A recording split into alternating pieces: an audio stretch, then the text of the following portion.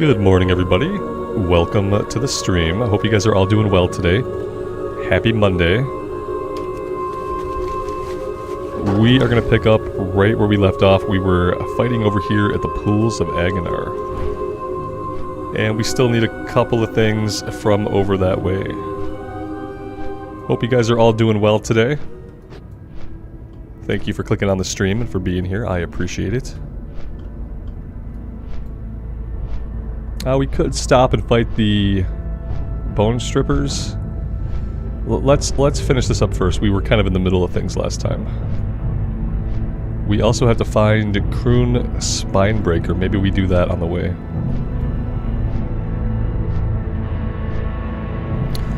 I'm still rocking the Alliance banner. Yeah, it shows up better.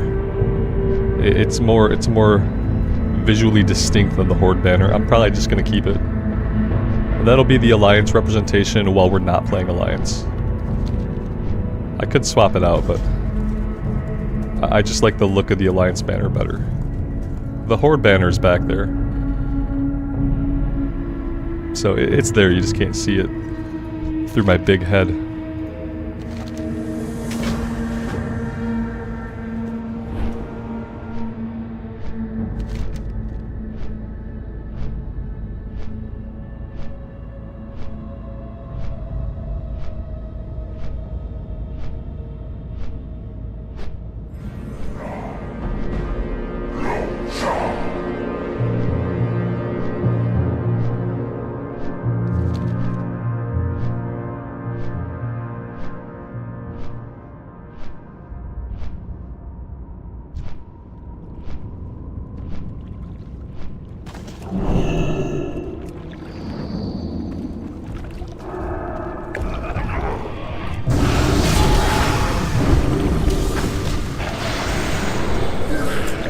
I have put myself in the queue.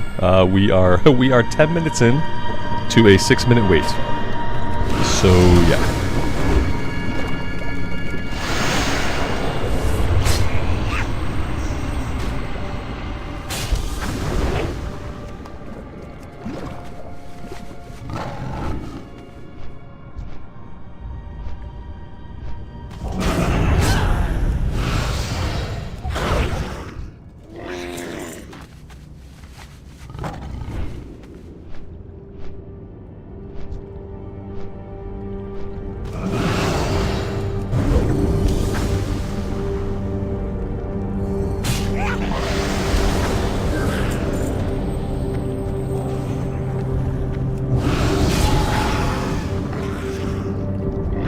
David, is there a specific level when the Dungeon Finder appears? I believe it opens up at level 15. Once you're level 15, you should have access to do the first couple. Probably like Ragefire Chasm will probably be the only one listed.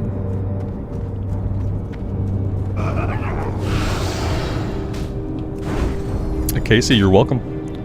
Thanks for joining the guild and hanging out with us. I appreciate it.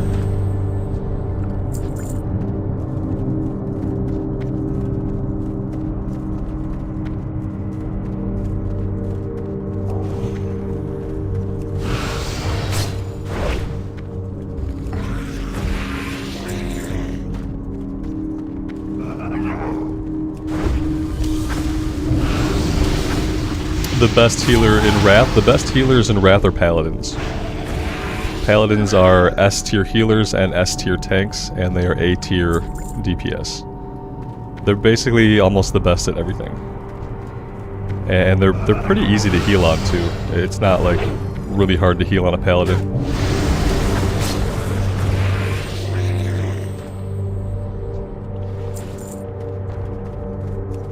Alright, we're done with that one.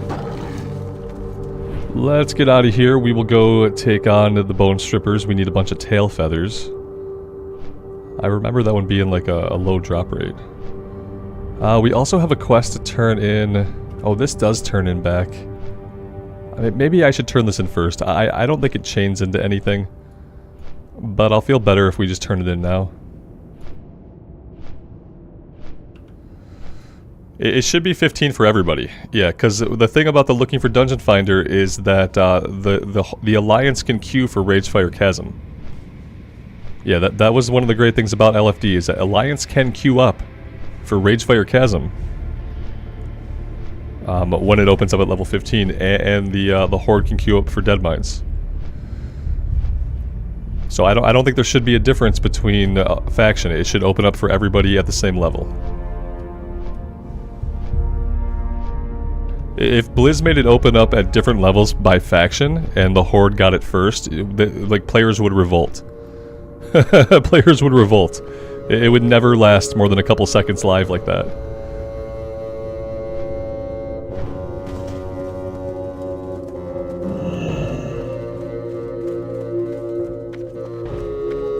Victory lies ahead. The players are revolting. Yes. Farewell. They usually are. About one thing or another. Brawlhall, for the Horde, be safe, strength. May your blades never die. What the hell? What is this? Why question marks today, Pawn? Why question marks today? Critical strike rating. Maybe. Defense rating? No. Critical strike rating and attack power. I think I go here. Go forth to victory. I'm probably never gonna press it, so it's like I'm gonna get whatever I get from the on equip. Let's replace the dodge trinket one. I'll put it out here on my bar, but yeah, like, am I ever gonna press it? Probably not.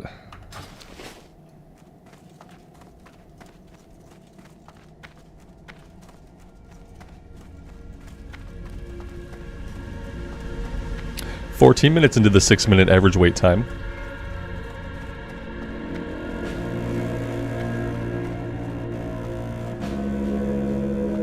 Today it seems like we're looking for a tank. Well met. Winds be at your back. Walk with the earth. Well, there we go. We just had to talk about it.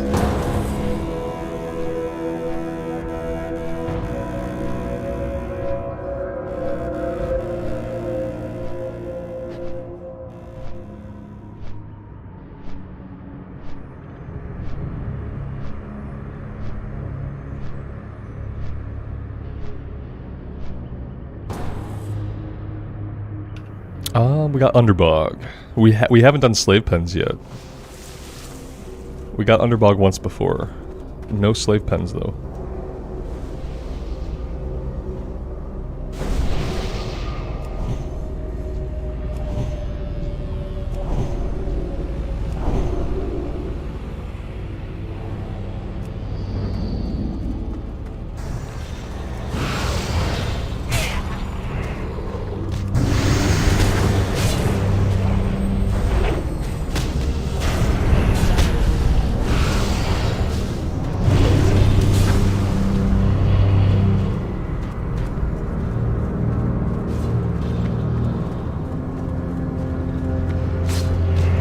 Joseph, happy birthday, man. Thanks for hanging out with us.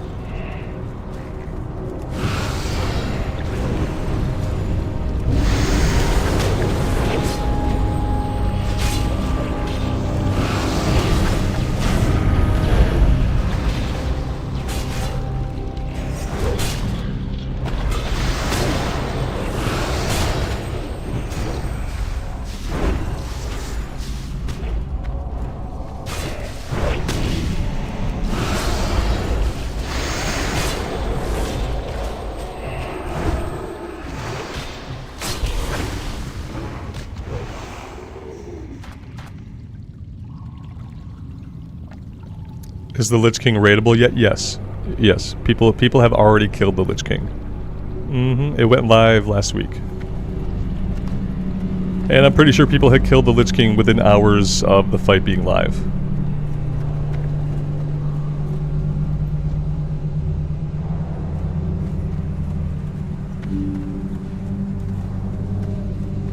We have an offline healer. Okay. Okay, back to the questing.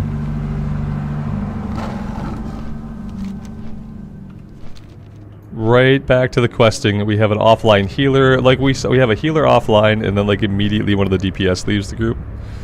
Good times, good times. We'll give them a minute to come back on, and then I'm assuming somebody will initiate a vote to kick. But I am not going to be wasting my time standing around for that when we can teleport in and out of the dungeon at will. I'm just going to keep on keeping on. Am I going to go for the Shadowmort axe from ICC? Yeah. I don't care a lot about gear. I'd like to get it, sure. It'd be awesome. But I'm just looking forward to raiding with the guild. I don't really care about items.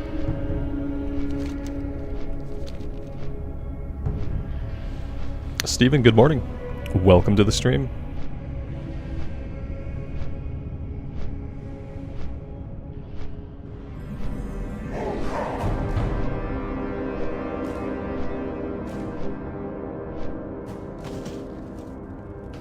I have a feeling that Questie is leading me astray and that this is not where I need to be.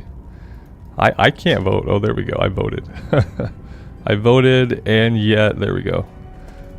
So it says, use the wolf totem at the location where I found the body. Oh, of course, the location where I found the body that I don't remember where I found it. Oh, that location. Of course, of course. We might not do this one. The body was like somewhere over here. I don't remember exactly where body was. So yeah, thanks Questie for not marking the thing that I needed you to mark. Thanks for marking the eventual turn-in. Really appreciate that one. I'm gonna go kill bone strippers instead. We'll worry about body later. Body was somewhere in this general vicinity.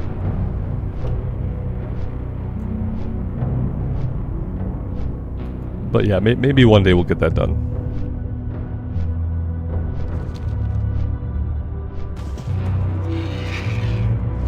We could rejoin the group in the dungeon. We could do that. We got a healer a lot faster than I was expecting we would get a healer. Boop. Alright. Johnny, good morning, man.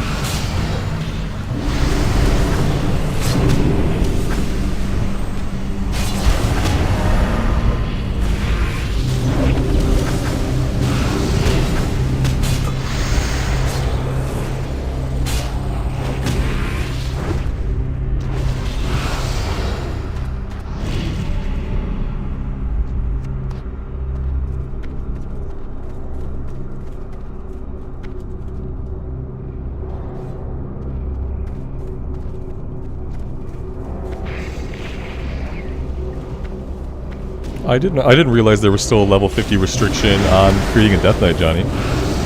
You still have to get a character to level 50 before you can make a Death Knight? Are you sure? For some reason I thought that they had removed all restrictions on creating one... I thought you could create one Death Knight per server without... or yeah, per realm without meeting any requirement. Maybe I made that up. But yeah, I didn't think there was any requirement for your first Death Knight on a server. I was pretty sure that there wasn't, but maybe they changed it. I don't know. I thought one of the things they did this time around was to remove the restriction for your first Death Knight. You might want to just check character creation and see if you can just make one. Because I thought they had removed it, unless you have another Death Knight on Mankrik. Do you have a Death Knight on any server? I swear to God, that I think it was during the fresh start. Like, they changed this so that everybody can get a Death Knight as long as it was their first Death Knight. I don't know. I'll look it up in a little bit, but I'm pretty sure they changed it. But maybe it only applied to your very first DK.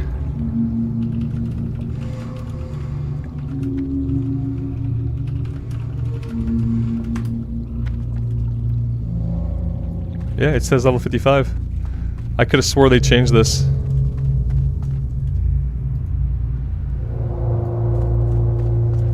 You get one free Death Knight that you can create on any realm. Once you've used that one up, in order for you to create a Death Knight, you must have a level 55 on that realm. I'm reading it right here. You get one free Death Knight that you can create on any realm. One. So if you have a Death Knight somewhere else, delete it.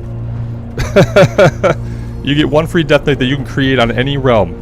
Once you've used that one up, in order to create a Death Knight, you must have a level 55 on the realm you intend to start in UDK. Yes, but your very first Death Knight that you create in Classic, you don't have to be any level. That's it. So I guess if you already used it up, you've used it up, right? That's probably what it is. If you've already created a Death Knight somewhere else, you've used up your free token. So yeah, you probably now you have to have a level 55. But the first one that anybody makes is free. You don't need any requirements. No, not the first. It's not dumb. It's not dumb because it was originally you couldn't create one at all until you had a level 55. So it's not dumb. It was a way to let people get into the Death Knight class a little bit early, and it was quality of life that didn't exist in the regular release. So definitely not stupid, but worded very specifically. You get one, and that the server doesn't matter. Yep, they're not handing them out on a server to server basis. You got to make one. It's better than you got originally. If you foobarred that, you made it on a realm you didn't like. Oh well, time to get to level 55. Yeah, you got to pay attention to what you're doing. Yeah, it's very specifically worded. It doesn't, it says you get one free one. Yeah, sometimes you create a character, it's on a server you don't want it to be on. And yeah, if that's the case, then you're out of luck. Yeah, it prevents people from using DKs to bot farm, exactly. Yep. So they gave everybody one, which was really, really nice of them. They didn't have to do that. They did it anyway, and a lot of people just kind of went in all willy-nilly, used up their one free Death Knight, and carried on with life. Everybody gets one. Yeah. Yep. Makes sense. What level am I? I'm level 64, about to be 65.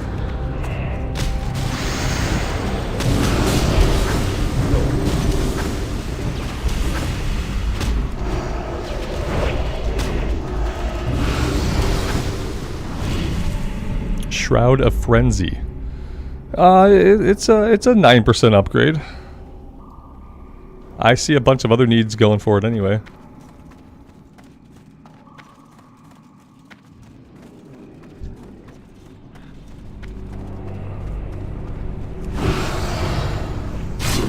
Robin, apparently I do, yeah.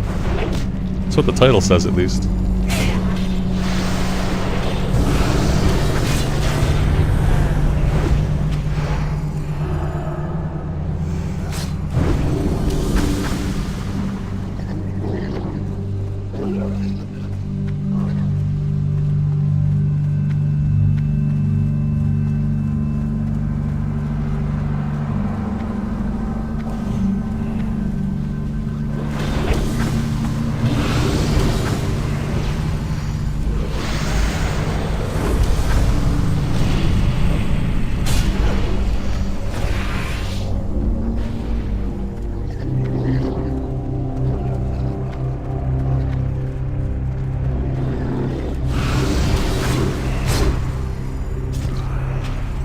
It must be the best expansion ever. Some people feel that way. That's not everybody's opinion, but I think some people feel that way.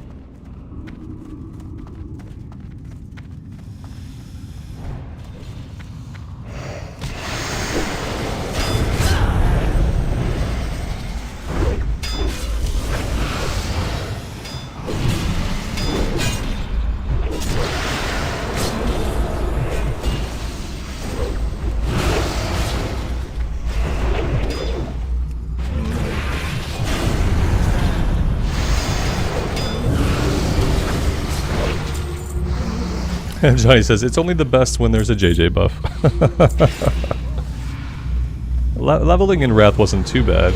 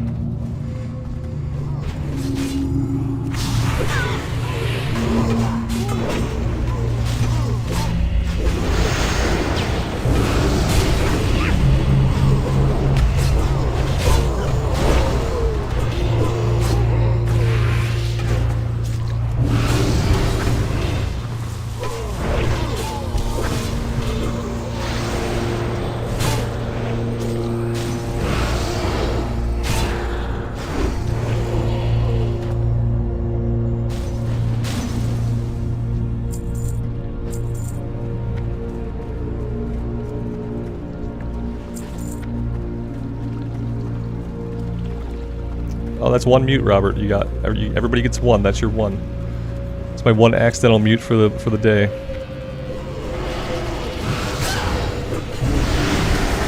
You think it's almost too fast, Alex? You think that leveling with LFD and the JJ makes it almost too fast? Yeah, I think it makes it. I think it makes it feel substantially different. If it isn't faster than just questing, it probably feels that way. Just because it breaks up the monotony of questing. But then again, every time we get into one of these runs, I mean, I do see that we gain a lot of experience really, really fast. It's when you're doing LFD to level up, it's like it's a different kind of journey. You know what I mean? It's not the standard like questing journey, for sure.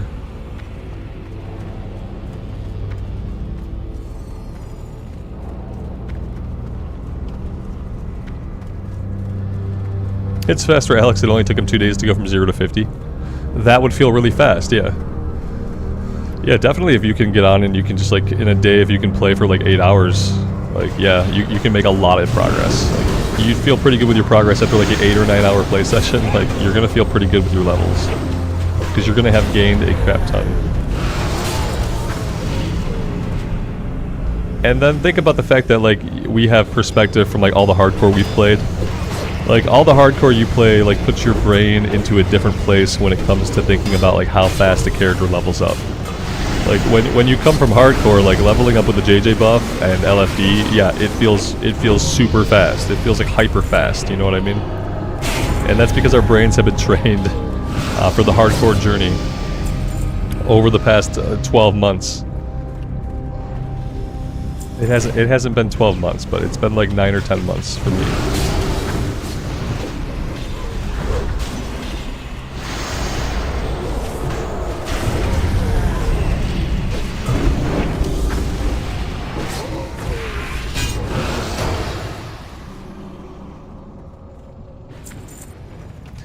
Johnny, if Alex were secretly working for Blizzard, he wouldn't be able to play so much. Remember, they don't play their own games.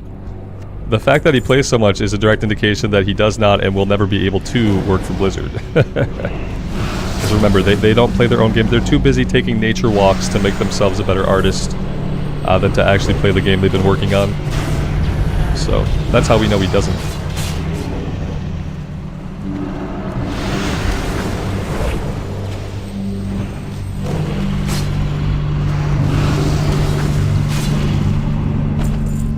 Same thing here. Do you think if I worked for Blizz, they'd let me play for 4 hours a day?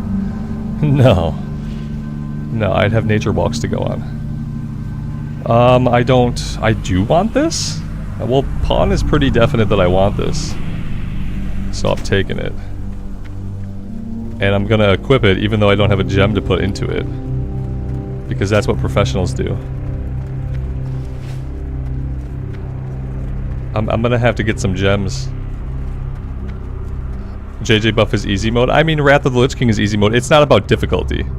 Unless, like, some people have a weird thing where they attribute, like, time to difficulty. I get it, but, like, time is not difficulty. The game is on easy mode already by Wrath. You know, it's arguably WoW has always been really easy to play. It's difficult to master, but it's always easy to play and level up. But yeah, like the JJ buff makes it go by really fast. It's OP. It's OP, but it's not easy mode. The game's already easy.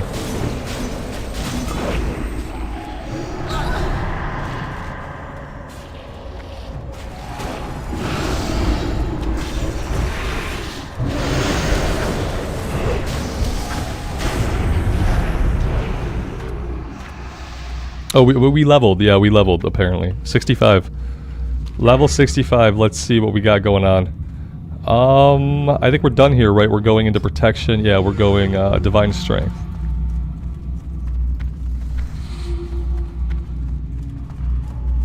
DKs cannot use shields, yeah. No.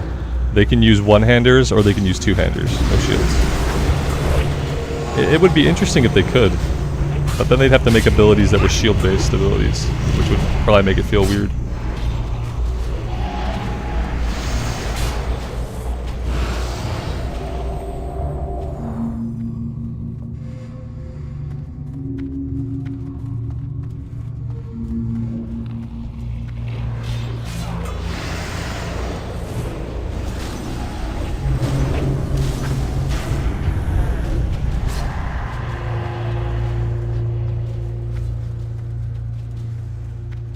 Oh god, we got stuck. They feared us into a mushroom and we got stuck.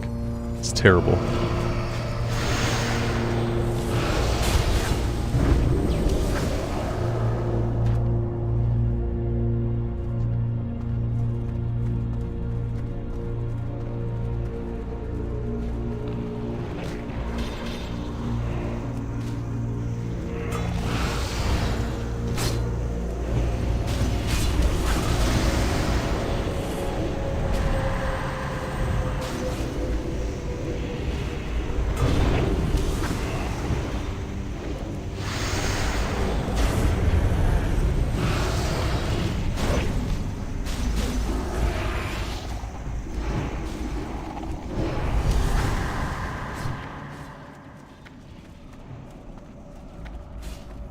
Falcon says, D4 Season 2 tomorrow. Aren't we all excited?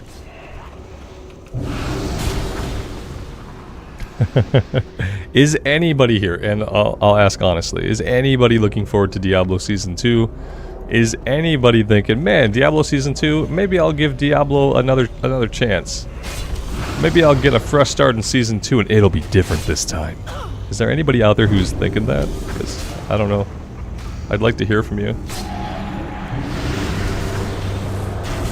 And Blizzard would like to hear from you too. They're hoping at least one person comes back to play the game. Nope, never. Nope, nope, nope. LOL. Right.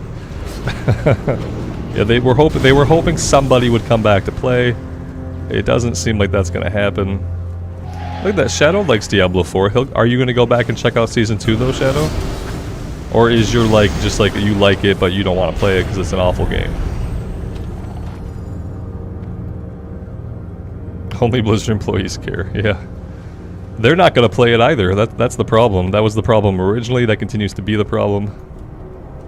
Oh, they'll completely remake it, Mason. It's called Diablo 5. Yeah, Ybarra already said we're going to get like Diablos every year if he has anything to say about it.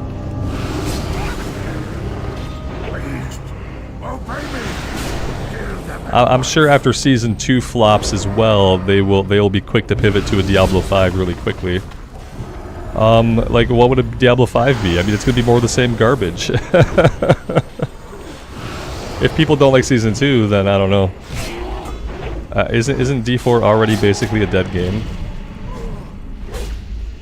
I feel like if you look at the Twitch views right now, there's more people watching Diablo 3 and watching Diablo Immortal than there are people watching D4.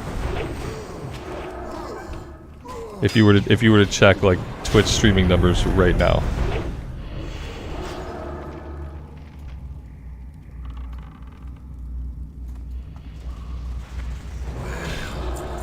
Gotcha. Felt like this would be the perfect time to say, Robert, 12 months in hardcore, no level 60. Scumbag poser. You fucking poser. Thanks for being at the stream, man. I appreciate you. Gotcha.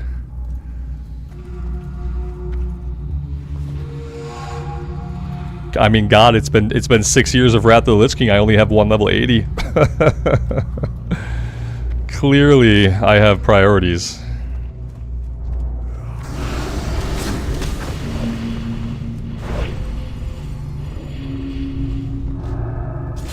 I didn't even like the story of D4. I thought it was cringe garbage. When we killed the girl's mother, you know, because we had to, right? And then we continued to hang out with her and babysit her. I thought that was horribly cringe. When we were then supposed to revive Dead Mommy, whose head we bashed in, so that the girl could have a little chat with Dead Mommy, I thought that was incredibly cringe. I just kept thinking, like, we should drop this girl back off at her nanny's and we should move on with our life. Why are we hanging out with her? I don't understand. We had to murder the girl's mom right in front of her. Let's just skedaddle on out of here. So no, I thought the story was pretty awful and cringe. The world was the same colors. The world was made of 3 different colors, and I couldn't really distinguish it from anything else.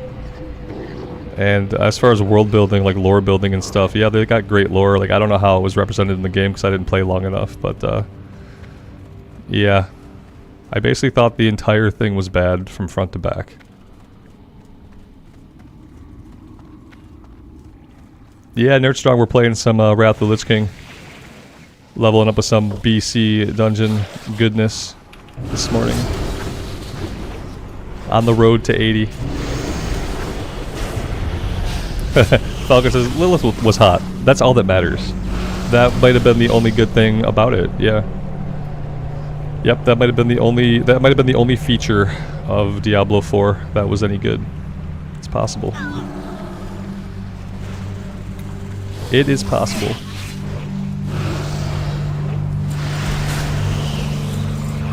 We got the Stalker's Fang, one-handed dagger with stamina, crit strike, and attack power. And we're getting killed again by electricity. Don't stand in the thing. Okay, that was the end of that one. Let's go ahead and leave the group. And we will queue right back up.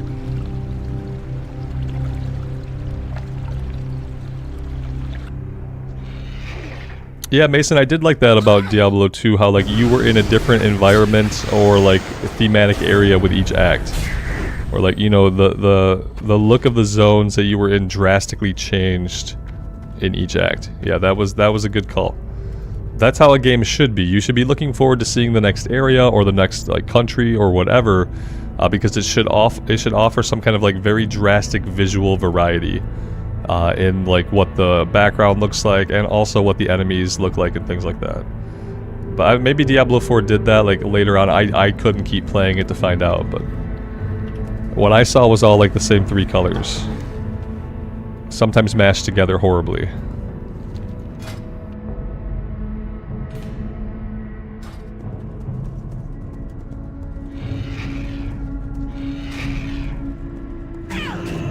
Do I play other games? Sometimes in private when no one's looking, yeah. I've played other games. I've played a bunch of other games on the channel. Unfortunately, I gravitate towards enjoying MMOs, and there just aren't many MMOs these days that are enjoyable. So it kind of limits what I do.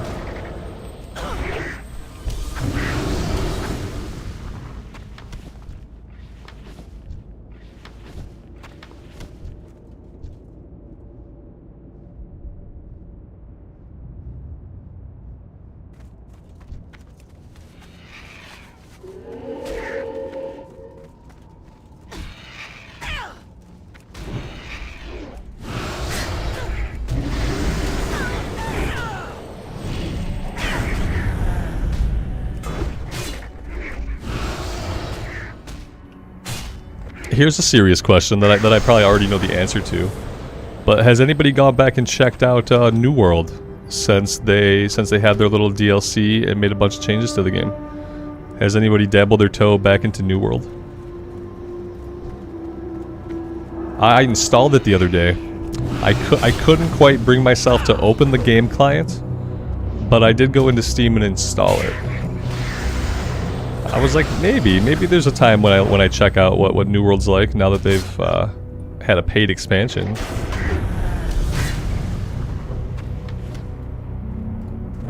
Kenneth, good morning. Welcome to the stream. It's changed a lot since then. It's changed like a lot over its first year of being out. To the point where they felt like they could offer paid DLC.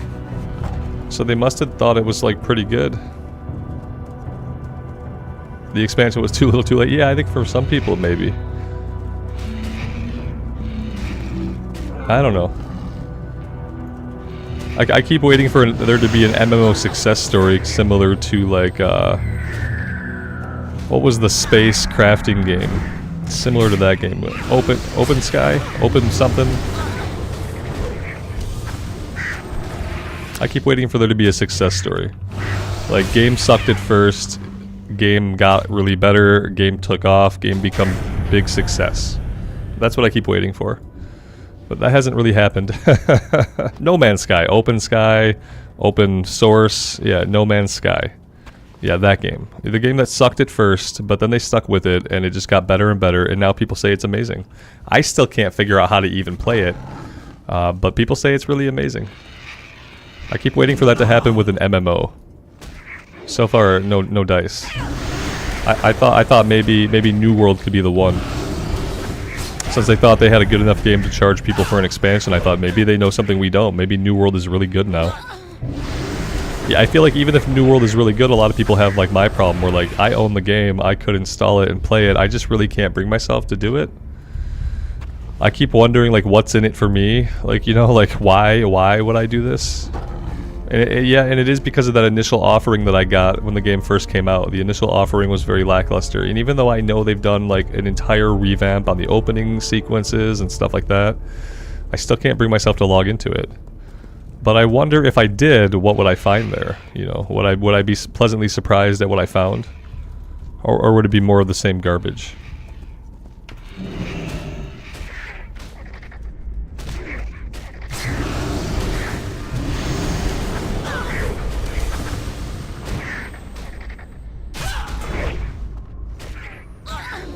Kevin, you like the new storyline? The game is much better than it was before. See? It did get better.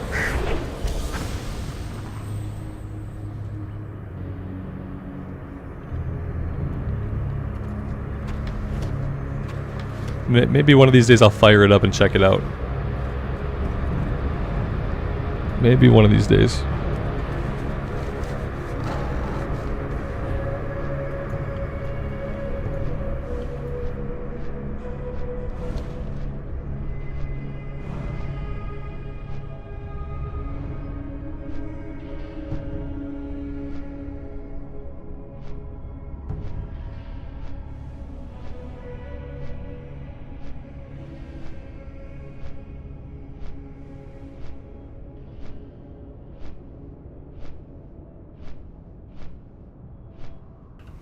Am I making vids or streaming more now? I'm streaming more now, like, obviously. I'm obviously streaming more now than I am releasing videos right now, because I'm streaming for like 4 or 5 hours a day most days that I stream. And I'm doing the immersive recorded stuff. I've been moving some of that over to my second channel. So I started up an ICC run for the immersive recorded series on a hunter. And I'm doing that over on my other channel. So yeah, and so I haven't been having a lot of videos go up on this channel. Obviously when I stream for 5 hours in a day, like, no one is going to click on the video that I put out after that. When people know I'm just going to stream on this channel, like, no one's going to click on the video that I put out before the stream. Like, it tanks that video, but then what it also does is it brings less people into the community, and like, I find less people because YouTube does not show the videos to people on a day where I stream. So I've been shifting some of that to my other channel. That's the TLDR. We will have justice. Yep. Hold your head high.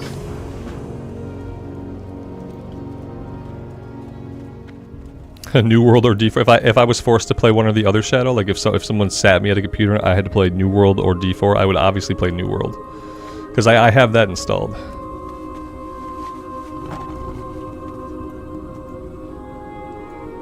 Johnny, you jumped on hardcore Saturday, started a mage.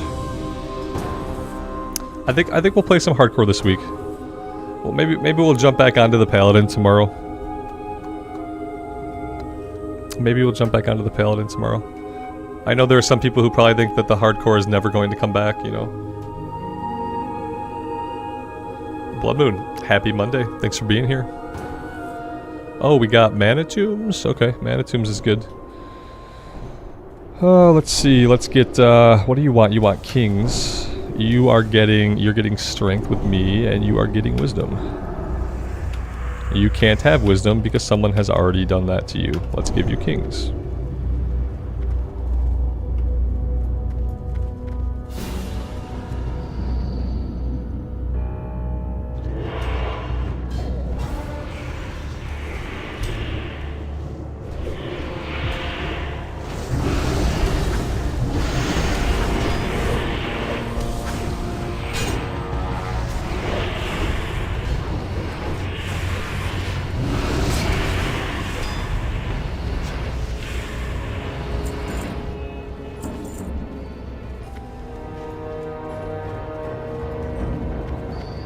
Travis, I have no heirlooms, and I only have one level 80, so how am I looking? How am I looking? I mean, to be fair, I stopped playing Wrath for a long time because I wasn't having any fun without a guild. Now that I have a guild, like, I'm having fun, and I really don't care how fast my progress is. And I don't necessarily feel behind, even though, you know, this character's not 80, this account has nothing, like, I don't feel behind. Most of that is because the thing I'm really excited about is just to do raids with the guild, and like I don't really care about like my gear score and stuff like that. So I think it's about like feeling behind is about how you're experiencing the game. A lot of people who are mainly solo players, I think that feeling is very common. That you feel like I'm behind the whole server, everybody has everything, I don't play enough to have anything. And then that just creates a negative gameplay experience, and then a lot of people like bounce off at that point, they stop playing again, and then it further perpetuates their problem, because they bounce off and stop playing, then they of course feel further behind. But I think that happens a lot, like, if you don't have like a great guild, or you don't have like a static group. I feel like if you do have a great guild or a static group, you never really have to feel like you're behind, because you're just playing with your guild. I don't know, that's just my 2 cents based on like how I used to feel playing solo compared to like how I feel now playing with a guild of people. Like, I don't feel like I'm behind, I feel like I'm exactly where I need to be, because I finally have a guild that I want to raid with.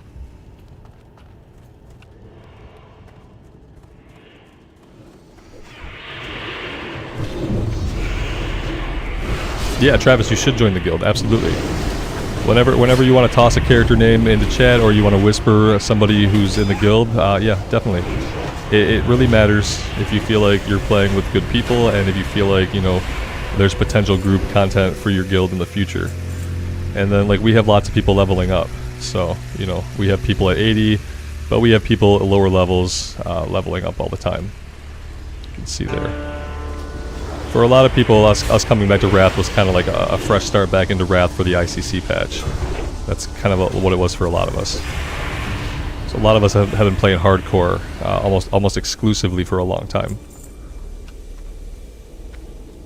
Yeah, solo is the worst thing to be in WoW. It really is, and so many people only experience, especially if you want to do endgame stuff. Like, if you want to do endgame stuff, like, solo is the worst way to be. If all you really care about is the journey and leveling up characters, then the game is like perfectly enjoyable as a solo player. But the worst place to be as a solo player is like wanting to do endgame content and then thinking like, well, I have to pug it, and I gotta pug it with a bunch of people who are gonna judge me for my gear score and the fact that I don't have Warcraft logs, and they're gonna look at my meter every fight. Yeah, that's like the worst place to be as a WoW player, is a solo person looking at pugging endgame content. It's like the most negative like place you could be. So yeah, definitely join the guild. Join a guild, and like, but make sure, yeah, you want it to be a group of people who you can see yourself doing content with in the future. And then you're all in it together and you're not behind.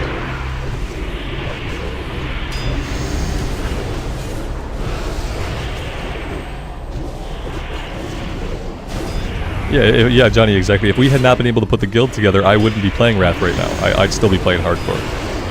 Yeah, like, I would not be playing this game as a solo player the way I did it for so long, doing recorded stuff. Like, I would not do that right now.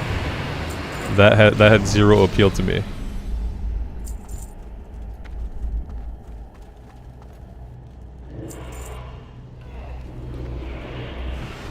Yeah, Nerdstrong, the hardcore status is like maybe we'll play this week. Maybe we'll jump on the Pally. I still want to do hardcore, but I really want to get this character to max level. Like kind of my focus has been getting this character to 80, and I'm looking forward to getting it geared up. I'm looking forward to doing some heroic plus. I'm looking forward to seeing the 3 new 5-mans that I haven't seen, you know, in a long time, and eventually killing some raid bosses. The hardcore will always be there. Like, we're not done with hardcore, I don't think. Eventually they'll release self-found servers and we can go be miserable on a bunch of casting classes on the self-found servers.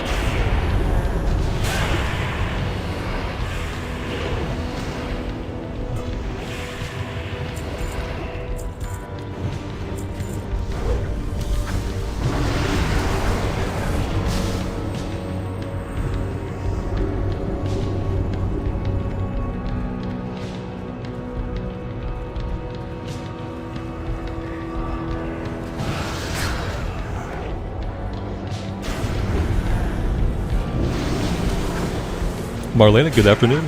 Welcome to the stream.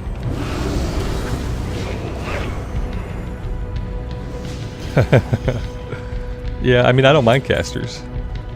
It's just that we'll always have to have that reminder, though, when we go to do self-found hardcore, that we can't be classes that rely on weapons.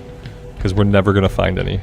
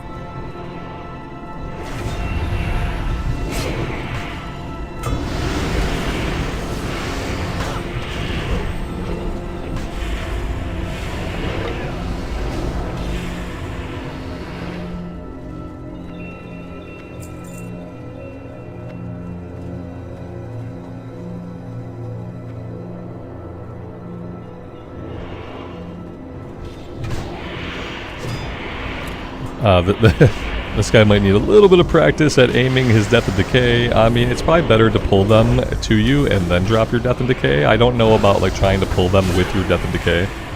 Unless you're going to immediately run to the center of your Death and Decay and stand there, like, which is not what he did. Death and Decay is kind of a weird spell because like it's not like Consecrate that goes out around you. You have a template. You have to click the ability, then you got to lay down the template. And I've always found that kind of obnoxious. I've always found it kind of obnoxious that you have to click the ability, but then you also have to lay a template.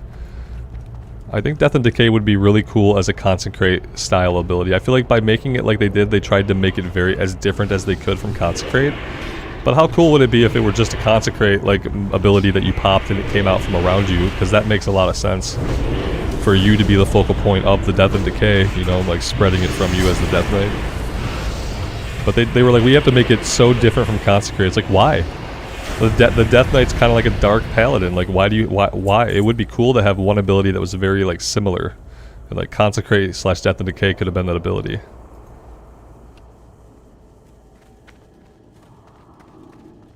You can macro it to cast onto your character. Okay. That would be cool, because then that would have the exact effect that I'm kind of talking about. Where it would be like a Consecrate. So people macro it to do the exact thing that I would rather have it do. That makes sense.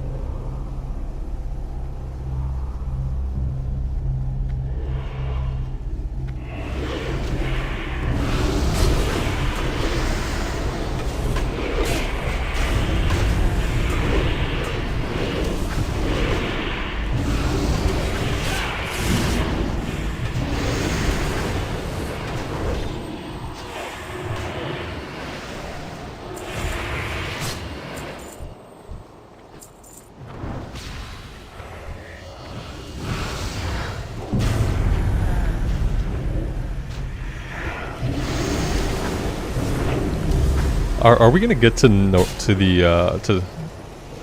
today? We're 65 right now.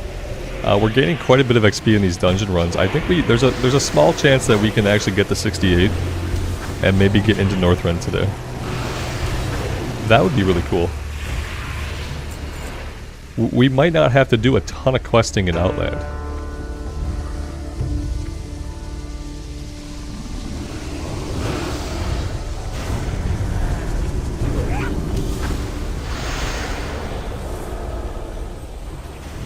I've kind of been impressed by the rate at which we're gaining experience. I kind of thought it would slow down, like in the level 60s. I thought we would like drastically slow down.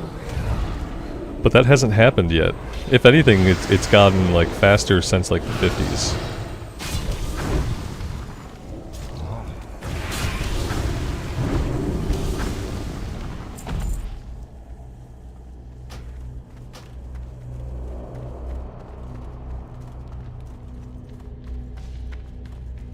Am I going to do a hardcore Blood Elf? If I could do that in Vanilla era, I would definitely, but we don't have Blood Elves in hardcore. Not official hardcore. If you're asking if I would ever do Wrath of the Lich King hardcore, the answer is no. No. This person is sitting down over and over again. That's cool, that's cool. Okay, okay, I'm sure they're fine. I'm sure they're fine.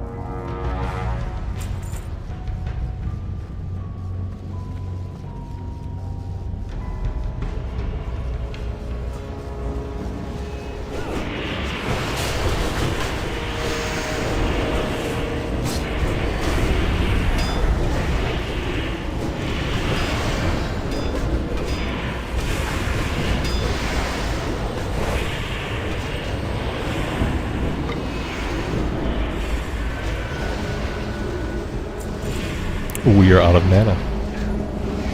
How delightful.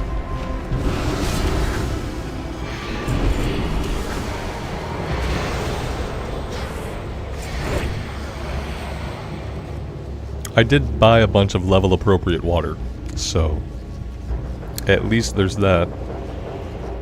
I'm apparently not remembering to open my bags, but typically there's junk in them anyway.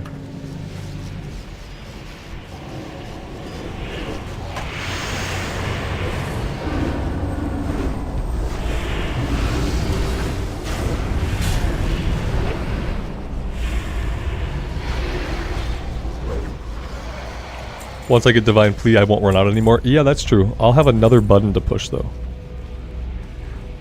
And I'm wondering, like, where am I going to put that other button? I shouldn't, you know, with replenishment, I shouldn't really need Divine Plea that much. But yeah, maybe I'll just leave it as a clickable, because like, unlike Prot Spec, I shouldn't need to pop Divine Plea on cooldown, because I have replenishment, which should keep me going for the most part. So maybe it can exist as a clickable.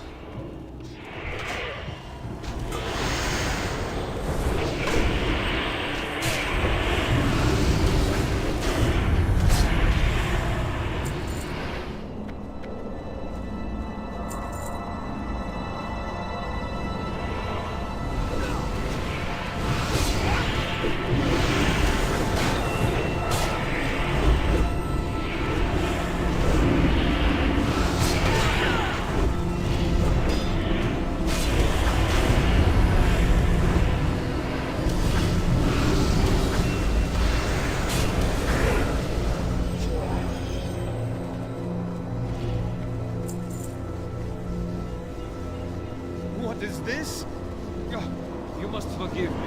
I was not expecting company. But no matter. That's how the grace goes.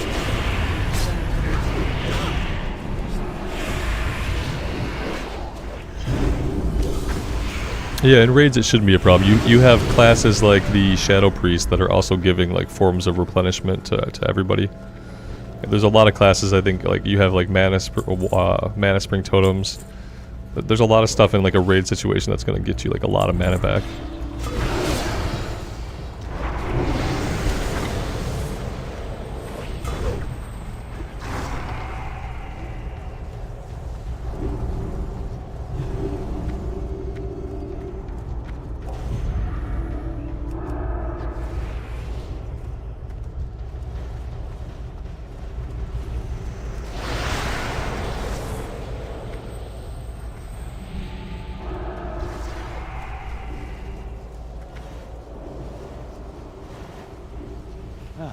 When do I plan on building the X-Wing? Soon, yeah. I like to do it whenever I have like the gumption, you know. Like you realize, hey, now would be a good time to do that. That's what I'm waiting for. I'm waiting for the moment to strike. Yeah, I have the station set up, so like whenever I'm ready to build it, whenever I have that like spark of energy, that's when I'm gonna do it. I thought I would do it this weekend, but it didn't happen.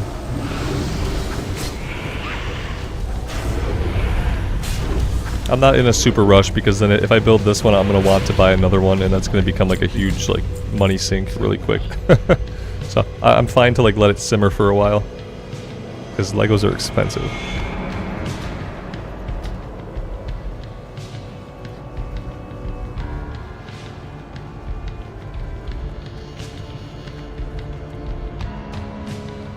Does Retribution have the thing where they get mana when healed, or is it prot? I'm not sure. We get mana back whenever we judge. We get replenishment, but I'm not sure about when we get healed. That might be a prot thing.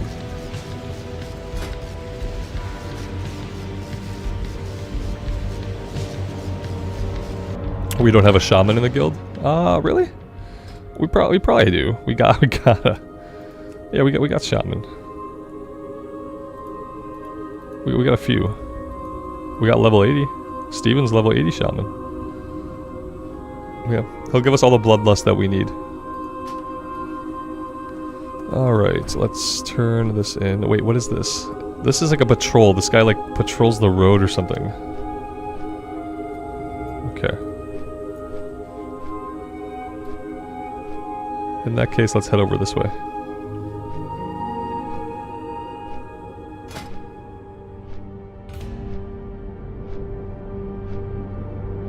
We can get Underbog, Manitombs, and Crypts now. Crypts is a new one.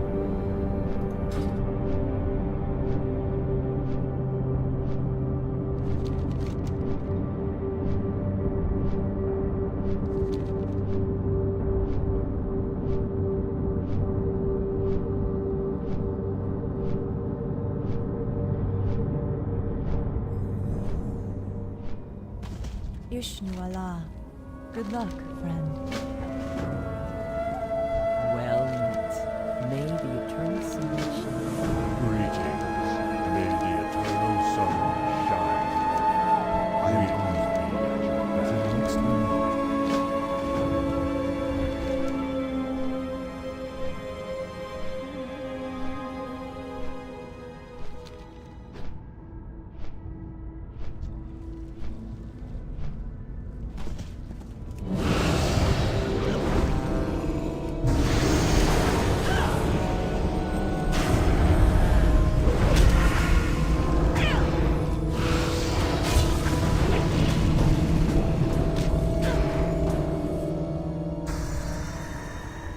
apparently we could take them.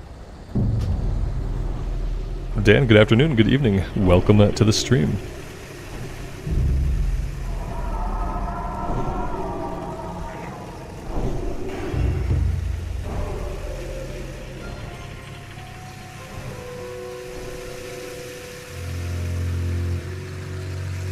We got Crips this time. Yeah, 4 Pallies. 4 Pallies and a Druid healer. Great!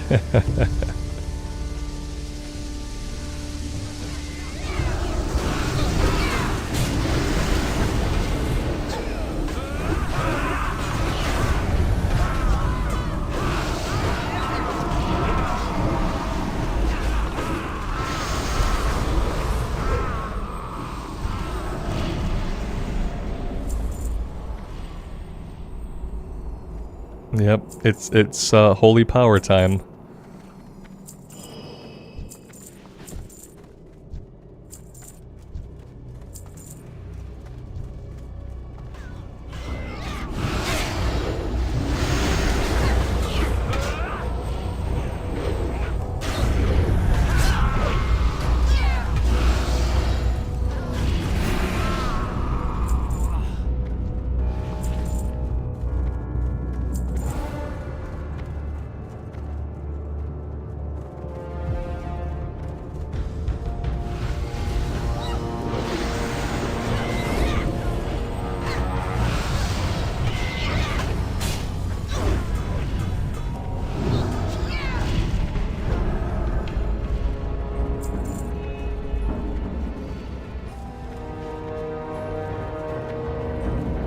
Marshall, good morning. Welcome to the stream. Thanks for being here. I wonder if the system has any safeguards so that it doesn't put like 5 Pallies together or 5 Druids together or something like that. Probably not. I mean, if it put 4 of us together, then it probably has no guidelines at all. Because 4 Pallies is still a lot of Pallies.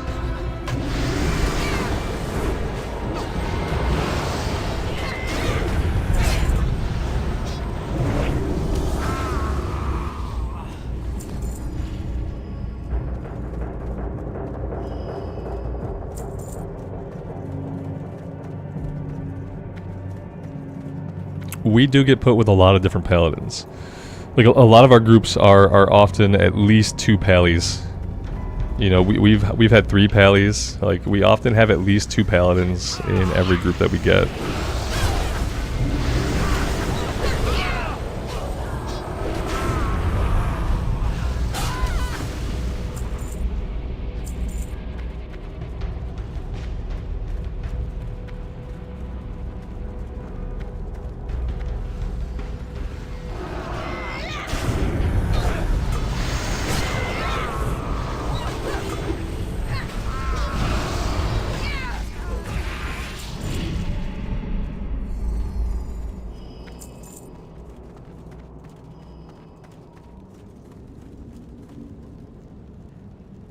I mean, the good thing is, with as many paladins as we have, we're melting everything instantly.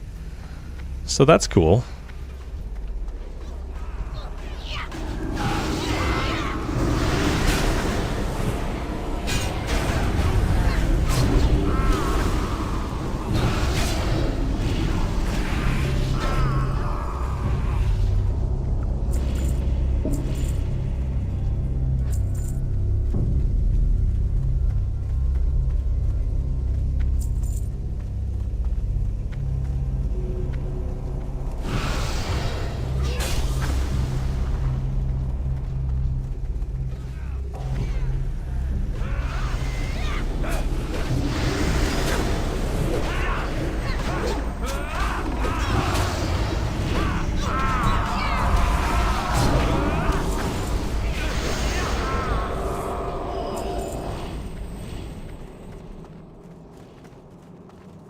Is this a really short one? This is the last boss here? Yeah, this must be like a really, really short one.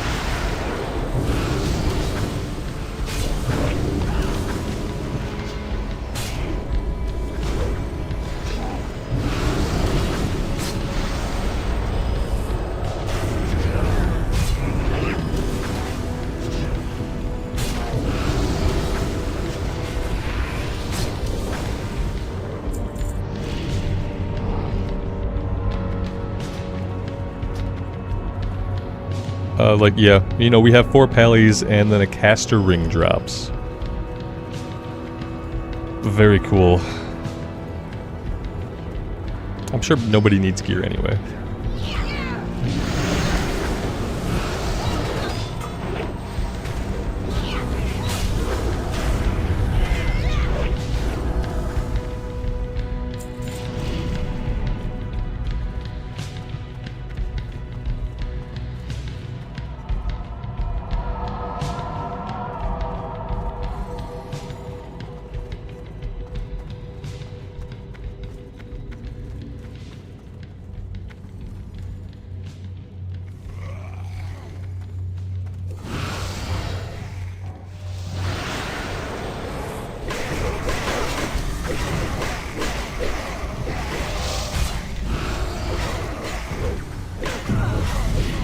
Oh dear, we have made a terrible mistake.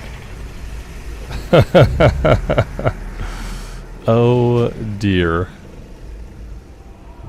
Whoops. Okay, it's fine. Oh, we don't get a flying mount? Why in the hell do we not have a flying mount? Okay, we can just... Okay, maybe I can just come over here. I thought we got flying mounts here. Like when we were spirits. Oh god, I'm never gonna find my way down here. You have to go down like a stairway or something. Maybe I can just jump off. Everybody else lived. Why did I have to die? I was doing too much damage. I used Holy Wrath. That's what it was. Yeah, I popped Holy Wrath, which did a bunch of like damage to everybody. And then they killed me. Whoops.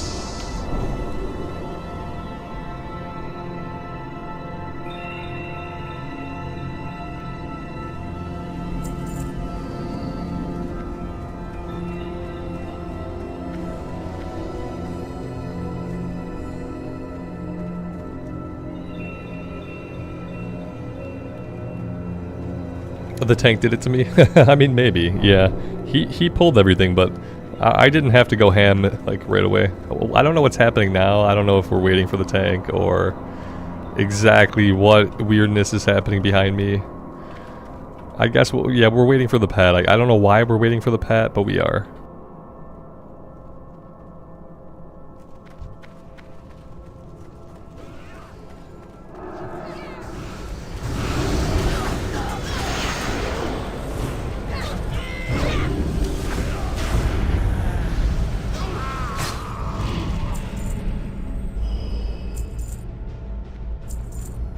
The music sounds like the D2 soundtrack. What we found out the other day was that most of the soundtrack for the Burning Crusade was originally going to be the soundtrack for D3.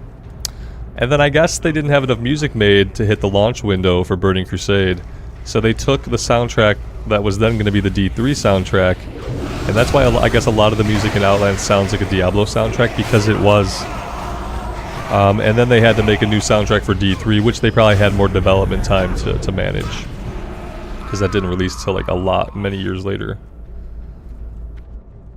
This is sacred ground.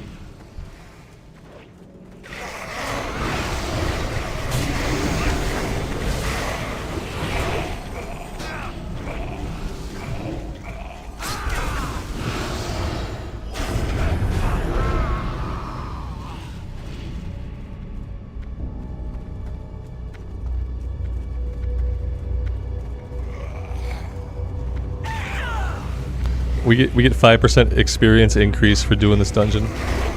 For any of the Arcanite dungeons, I guess. On top of the JJ.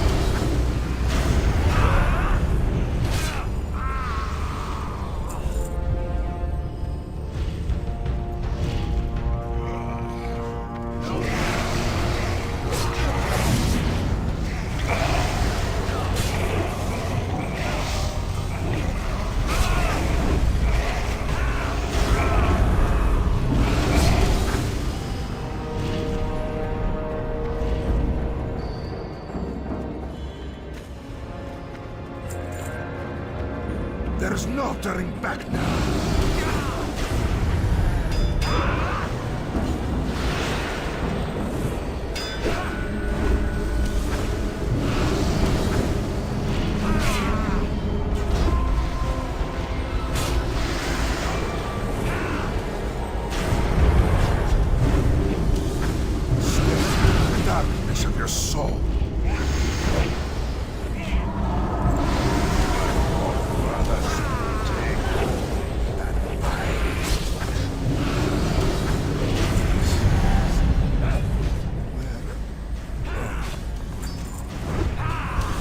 I like that you can loot him before the boss fight's over.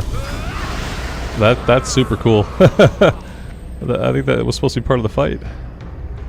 This I'm not gonna need on that, even though it says it's an upgrade. I mean, I could. All right, I will. I'll try to trust pawn. It's kind of weird sometimes to roll on stuff with like weird itemizations. Okay, we did win it. Let's leave the group. I should get gems. Where can we get some gems? Do I have to go to the auction house? Isn't there a guy, like a vendor that sells some cheap gems, like at the inn? In Thrallmar? Or is that only in the Alliance town? So I feel like we should be able to get some cheap gems.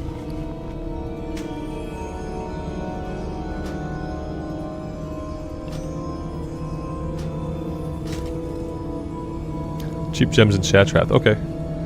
And next time we're back there, we'll have to check that out. Oh dear God, what happened to our face? Okay, yeah, we're not really rocking the Rexscar look well. Let's go ahead and we will disable our helm. Close enough. Do I have glyphs? Yeah, I actually do have glyphs. Surprisingly, I have glyphs. Now, I don't have any minor ones, because, you know, whatever. Judgment deals 10% more damage, and increase the damage of Exorcism by 20%. I have one waiting. I don't know if it's any good, though. Glyph of Reckoning. Use your Hand of Reckoning spell no longer taunts the target, can deal damage to untauntable targets. So that lets us work in Hand of Reckoning as like a damage dealing ability. And that I can't do that until I have another major. Yeah, I got them at the auction house. They were pretty cheap. Why am I out here? Okay, I'm fighting Raging Colossus. Okay.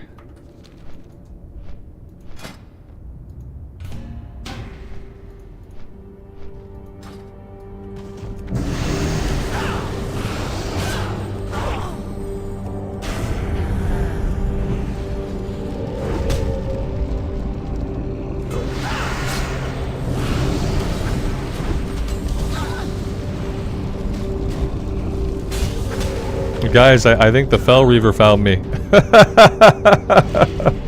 I think the Fell Reaver found me. Classic. Okay, okay.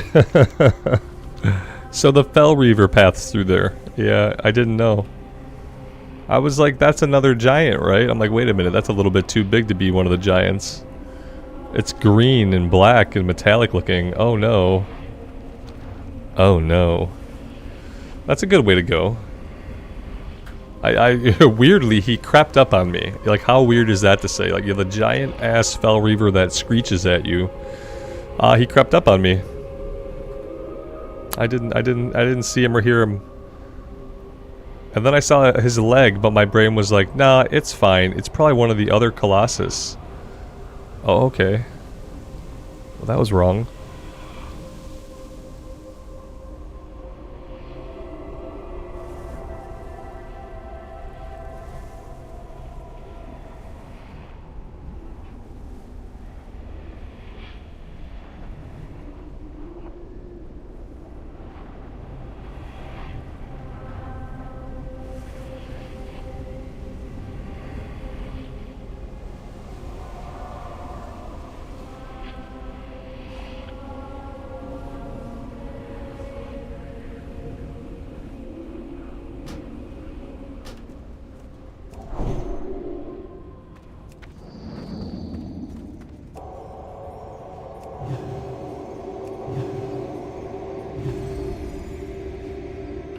Let's try that again. Maybe I should like move myself somewhere else.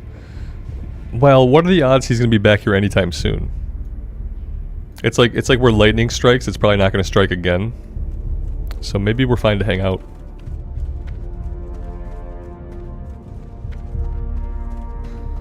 I have to look for the ground shake. I thought like my brain kind of said the ground was shaking and it was normal because I was fighting a Raging Colossus. Like, you know? It's like whatever ground shake I perceived, my brain just told me that it was fine. Because look, we're fighting a giant thing, it's okay. I got tricked by my brain into thinking the situation was definitely under control.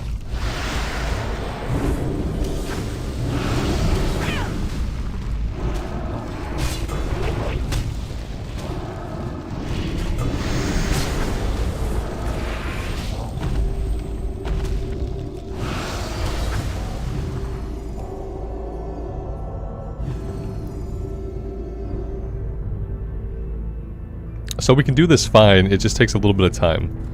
Yeah, we don't need a group. Johnny, we'll see you later, man. Thanks for hanging out.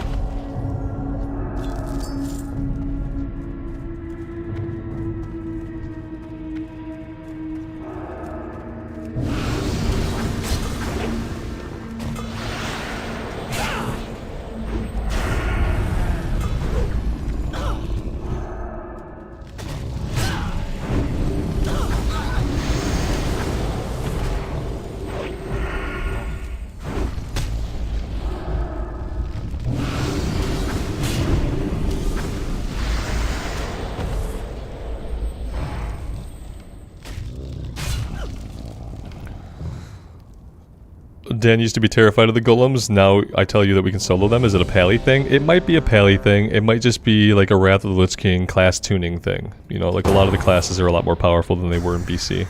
A BC Paladin never could have done that. No, you needed a 5-man group or something. It could be a little bit of a combination of both. Okay, I'm at the beginning of a dungeon and I see the tank is dead. Okay, it's probably fine. Probably fine. I'm sure this bodes well for the run. I'm also rezzing him. That's good too. That's a good sign. Somebody said my bad in /say. The healer said MB. Not in instance, not in party, but in /say. He said MB. My bad. So yeah, it's a good start. I don't have mana because I rezzed. So now I have to drink. And I'm the only pally. Yeah, Dan, I am. I'm the only pally.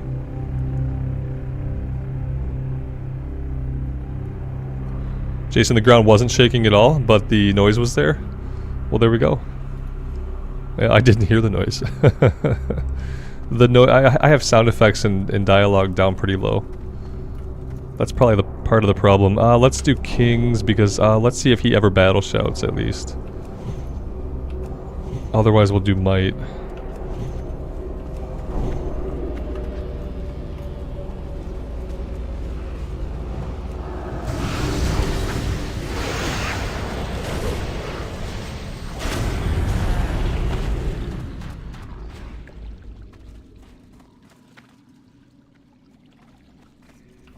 MB is mana break. That's hard. That's be hard to accept at the very beginning of the run.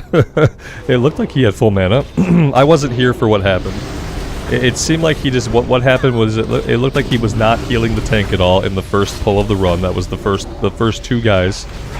It looked like he did not heal the tank at all. It looked like he had full mana. And I'm pretty sure he said my bad because the tank just laid there dead and then he did not even res him. But it could have been mana break, but you know, seeing as how it was the very first pull, seeing as how a single heal did not go off, it seems more likely that he was saying my bad for just like watching the tank die right in front of him. But you know, it could be the other way. Ultimately, it doesn't matter. We're fine now. I bet he will never need a mana break because we're playing Wrath of the Lich King. And in Wrath of the Lich King, your healers don't often have to stop and drink. Because you have a lot of effects going on, like replenishment here, that's replenishing mana like on the go.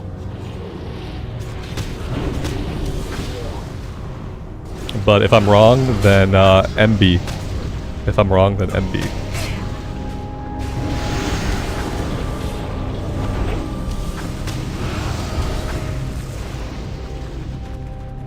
I bet you'll never see him run out of mana in the run. It could be.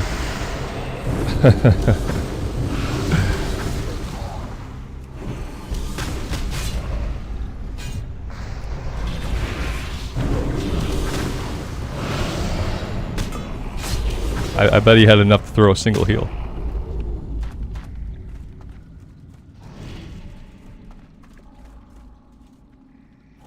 I also need mana. My bad.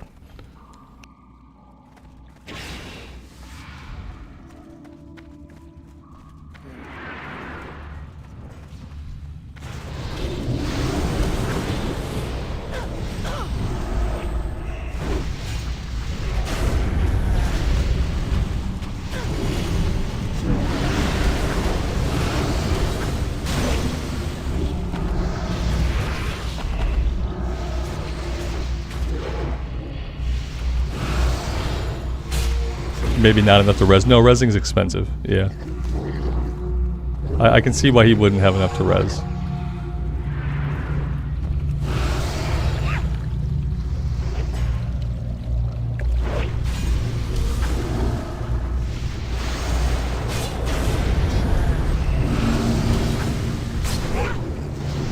What's weird is that we never did slave pens. We never got popped into a single slave pens. I feel like they could broaden the range that we could do them.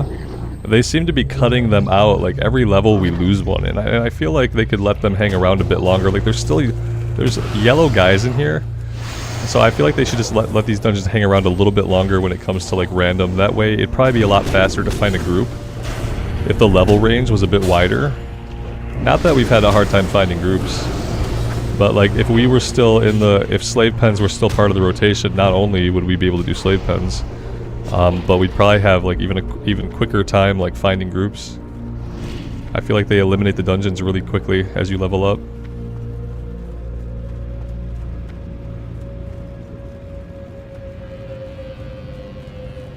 They look like Cthulhu's babies, yes.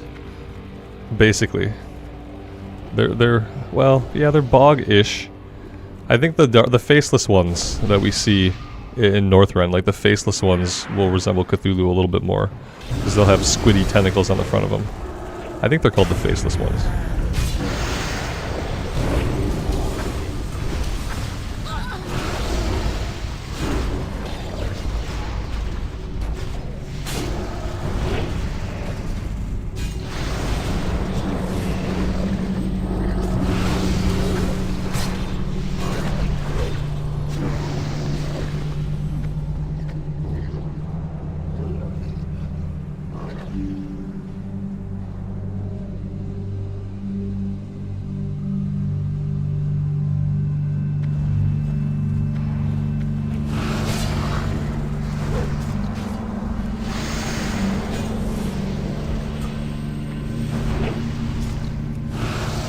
I'm assuming we don't care about the mushroom anymore. I feel like we're supposed to avoid the mushroom or kill the mushroom, but I guess like right now it doesn't matter.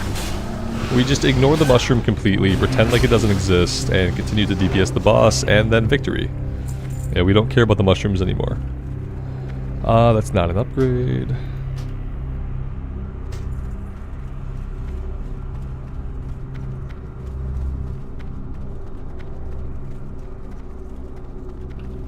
Like, between questing and dungeons, are we leveling up like once every other dungeon? Is that what's happening? Or are we leveling up almost once every dungeon? I feel like we're getting a level like every other dungeon, basically. It's like five more dungeons, like however long that takes to get done. 5 more dungeons and we might be ready to get on the boat to Northrend. And that's pretty exciting. In my mind, we were going to have to do like all of Zengermarsh and all of Terakar. And then I thought we would be 68 and we'd be ready to get on the boat. But it doesn't seem like that's going to be the case. Unless we hit like a major slowdown in experience at level 66. Which seems kind of hard to believe at this point would happen.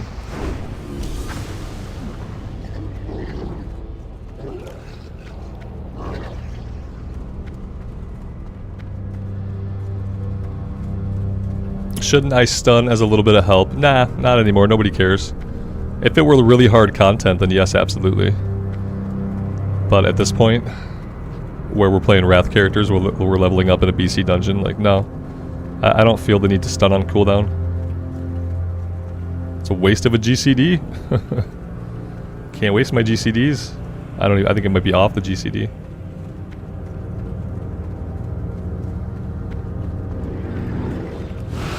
Yeah, I like the XP buff for Wrath, especially at this point. I feel like they could have left it in the game a long time ago and it would have been fine, but they kept trying to use it as a way to get people to come back to the game. Finally they realized that people who were going to play Wrath were going to play Wrath, and that they should just leave it in. They probably could have left it in from like a long time ago.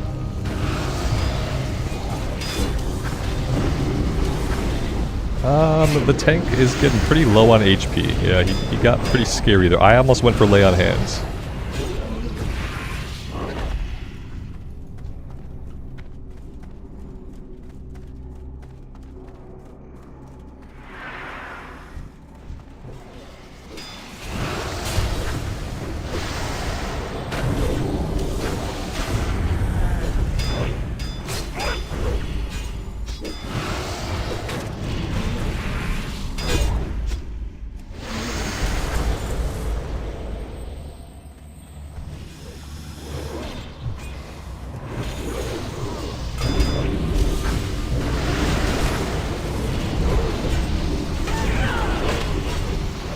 I got all the threat there for a minute. And then I got really scared, and then I bubbled.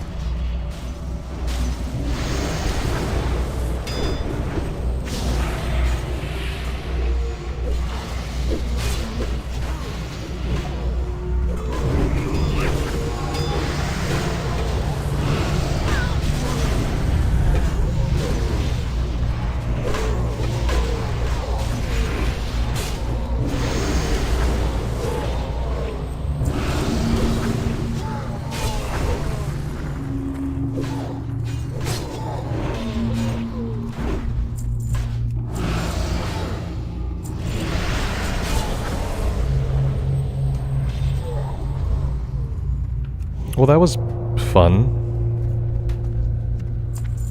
I think we got most of them. What did we pull? Okay, we pulled the majority of the hallway. Okay, good. I didn't realize we were pulling the majority of the hallway.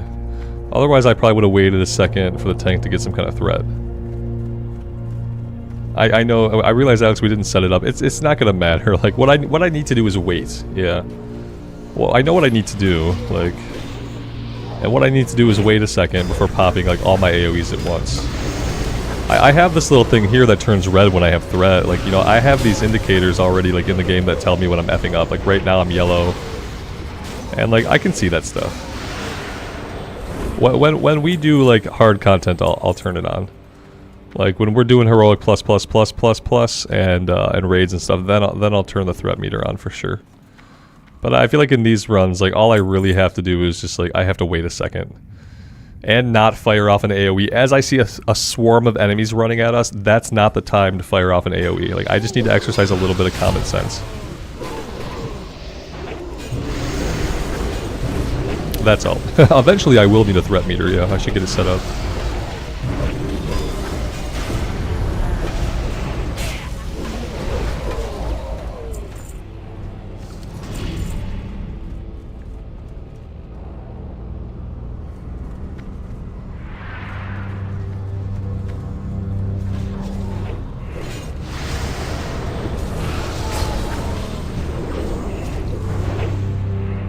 In hardcore? Yeah, that would be a good place for it as well.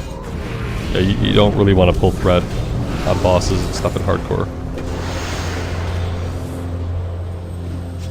You almost found that out the hard way against the last guy in Armory last week. I remember kind of being scared for your hunter for a minute when that guy in Armory like ran up the stairs towards you and Bacon was dead. A threat meter might have helped there. At least to make sure you were under Windle in threat, because I was below everybody in threat, even as the tank.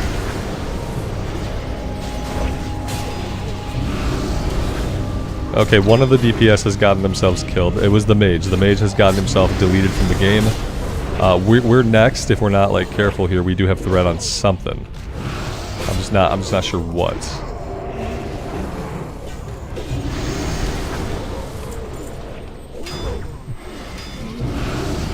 The mage needs a threat meter. Like he clearly, he's not exercising common sense. So yeah, fun times for him. A little bit of a repair bill for your trouble. I love when the healer won't. Come on, you can res him. You got the mana. There you go. You can do it. I believe in you. Don't make me do it. I don't have any mana. MB. Mana break. AKA, my bad.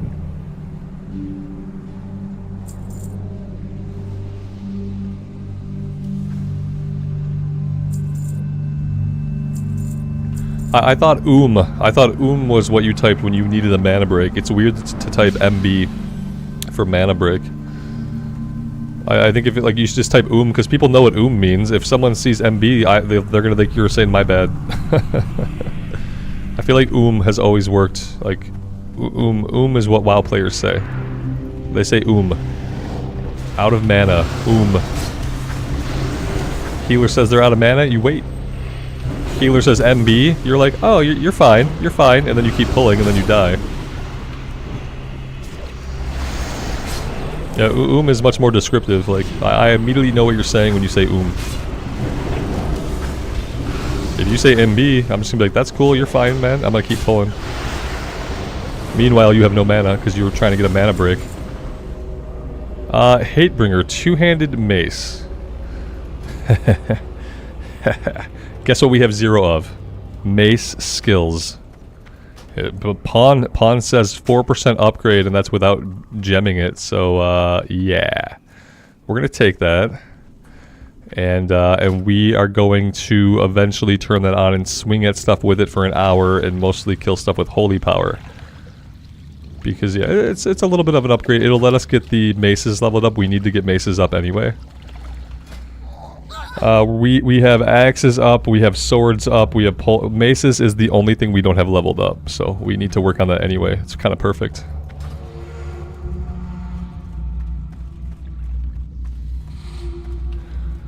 Dude rolled a 1.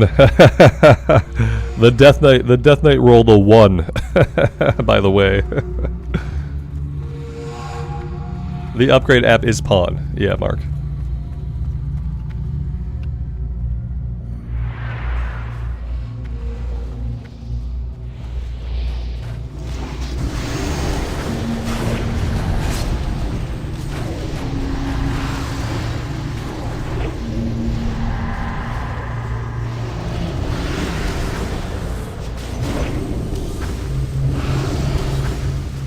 It's really helpful for me when it comes to determining items that are close. Like, items that are, like, pretty close, like, they're not, like, huge upgrades, obviously. Like, it's been really useful for me to also see that sometimes, like, even as a ret pally, taking something with, like, agility and spell power on it, or something is good. Like, there have been a lot of weird itemization things that I've learned about the ret pally, thanks to Pawn showing me if stuff is an actual upgrade or not. So I've appreciated having it. It takes some of the thought out of it, but it also kind of teaches you stuff that you might not have known about itemization.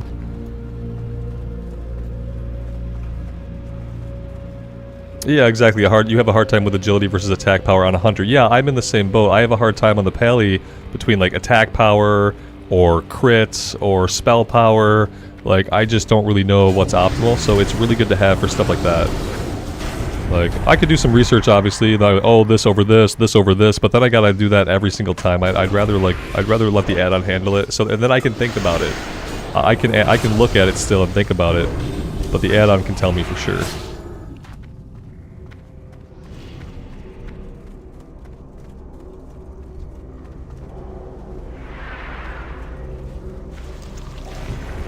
As much as people might say that that kind of add-on takes like the thinking out of it, I think instead it creates learning moments. I think it creates learning moments when you like realize something about how your class works that you didn't otherwise know. You know, like does it take some of the thought of it? I don't think so. I think it lets you learn stuff about your class that you might otherwise only learn from like reading a guide extensively or something like that. Especially if you're newer to a class.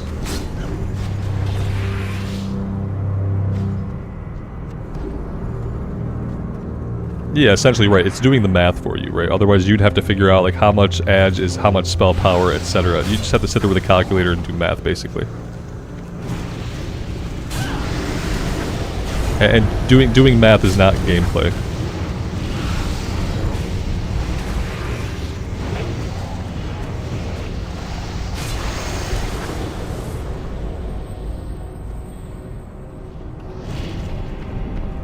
Shahin, I play WoW for about 4 hours a day. Yeah. We fight to the death.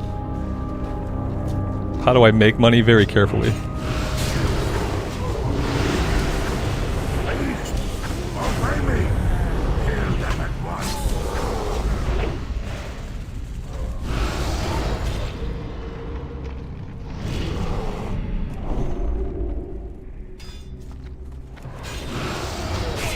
Hand of Freedom did not get us out of that. Turkteen, exactly where I was going, but what I couldn't say. Yeah, it's exactly what I had in mind.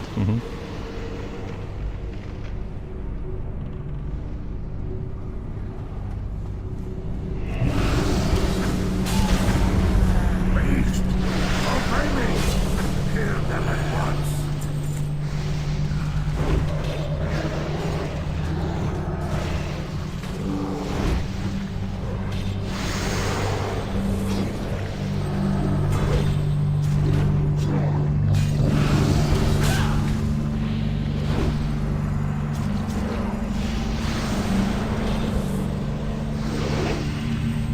My wife has brought me a tiny chicken pot pie, and I'm gonna eat the chicken pot pie soon. I'll probably keep playing and just turn the cam off, mute myself. It's really hot right now, so I gotta let it cool down. But yeah, chicken pot pie incoming. This is not good for us.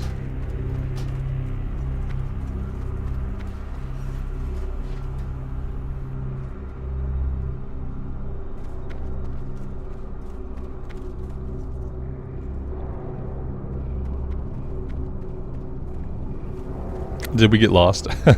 Are we lost?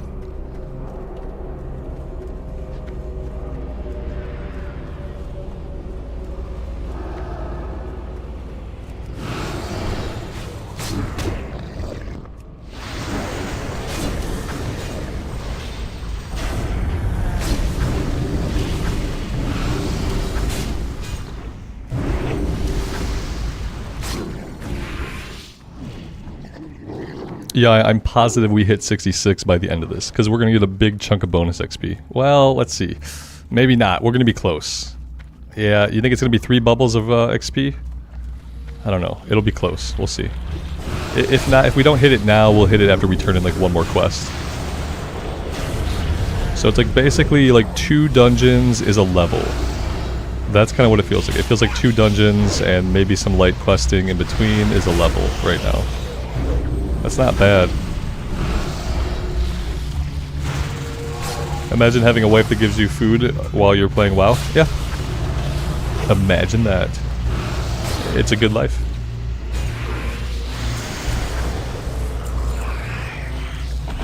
Defense rating. Yeah, it was not a lot. The chunky XP at the end is not a lot.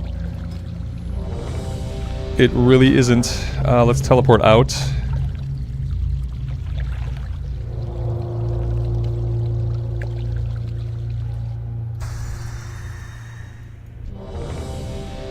Oh, we're going back. Where are we going back to? What food buff does a small chicken pot pie give? Like +2 to Constitution, and like a small spirit regen. It's probably spirit. It's probably spirit and stamina. You know, a lot, mainly spirit. It's a big old spirit buff. Underbog again. I need a spirit buff for Underbog again. We could have got anything, but we got Underbog again. What are my thoughts on gear score versus player skill? I don't think that gear score really matters unless you need it to be used by an automated system that's going to randomly group you. You know, if your human players playing together, then you should just like be concerned about killing bosses. Yeah, like in the guild, I'm not going to care about anybody's gear score as long as bosses are getting killed. As long as bosses are going down, I don't care about people's gear score or if you have a blue parse. For me, like even like a DPS meter is more of a self-improvement tool, and it's not really something I'm going to use to like gauge anybody. You know, as long as bosses are dying, you know, bosses have to be dying. That's part 1, and then on top, beyond that, I don't care about the gear score. Obviously, Underbog was your prison name? Okay. Interesting.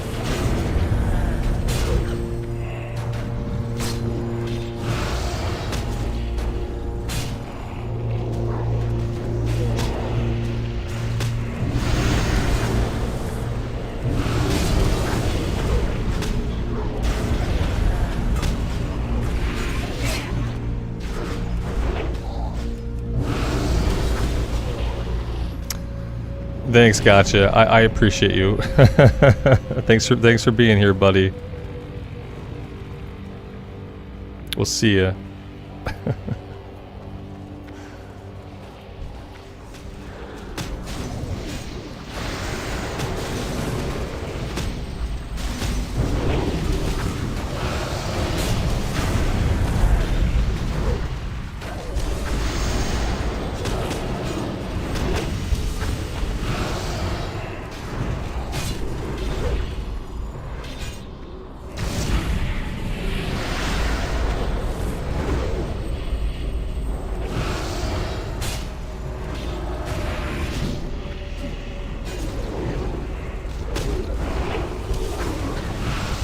Yeah, I don't even know how a player that doesn't already have like a guild or a group, how would they even get a gear score that high?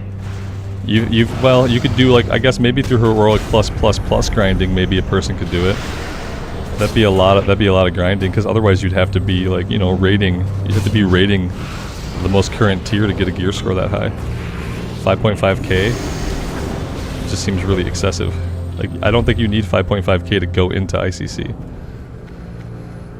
You'd probably like build up to that, like throughout like gearing people up. Alright, I think while we do this, I'm gonna mute myself and I'm going to turn my camera off. I'm gonna eat this food.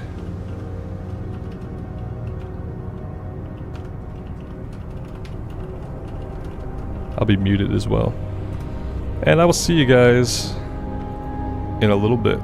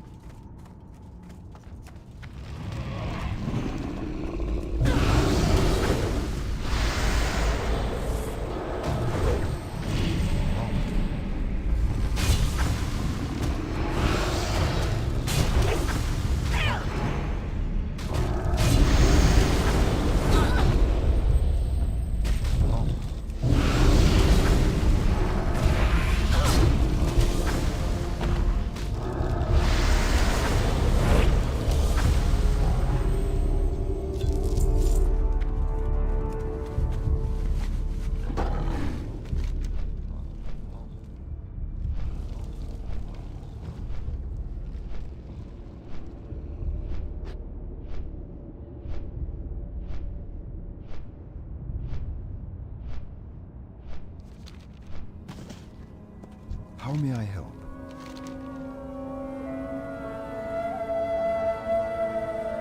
May the stars guide you.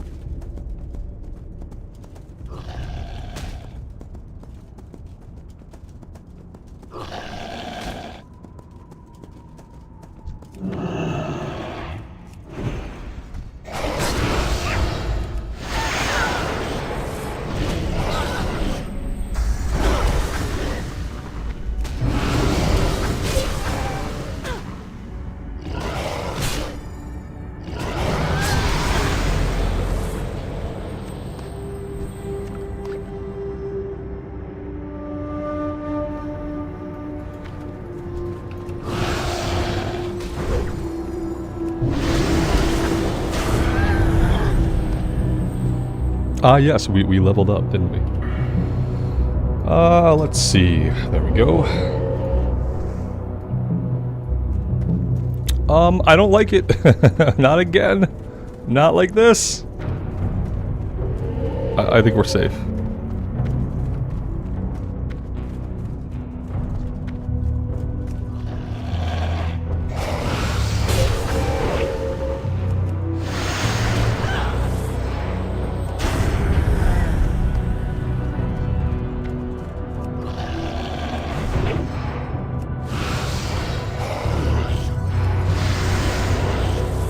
Pinned comment. Thanks, Amy.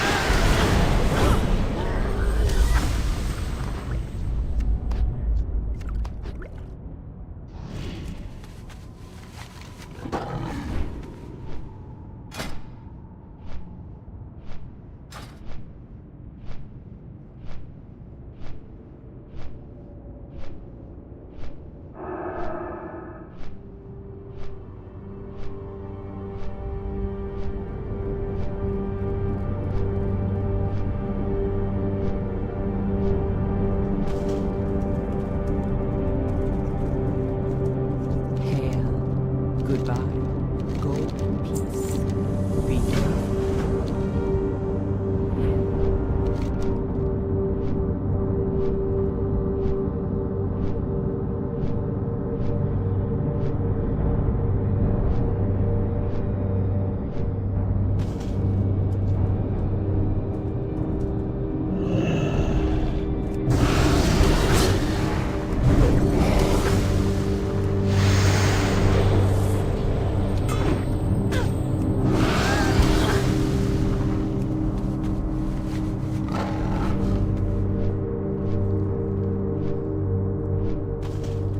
Greetings, traveler.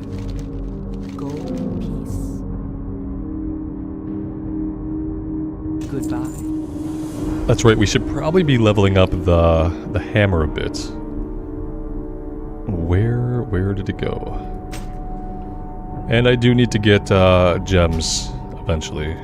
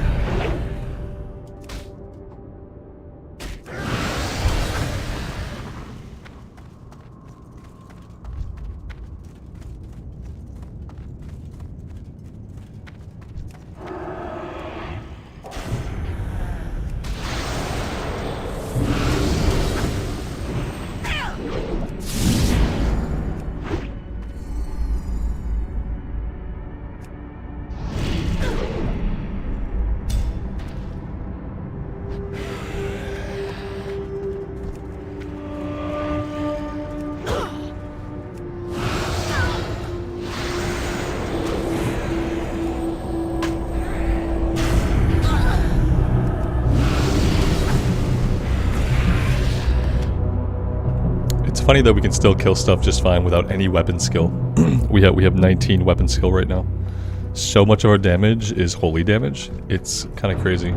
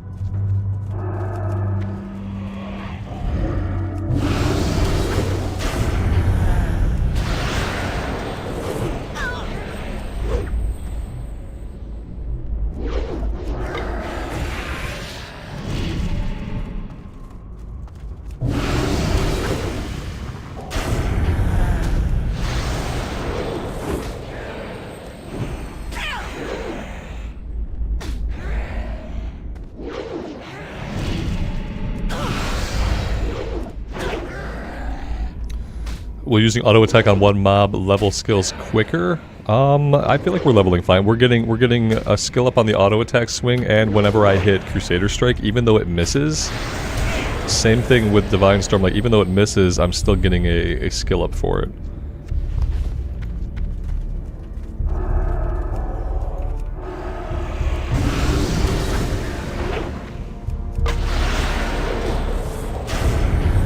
I kind of appreciate being able to kill stuff as I skill the weapon up.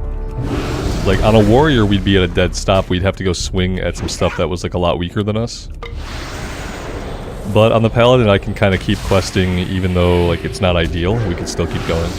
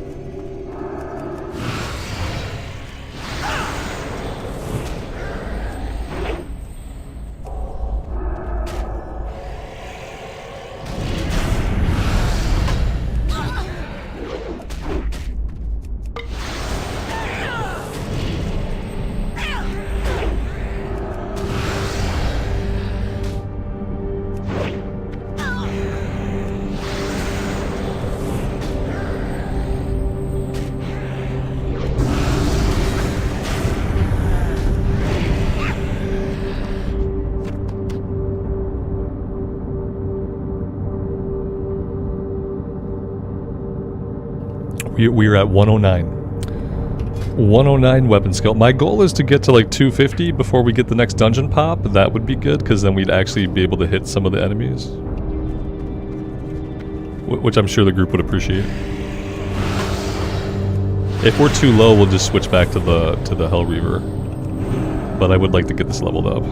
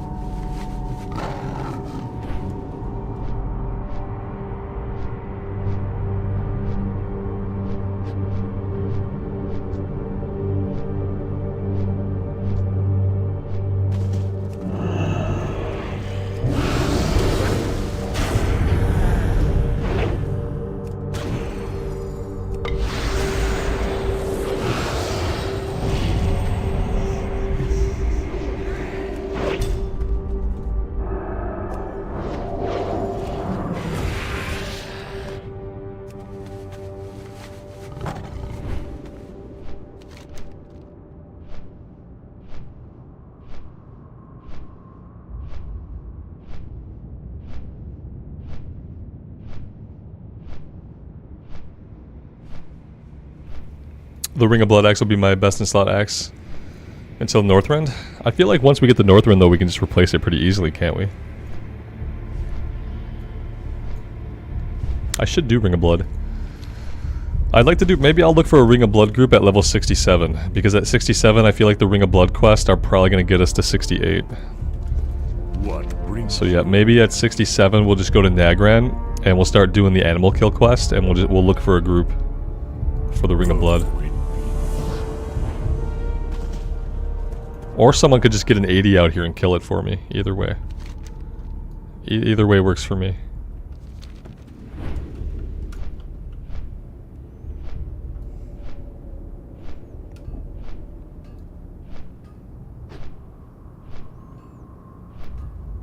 What order do I prefer to level through the zones in Northrend? It's been a long time since I've done it. And it's been an even longer time since I did it on the Horde side. We're going to go to Borean Tundra first. That's really all I know. Borean Tundra first. I don't know if I want to do Howling Fjord. Howling Fjord is not really my favorite zone. And I've never leveled through Northrend with the JJ. I've never had a JJ buff in Northrend, so I really don't know what that's going to do to like the leveling. Or like how many zones are we going to need? Are we going to need like 3 zones? Because then I would probably do Borean Tundra, Grizzly Hills, question mark, question mark, question mark. If we were going to be like ahead of the leveling curve and we can kind of pick and choose where we go. I don't really like Zeldrak very much, or whatever the troll area is. That's not my favorite area.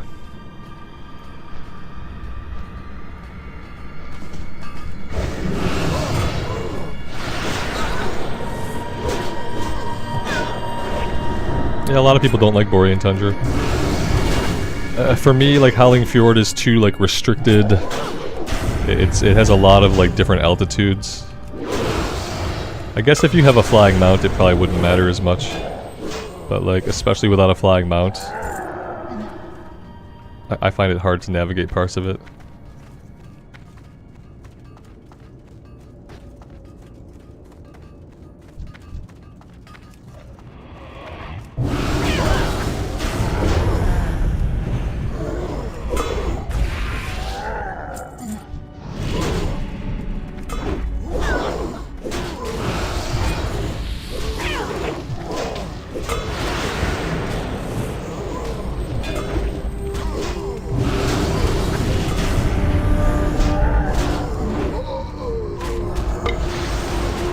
Why did I have to fight the slaves? I thought the slaves were supposed to like be happy that they could be free. They were supposed to like go about their lives.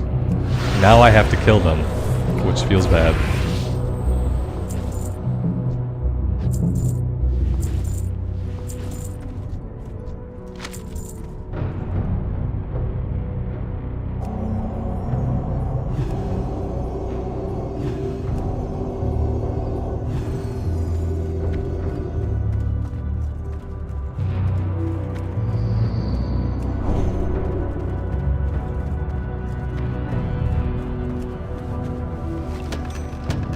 They got hit by consecration. That's dumb. They should not care. Like, I know we can hit them with stuff. I feel like though once the Taskmaster is dead, they should just become completely non-attackable. I guess I'll have to, I mean, if that's the case, I'll have to kill them every time. Maybe if I pull them away from their spawn point a bit, maybe that'll do something. Like maybe they'll run off back to their spawn point and they won't stand in my consecration. Because I'm hitting them in this phase with other stuff too. Okay, so now, they keep getting hit. They don't have a chance to not get hit, basically. Okay, so yeah, consecration just keeps hitting them. Whatever. I mean, that's fine. That's more weapon skill ups for me, I guess. I would rather not kill them, but I will if I have to. Yeah, I'm not gonna stop AoEing just to not kill them. Because I think everything I have AoEs a bit because Seal of Command. So this, yeah. It strikes up to 2 additional targets with holy damage, so like I'm always doing AoE. So I'm just gonna keep doing it.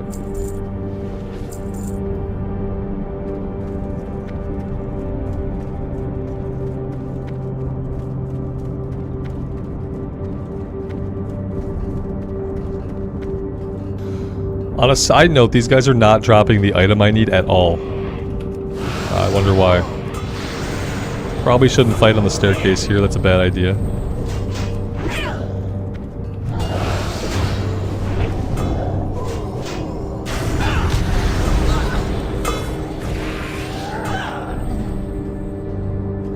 These two were fine to run off. There was no consecrate down when they went back to, and then they disappear. See, that's what they should do. They should just disappear a lot faster.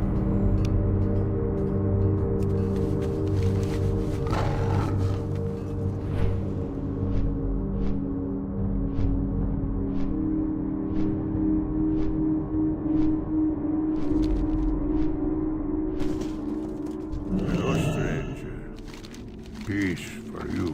So long.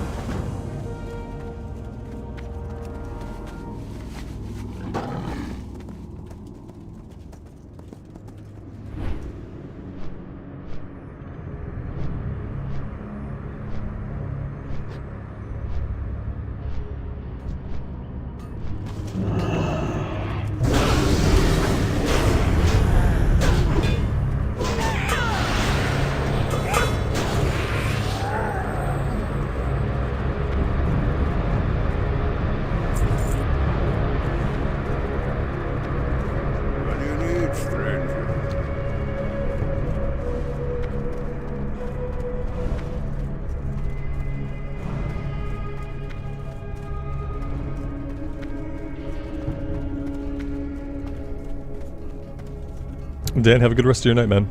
Thanks for being here and hanging out for a bit. We'll see you next time. Light. Must remember the light.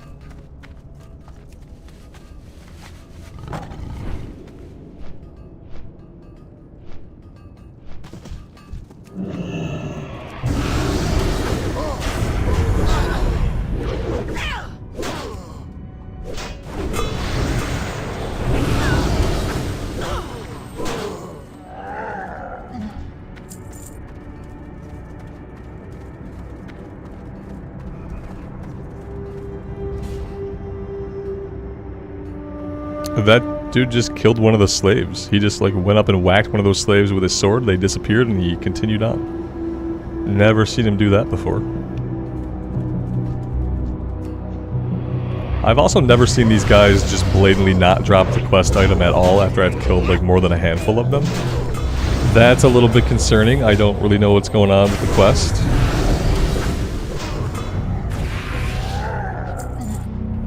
Yeah, we still haven't gotten one to drop. Blood. Roma. Ect corta.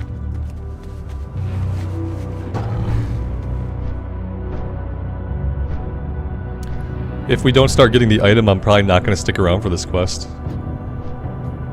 Seems like maybe it'll be a waste of my time. Speaking of my time, we're going to spend some of it in a dungeon. Maybe we won't get kicked for the tank overpulling and then the healer going AFK. Maybe they won't kick us for those reasons this time.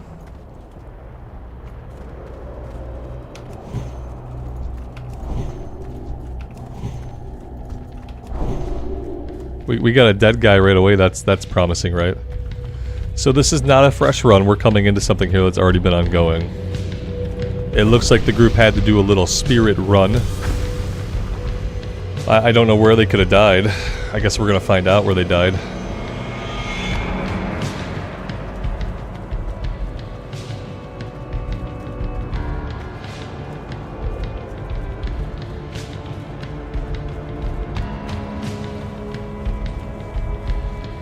We're skipping mobs. We're skipping mobs with an XP buff. That's a good sign. Good sign. Good group. Alright. Very smart. Big brain.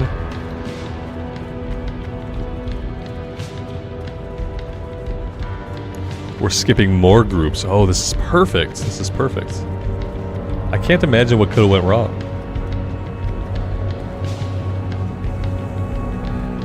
Yeah, we're gonna leave these guys up to... Obviously, we don't fight anybody. Don't they understand that the point of these runs is to get experience? That you get experience from killing the enemies?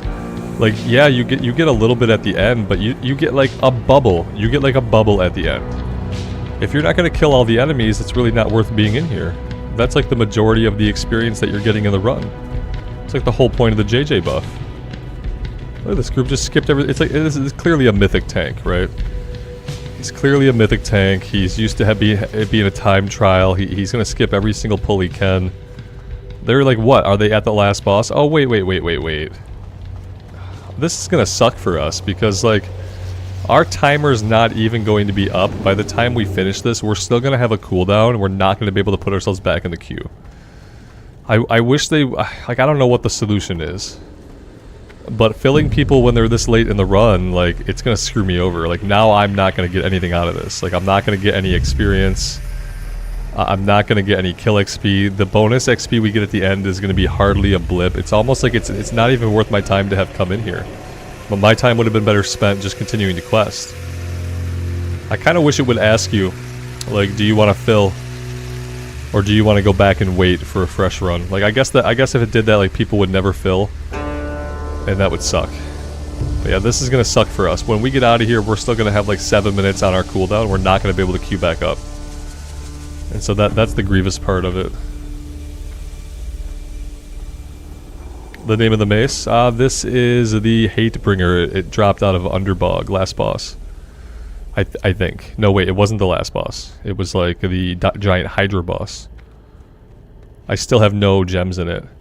I think I'm gonna go like probably straight strength. I'm gonna put a bunch of strength gems in it.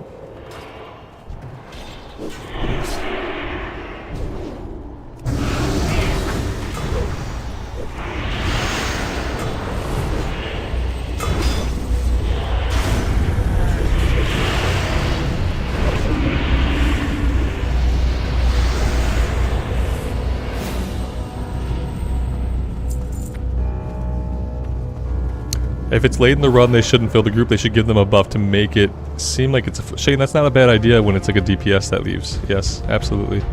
Like, give them like a damage buff so they can just clear the run. If it's the last boss, I feel like unless there are at least 2 bosses left, it shouldn't fill the group. How exciting. It's not being respectful of my time at that point.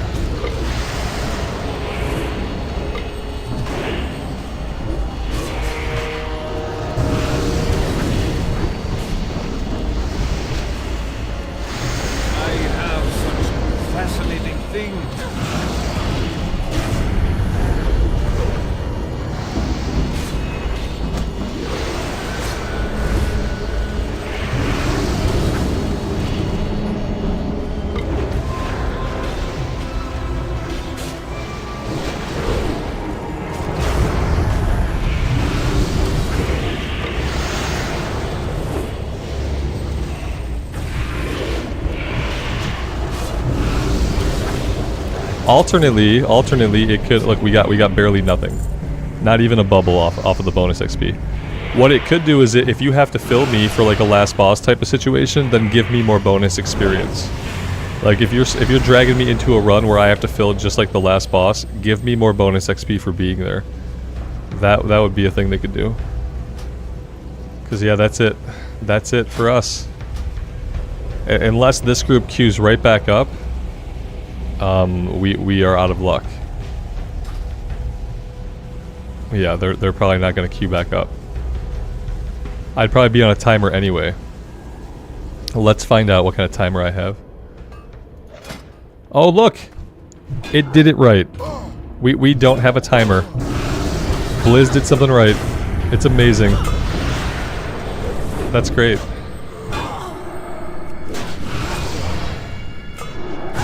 They made it work the right way.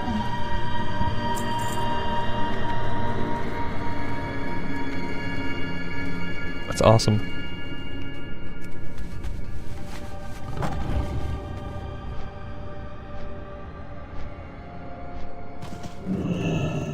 Must not give up. You come back sometime. See you.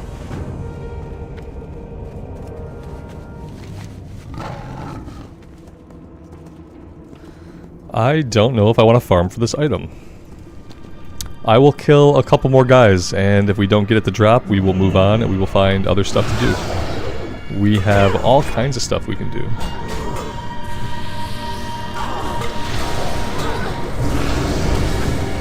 Oh, we're getting right back into a run. That's nice. Still no item. Very, very weird. I don't remember this one being a bad drop. I just remember it being like any other quest in Outland. Huh.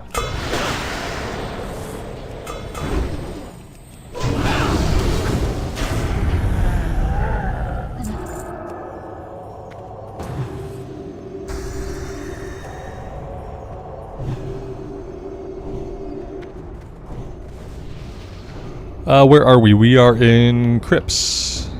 We are in Crypts.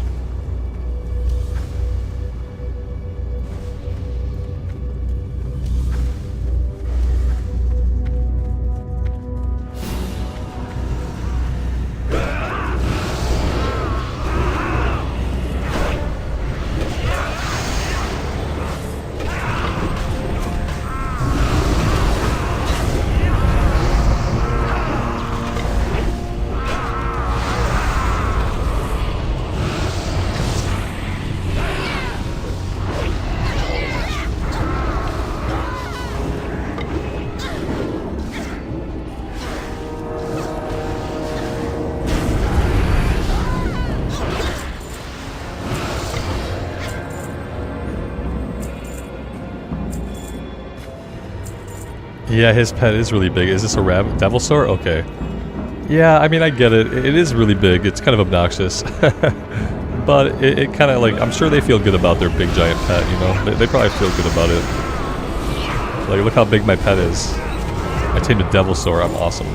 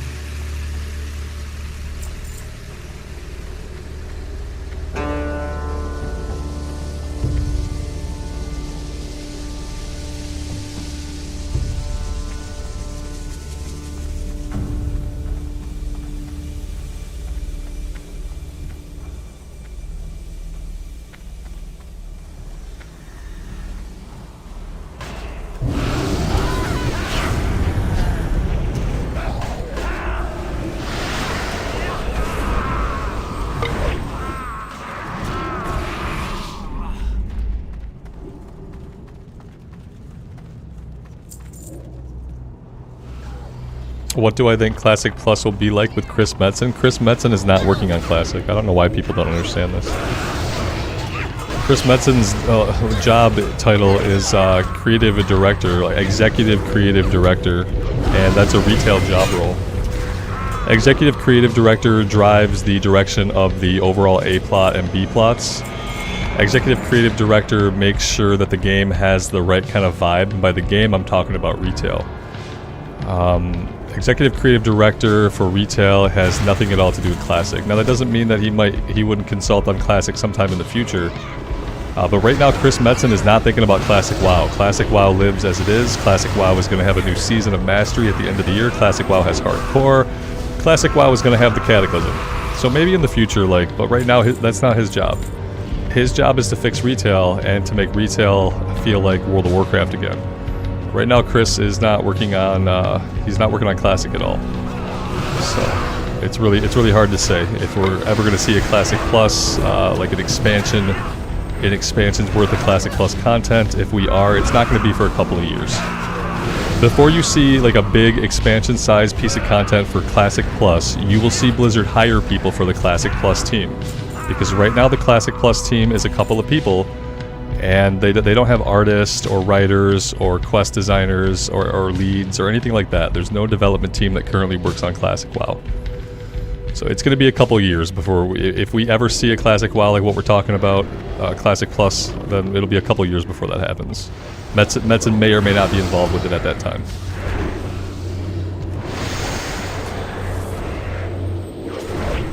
I guarantee you that right now he's 100%. They brought him back to fix retail. They did not bring him back to make Classic Plus. They did not bring him back for anything to do with Classic Plus. And expansion style content for Classic is not in development right now, and it's probably not even a big conversation piece at Blizz right now. Right now, what they have to do is they have to make people want to play retail again. Could you imagine how hard of an undertaking that is? How huge that's going to be to try to figure out how do we make players want to play retail again? They've been bleeding players since like Legion.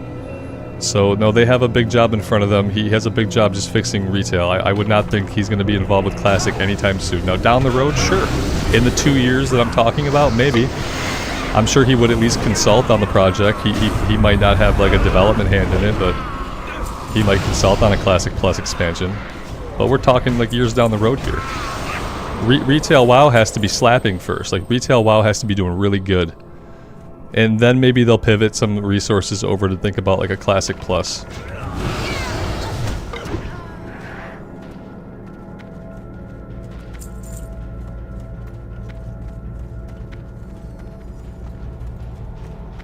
Yeah, Metzen's job is to fix retail.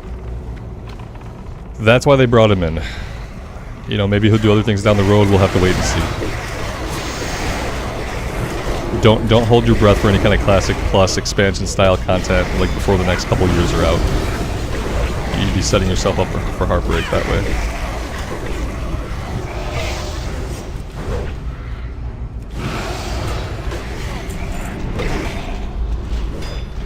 Cataclysm will be announced in 2 weeks at BlizzCon. Yeah, definitely. Robert, do you expect it in February or March? See, I think it's going to be closer to spring. I still feel like it's going to be May or June for Cataclysm launch. I hope it's February, March. That'd be amazing. If it's February, March, I'd be happy, but I just don't think so. Maybe though, we'll see.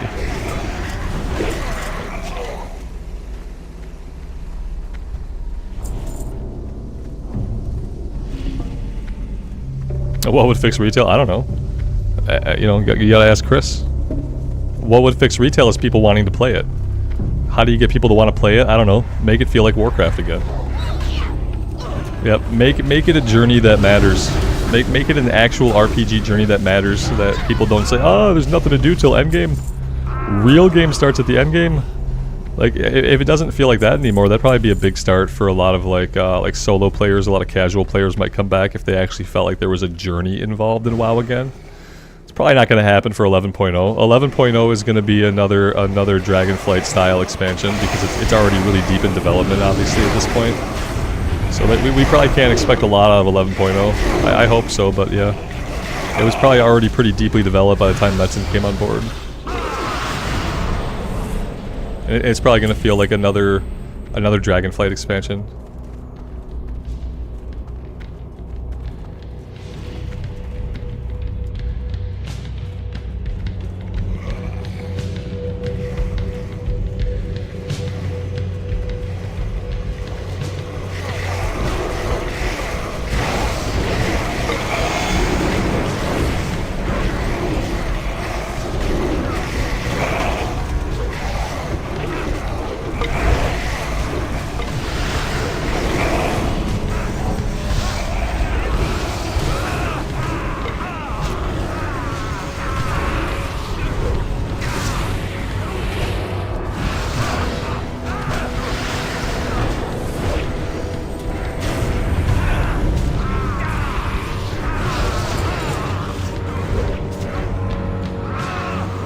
Yeah, I feel like the next expansion will be the other side of Azeroth. I know people think they're going to get a world revamp, but they're not going to get a world revamp. Not in 11.0. In 12.0, you'll get a world revamp. Back now. We will do something on the other side of Azeroth. It will probably involve one of the Titan compounds over there. We will do something on the other side of Azeroth that's going to like remake the old world. It's going to have plot context, I think. I hope they don't do it like another Cataclysm, but I feel like in some way like a reset button is gonna get pushed. I feel like a reset button is gonna get pushed. Some kind of reset, like I don't even know how it would work or what it would be. But I feel like they're gonna have us push a big Titan reset button on the planet. That's kind of what I feel like. I don't know. Or they'll just arbitrarily update all the zones to modern lore. Like, I don't know what they'll do. I just feel like it won't be like another Cataclysm though, you know?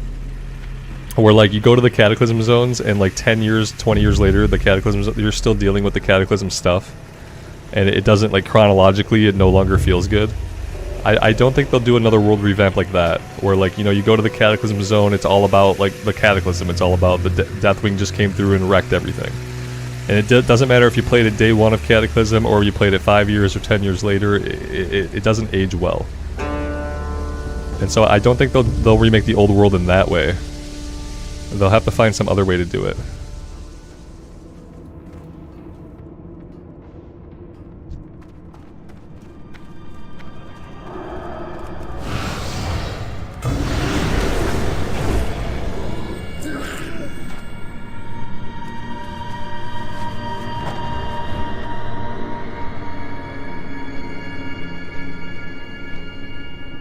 Johnny, for you, they'd have to make gear exciting again? Yeah, I wonder if there's a way to do that for people to, like, you know what makes gear exciting is when you get a piece of gear and you know, this is a great piece, I'm going to be using this for a while.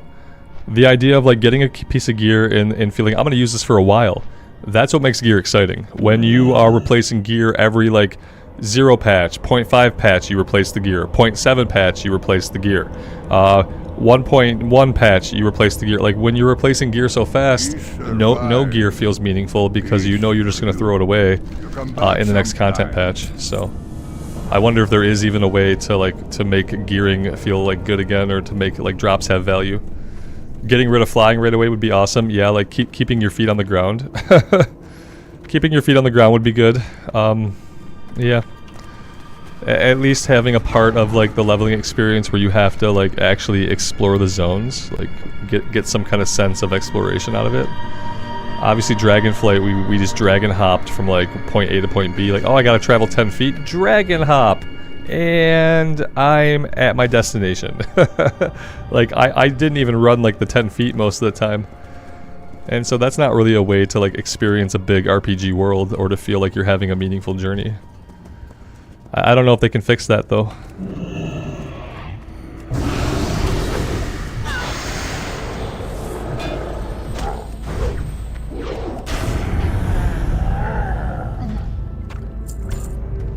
Hey, we're actually getting items. Imagine that.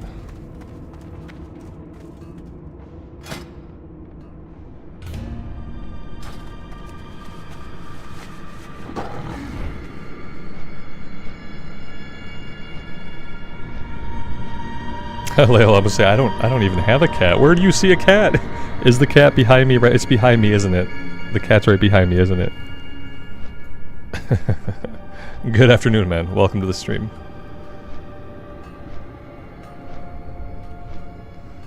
Will Wrath die when Cata releases? If by die you mean that none of the servers will be Wrath servers anymore, then yeah.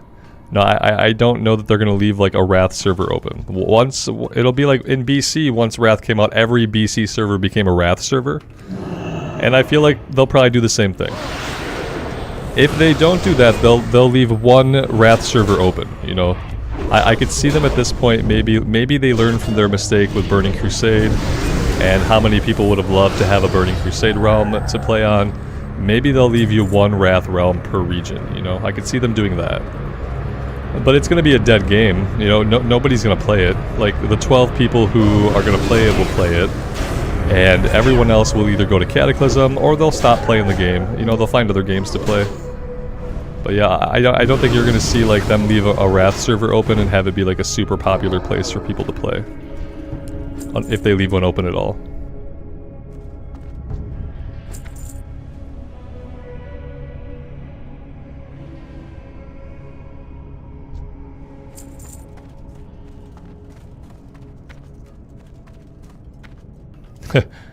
Ares, a lot of people feel that way, but Cataclysm is going to happen anyway. Regardless of our feelings, yours, mine, or anybody's, they're going to release Cataclysm in some form or another. Like, it's going to happen. It's already been basically confirmed by the devs, so... Like, people can say what they want, they can say, you know, this isn't Classic anymore, but, you know, Blizzard has their plan, they're releasing it anyway, and it will exist. It'll be coming to a login screen near you sometime in the spring or summer of 2024. And when on November 2nd, or November 3rd, or whatever it is for BlizzCon, we'll have the announcement. So, regardless, it's going to happen whether people want it or not. But I think it will turn out that a lot of people will enjoy Cataclysm. And then there's always, the thing is, to what you said, there's always going to be vanilla era realms where the world is unchanged. You know, when Cataclysm happened to us originally, and maybe some people in chat are too young to really remember, when the Cataclysm happened originally, there was no way to ever experience the old zones again. You couldn't do it in the game. There was no way to get to it. There was no chromie time. There was no classic WoW. When Cataclysm happened for real, after a couple years you realized, oh damn, I can't ever see Westfall the way it was. I can't ever see Elwyn the way it was, unless you wanted to play on a private server and do illegal things. And so that's what it was originally, which sucked after a while, but that's not what it is today. Today, you still have classic era realms. So today, you will never be in a place where you can't go back and experience those zones as they were originally. Unlike when Cataclysm really happened, we didn't have a way to see those zones again. And it wasn't until Classic came out in 2019 that we did.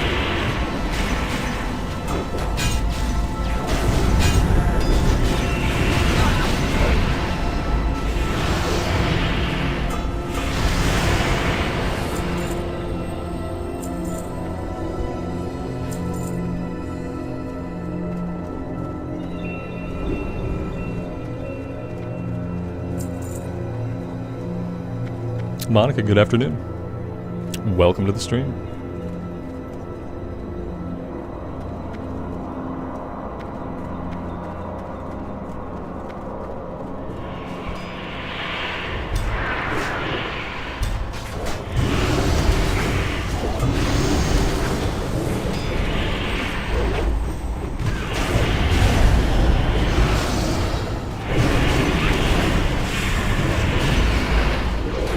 Agent Dad, good evening to you. What level am I? I am level 66. We have a level and a half to go, and then we're getting out of Outlands. We'll be out of Outland soon. Soon we'll be on the boat to Northrend. Sometime today, I think.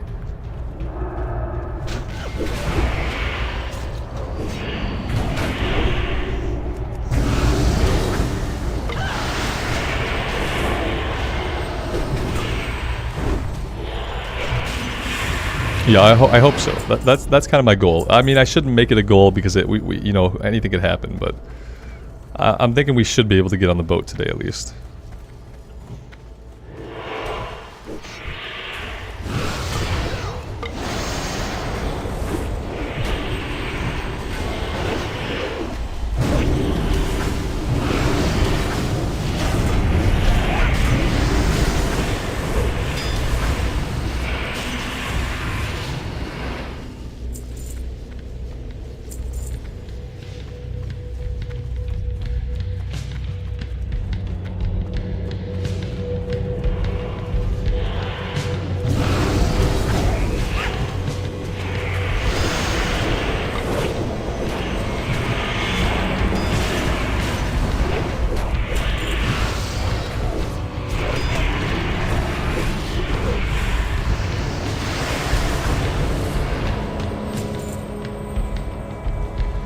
Guys, if we get missed, we're getting the pandas. It's fine. It's fine, and if you don't like them, you don't gotta play them. But yeah, it's fine. But yeah, if we get monk, we're getting pandas. I mean, just be happy that every race can be monk. You know, everybody can be a monk. You know, you don't have to be a panda to be a monk. That's the great thing about it's. Yeah, it's, you know, it's not like Evoker.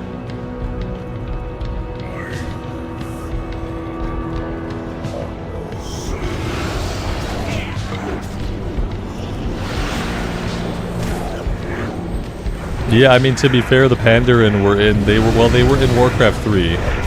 I don't know if they were a reference to pandas like prior to War 3, but they were there. I think I vaguely remember Shen, whatever his name is. I don't have anything to really rant about pandas. I think they're fine. Like, I don't have anything against them. I don't care. I mean, obviously the game got cartoony over time, but like, I don't know if it was pandas that did that. I think it was the people making the game. It was the people making the game that made pandas. They were gonna make the game cartoony over time anyway. And we kind of talked about how like WoW has like changed generations and changed hands. And a lot of the people driving the creativity at WoW are people who grew up on like the modern Disney. A lot of those people are like Disney kids or Disney adults now, I guess.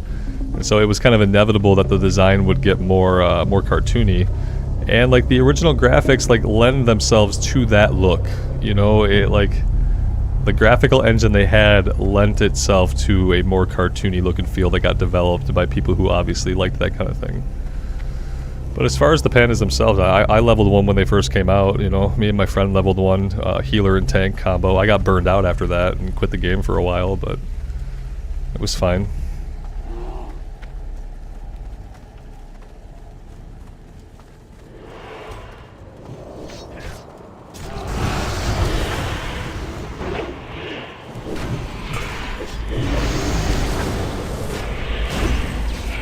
Yeah, I was hoping to do Ring of Blood by like level 67, and maybe that would get us level 68. I don't know if I'm gonna be able to find a group for Ring of Blood. I'll try. We'll hit up Nagrand at 67. We'll start working on like the kill quest for all the animals, and I will spam for a group and see what we get.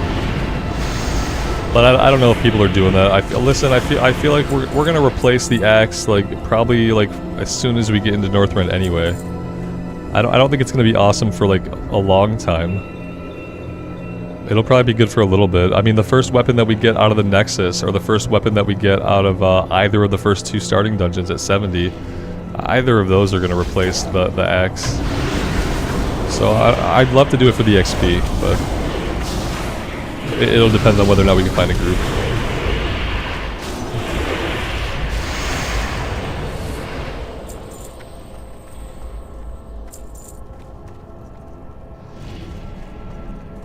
Yeah, they added pandas because somebody at Blizz liked that. Like, the people working there liked it. They thought it was awesome.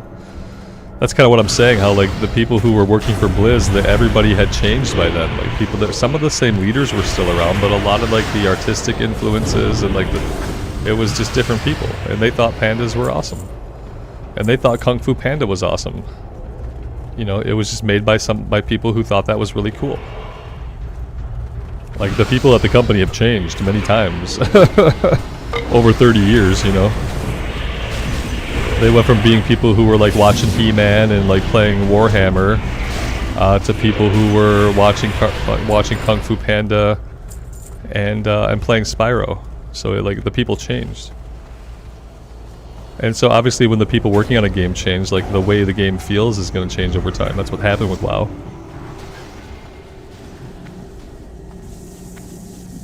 Will I try 10.2 in November 7th? No. Absolutely no. There's no way. I'm done with Dragonflight. I'm not playing Dragonflight anymore. There's really nothing they could do to interest me in going back. And why would I go back to retail? So that I can farm the new world event that pops up every 30 minutes or every 15 minutes, so I can like do 100 dream surges a day for the stupid new currency that's gonna get me some gear that people will just be able to get for free with no effort when 10.2.5 comes out 4 months down the road. Like, why would I even bother? Like, what is there for me to do? Absolutely nothing. Absolutely nothing for me to do in retail.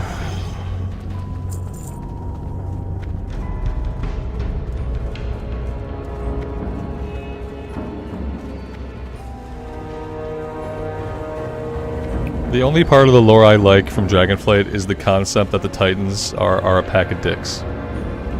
The fact that the Titans are just like self-absorbed, out for themselves, that their perfect timeline is the way they want things to be. That's the only part of the lore that I like that came out of Dragonflight. Was the reality that the Titans are not our gods.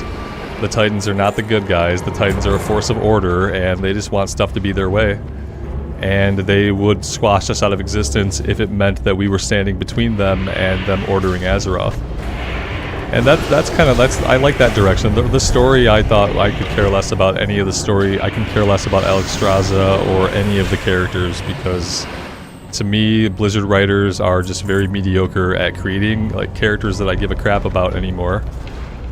They ruined a lot of the lore characters that I used to just like kind of inherently care about. They ruined a lot of those characters in Shadowlands. And kind of started to ruin them in BFA even. And so like I don't care about the characters or like the B plots or the character stories, but the lore, like the way they took the lore, I thought was interesting. From like an overall perspective. And that's it. That's the only good thing of Dragonflight for me.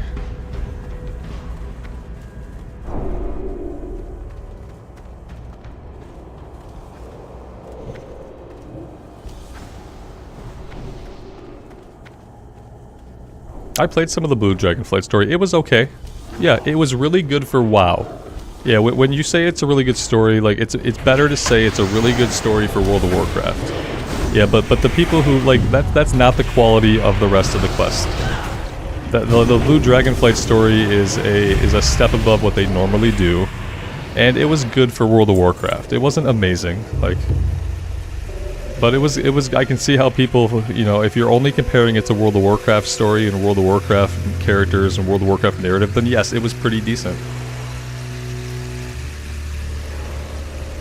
But that's not what like the main questing is like. That's not, you know, that's not what the story felt like to me.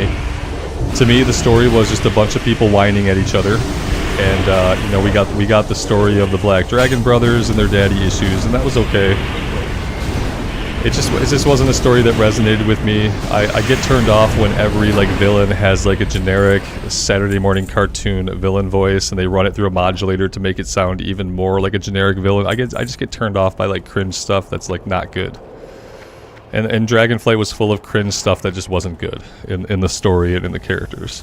There were a couple of interesting characters. Emberthal is a character that I wouldn't mind seeing more of. They introduced a couple of interesting characters, but by and large, like, their dialogue writing is kind of bad. They don't really know how to write good dialogue. The voice actors are always pretty good, but when the dialogue itself is not great, there's not a lot that voice actors can do to make it better.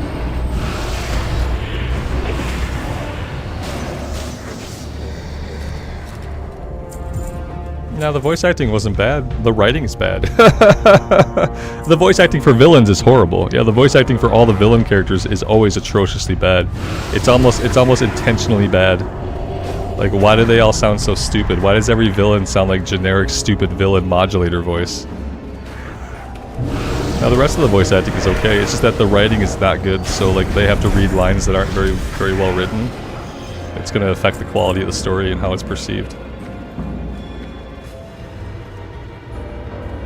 Yeah, Eric, the dragon person they killed right away at the beginning, yeah, you thought, this is going to be a character. I'm getting to know them. This is going to be great.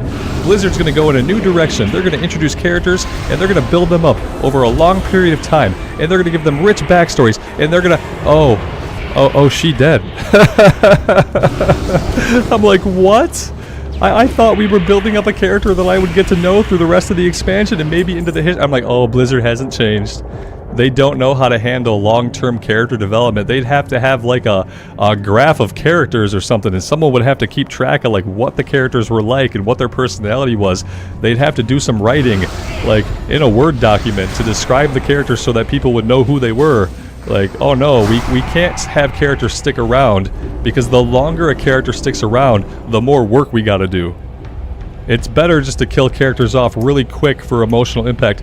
The two guys in Azure Span, the human explorer and his blood elf buddy, that I thought they were really cool. I'm like, oh, these guys are a cool duo. I can't wait to see them in the future. I bet we'll be hanging out with them a lot, exploring things, solving mysteries, delving into. Oh, he dead.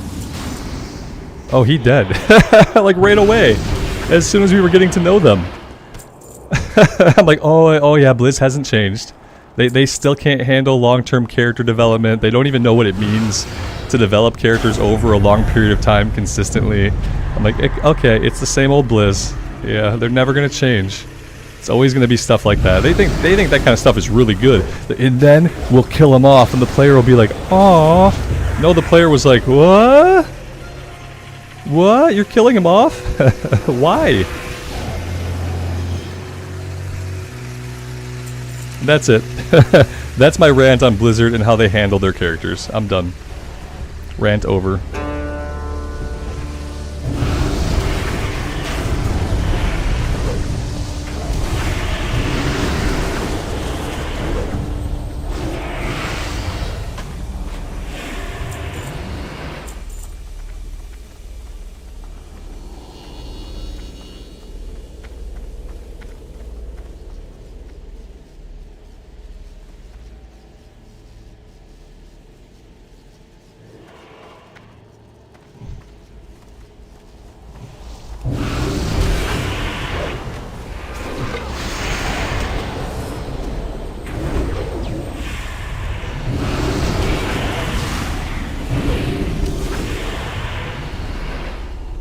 No music today. I've been letting the natural soundtrack play.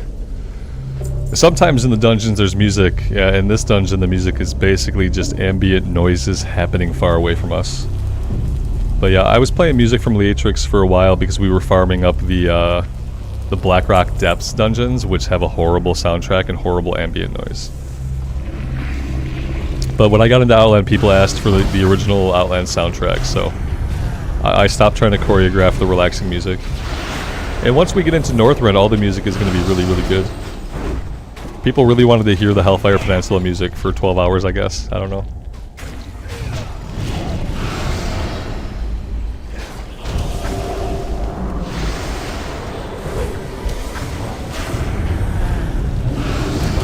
Zero days since the last rant. Yeah, we gotta flip it back to 0. I don't rant about retail a lot anymore, just because I'm not exposed to it a lot. But when I say I want them to make the game better, it's stuff like that I know is not going to get fixed. You know, it's stuff about how they handle those minor characters and like how good the minor characters could be if they were characters that I kept encountering for like a long time.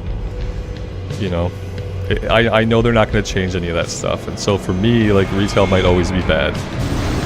I'll give Metzen a shot. I'll check out 11.0 when it comes out. We'll play the campaign like we always do, and then we'll see. And we'll get a guild together when 11.0 comes out. We'll have a guild, and we'll see how it goes. But I don't plan on going back for 10.2. It would have to take something like monumentally groundbreaking. And I can't even come up with any examples to get me to go back for like 10.2 or 10.25 or 10.27 or anything. It had to be something fundamentally changing in the game that made it feel different, and that's not going to happen.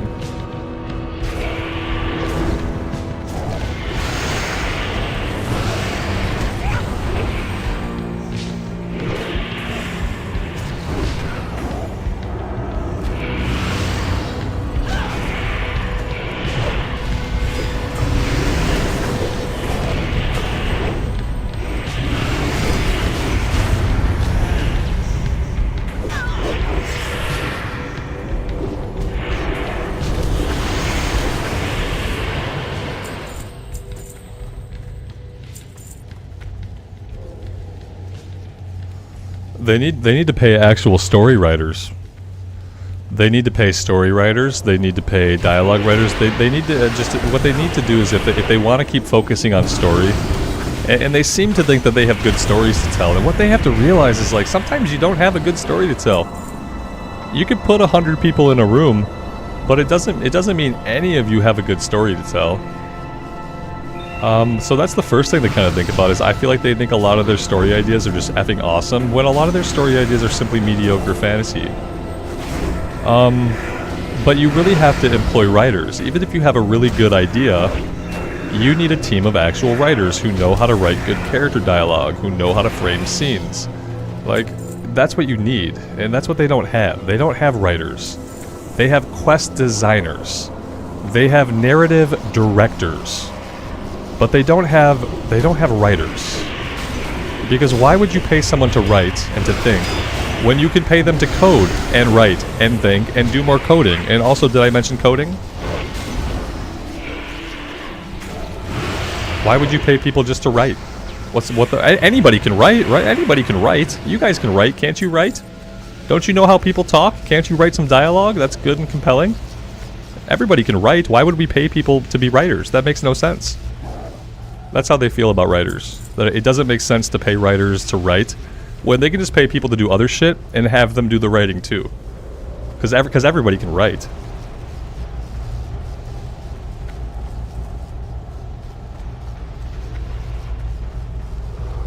Yeah, they have a few people who write their novels who are pretty good.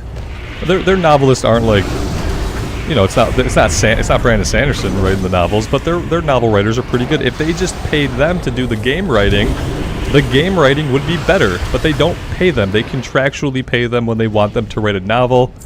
Other than that, like, they're not there writing the quest. They're not there writing the dialogue for the cutscenes. They're not there being an advocate in the room for like the story or character development of anybody. Those people work on the books, and that's what they do. They don't write anything else for the game.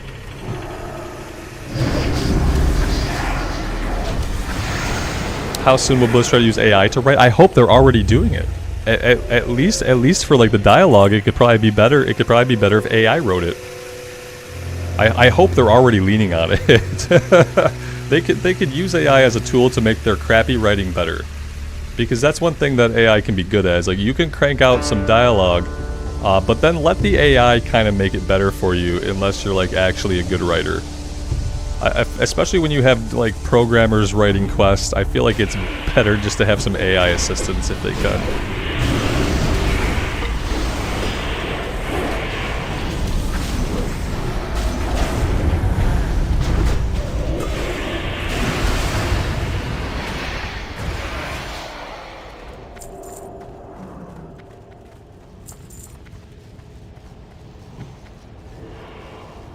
Their writing is kind of bad, like, especially if we're talking about like the run-of-the-mill quests. Like, the run-of-the-mill quests have never been written well.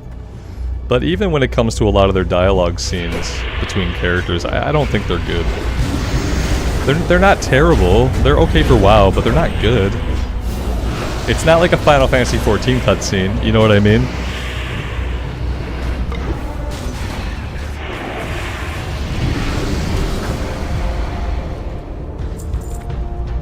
There have been characters that have died, and I won't spoil anything, in Final Fantasy XIV that have literally brought me to tears. That's how much I cared about the character, that's how well they had developed the character over time, that I have had actual emotional responses to character deaths in Final Fantasy XIV. In WoW, I don't care what happens to anybody. Even characters I think are cool, like, I don't give a crap what happens. I don't care if the Black Dragon brothers never figure out their daddy issues. Like, it doesn't matter to me. I don't care if Alexstrasza ever straightens things out with her sister lady, the icy lady. Like, I don't care about that stuff. It doesn't resonate with me. The characters don't feel compelling. The characters don't feel like built up enough for me to have any kind of emotional attachment to them. And that's because of writing that's not good. Yeah.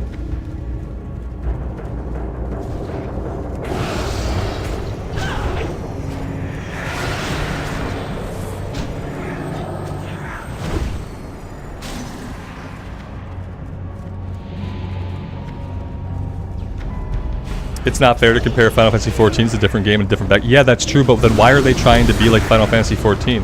Why is it not fair to compare them, Agent Dad, when they have been trying to emulate that style of like camera work and narrative scenes? They're trying to directly steal that kind of storytelling from Final Fantasy XIV ever since Shadowlands, and they're doing a shitty job of it.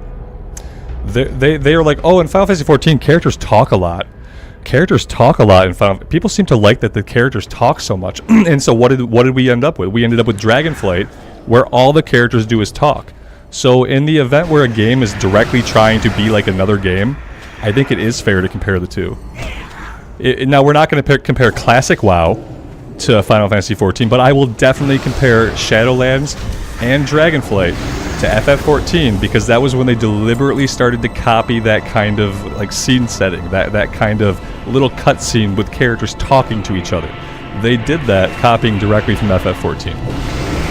So I can compare. I think it's completely fair to compare them because they're not doing it as well. And the reason is because no one cares about their characters, because they never used to do it that way. They never used to build characters that way. They've never built any characters up very successfully. And so that's why it doesn't work for them. It works for FF14 because 14 was always like that. But WoW is trying to be like that, and it's not working. It's not working because it doesn't fit, but they are trying to do it.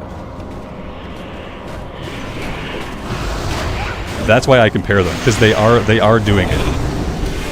They are trying to do it. They should stop. They should stop doing it.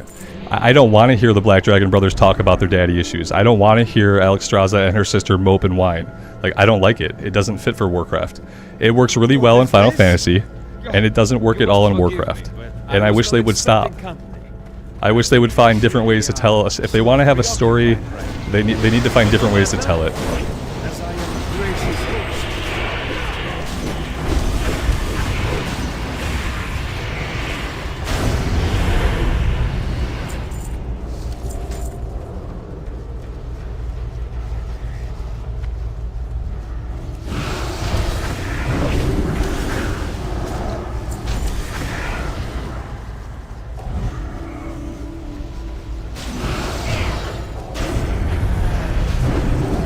Zero hours since retail rant. Zero hours. 0 hours, 0 minutes, 0 days.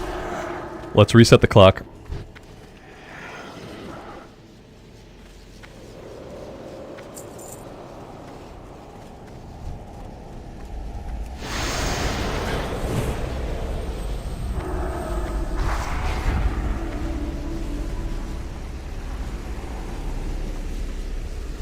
Oh, we have a mage. He can handle this by himself. We don't need to run and get killed on these guys. The mage should be able to take care of it.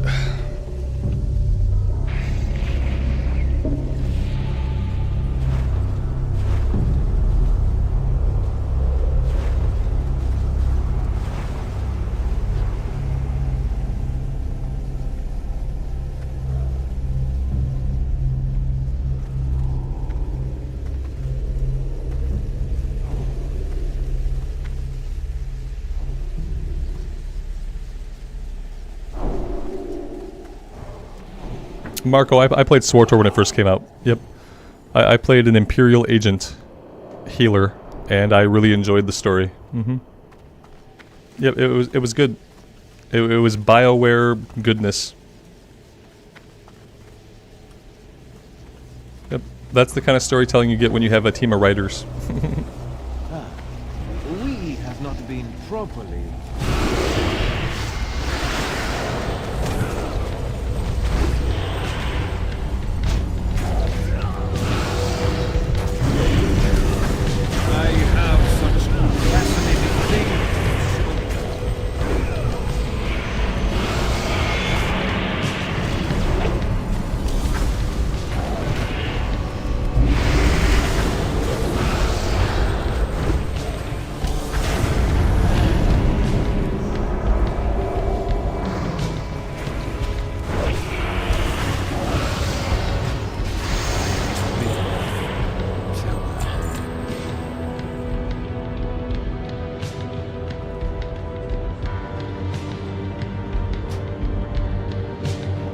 And another one down. Okay, well, we're not 67, so I feel like maybe the XP from dungeons is slowing down a little bit. I feel like it's slowing down a little bit. Now, it's almost like every 3 dungeons now is a level, which is a little bit different.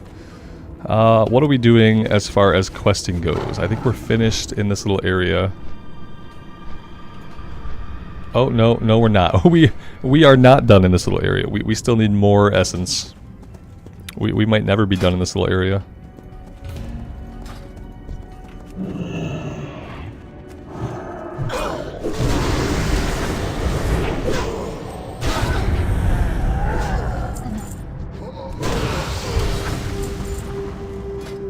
The good news is our axe skill is well, mace skill rather is almost maxed out. Yeah, we're good now on the mace skill. It took a few runs, but we finally got there. So that's the good thing. Bad thing is the drop rate here still seems like it's kind of miserable.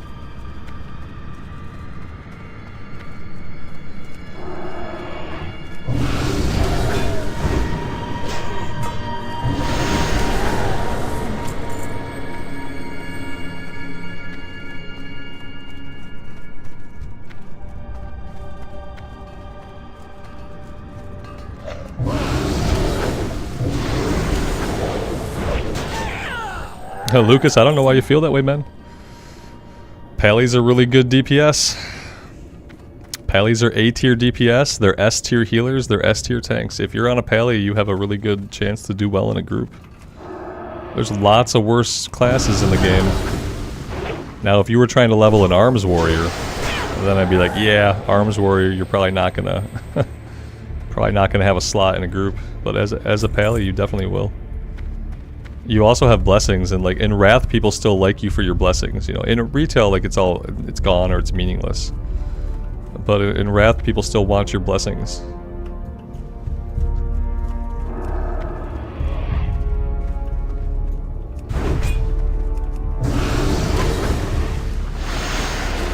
Ultimately, you can't base what you do in an online game based on what other people do. Because you're gonna feel the same way no matter what, you know. You're gonna be on a rogue and you're like, man, there's just so many rogues. You're never gonna be unique, you know. You're always gonna be one of a paladin or one warrior among like thousands of others. Like that feeling's never gonna go away. You just can't. You gotta figure out if you're having fun, and if you're having fun, you can't worry about what other people are doing, and there's no real point to worry too much about like finding groups or not. Worry about finding groups when you're at endgame trying to find groups. And then, like I always say, like be in a guild. Be in a guild. Otherwise, the game is really unenjoyable. If you're at endgame and you're not in a guild, then the game is like inherently going to be unenjoyable. And endgame was basically built for guilds. It's easy to forget, but it's true anyway.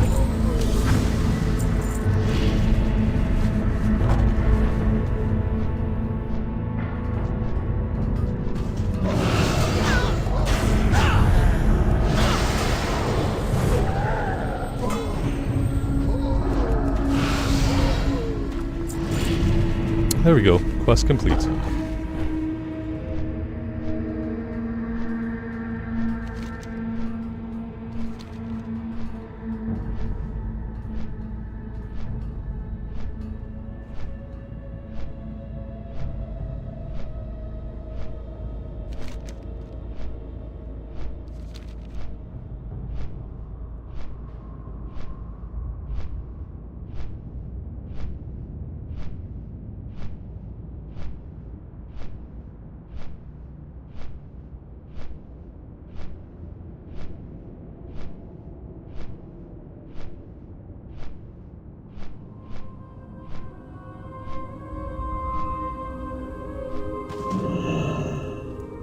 And you are... Victory for Sylvanas. Farewell.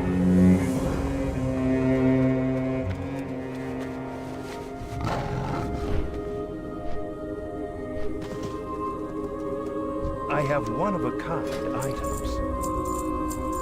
I am muted, but I haven't been talking. Robert, I am muted, but I have not been speaking for the past, like, minute and a half. So in that way, it's fine.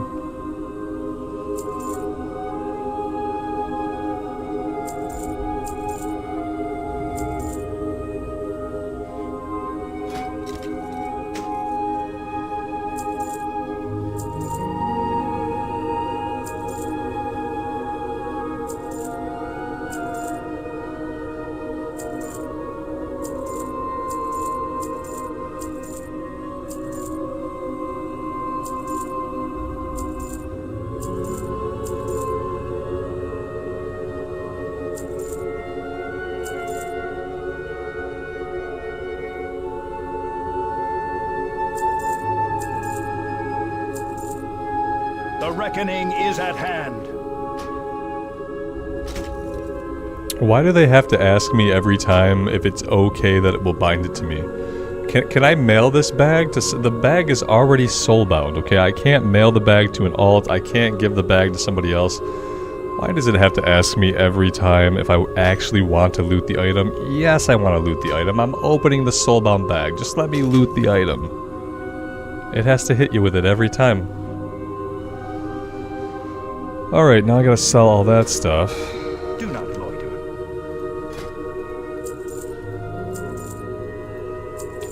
And what are we Remember doing the sun next?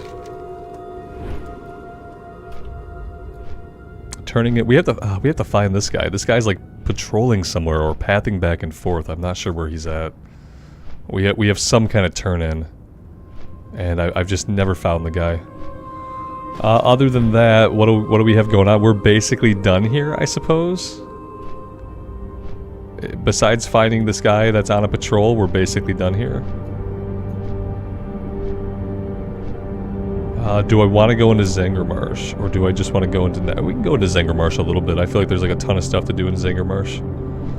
We could go right to Nagrand, and we could start farming on like the creature kill quest, where we gotta kill the tallbucks and the rhinos and stuff like that. We could do those. Am I gonna take the quest in my bag? No. Let's see. Oh, this one. Okay. Yeah, we can do that. It's right here. Good timing, good timing.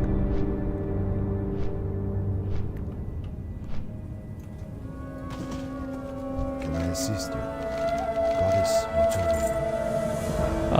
Let's see. Take it to somebody. I don't know what it wants. Oh, talk to her. Okay.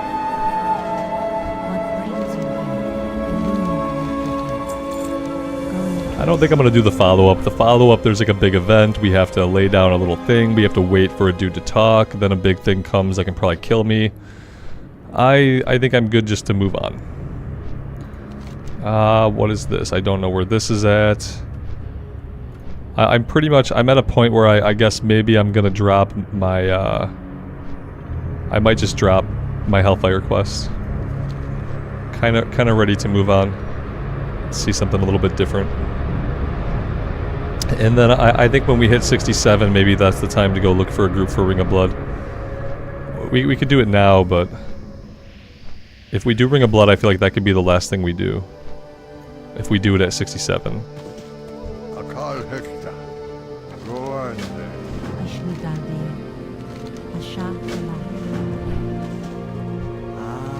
I didn't expect it.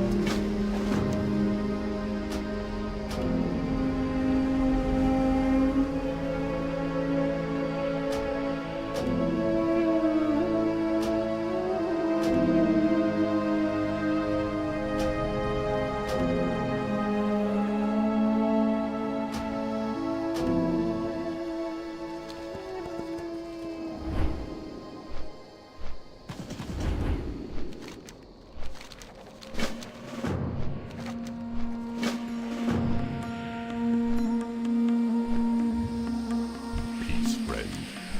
Farewell. Be careful.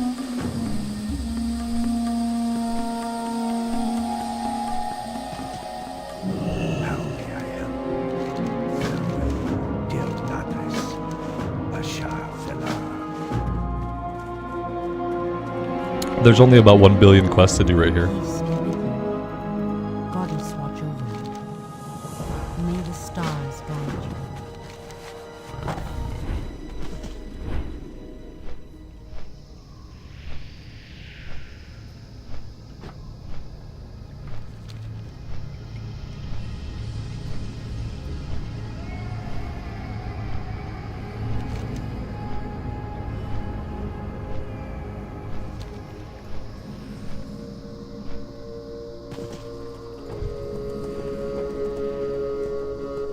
Greetings, man. Spirits be with you, man. Later. Stay away from the who you be seeing. How you doing, man? Stay away. Are we from ready the for map food. overload? Be Oh, good. Oh, good. Can't handle looking at all the quests on your map? Just do a dungeon. We got returned to the front. Let's just head out, like, any direction we go, whatever we fight, we'll be doing a quest. Basically, whatever we fight or click on, we'll be doing a quest. At this point, it doesn't matter what we do.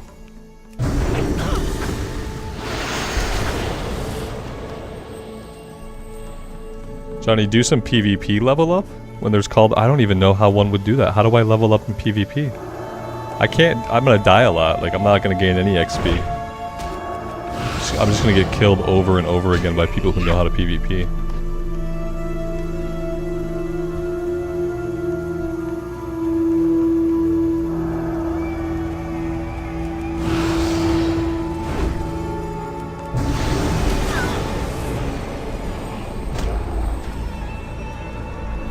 I'll die, but I'll still get great XP.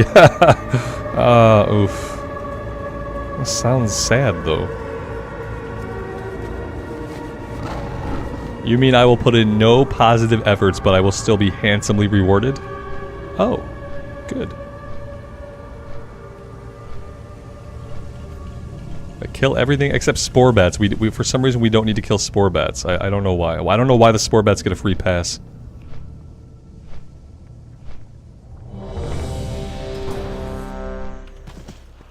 Karen, have a good rest of your day. Thanks for hanging out.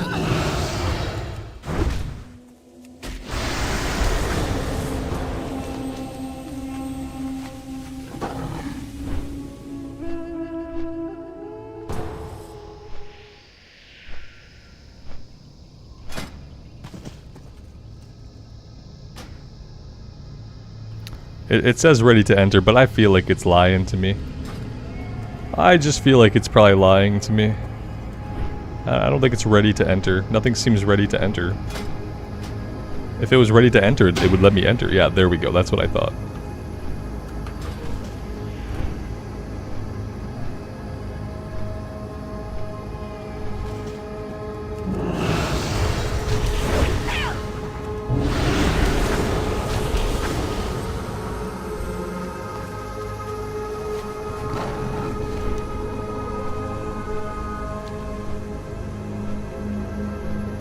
I feel like right now, if I don't focus one quest at a time, I'll never get anything done. So I'm going to focus on the Marsh Rippers, and then we'll go from there.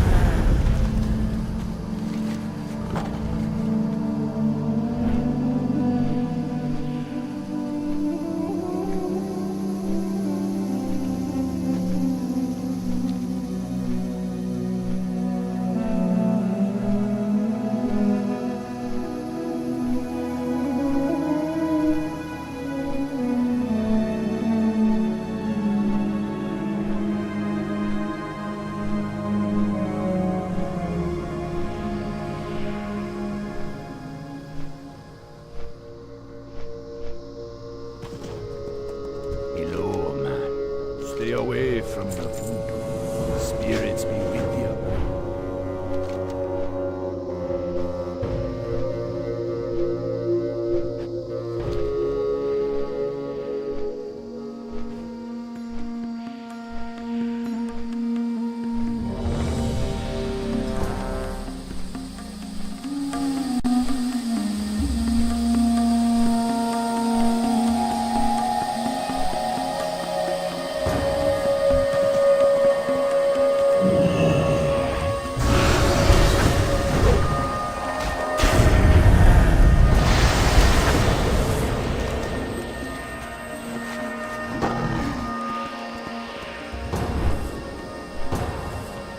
Oh, there we go. We're actually going to do a dungeon. Okay.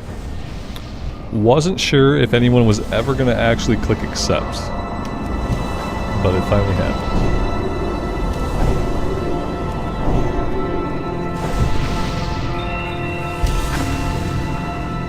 This will probably get us level 67. Yeah, and then maybe we do head right over to Nagrand. If it gets us 67.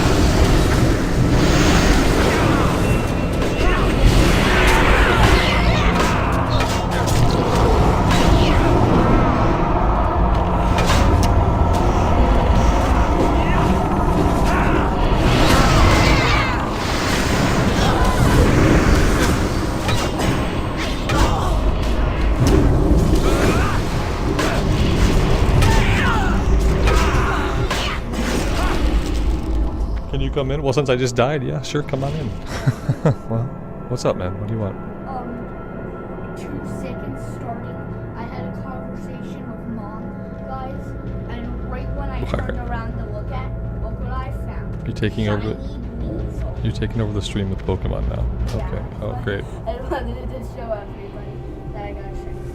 And there's other 2 Pokemon in the box on Anything else? You want to pick your nose on stream?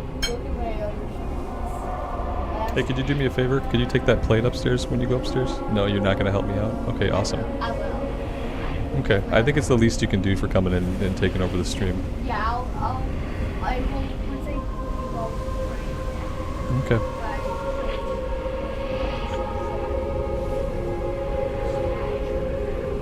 Well, thanks for showing me. I appreciate it. If you're actually gonna take that upstairs, be careful. Let's not. Don't take it up. I'll get it. Okay, buddy. Just leave it. Just go ahead and leave it. Yeah, you're not gonna make it up the stairs carrying a switch and a plate. No, you won't. Good luck. You didn't shut my office door though.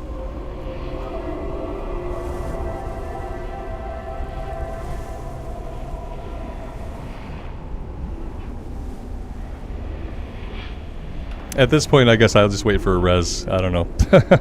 There's probably some way to get down there, but I can't seem to find the staircase. Shinies are a big deal. Yeah, I guess they are. You can only hear about so much Pokemon in one day. You know.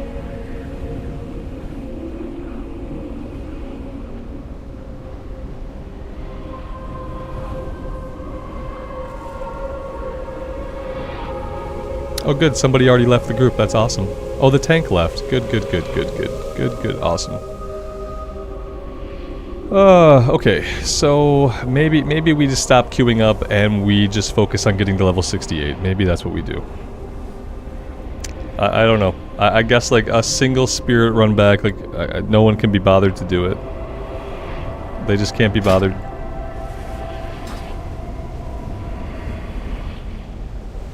That tank was trying to be OP. Yeah, I don't know. I just, yeah, oh look, there goes the healer. Yep, I think that's it. That's it, I think. Let's do some questing and we will get to 67. We'll go to Nagrand. I will look for a group for the Ring of Blood. And if we can find a group for the Ring of Blood, that might get us to level 68 potentially. But yeah, I think I'm probably done with these dungeons. We'll do more once we're in Northrend. But yeah, it feels like it's probably the time to be done.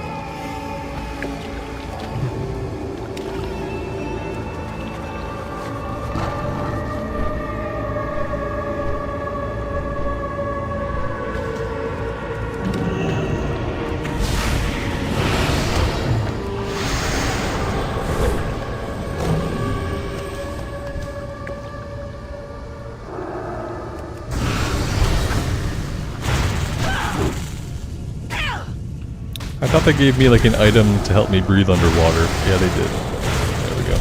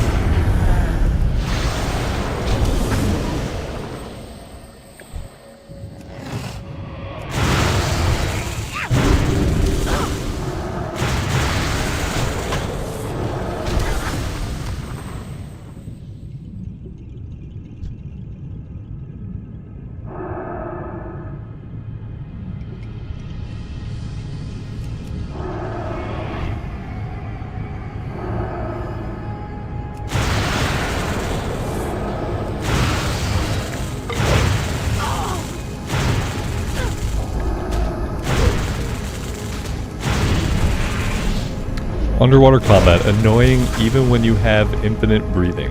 It's still annoying. A random blue for our trouble.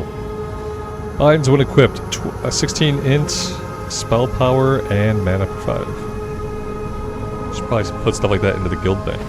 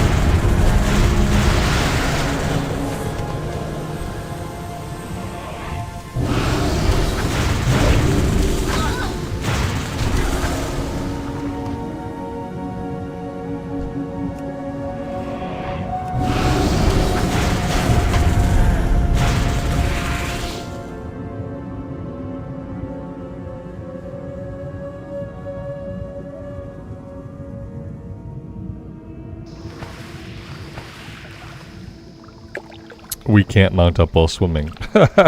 I thought for sure if we were on the surface of the water that it would let us mount up. But no, we have to actually get to land to mount up. It makes sense. I just didn't think that they would do it that way. For some reason I remember being able to be on top of the surface of the water and mount up and fly away. Maybe that's retail.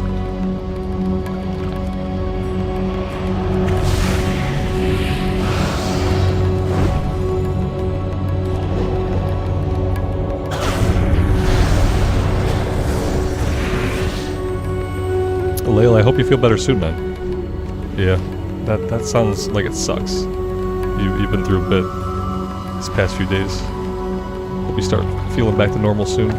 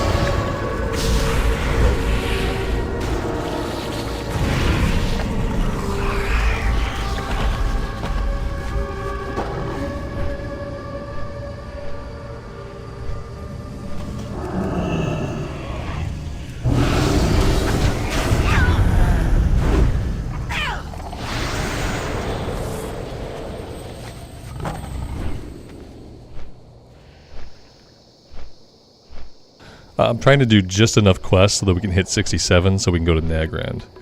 I'm not trying to do everything here. If we do the Diaphanous Wings and then we turn in everything we have, I think that's going to get us to 67. Let's head back. We'll just turn in what we have now. Oh, 2 of them go back to the Swamp Rat post. Ugh. Alright, well, let's fly that way and find out.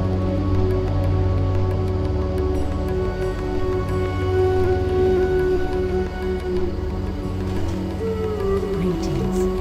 The sharp delight.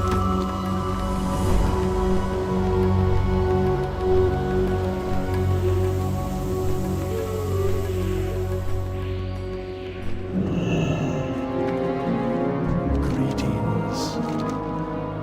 Goodbye.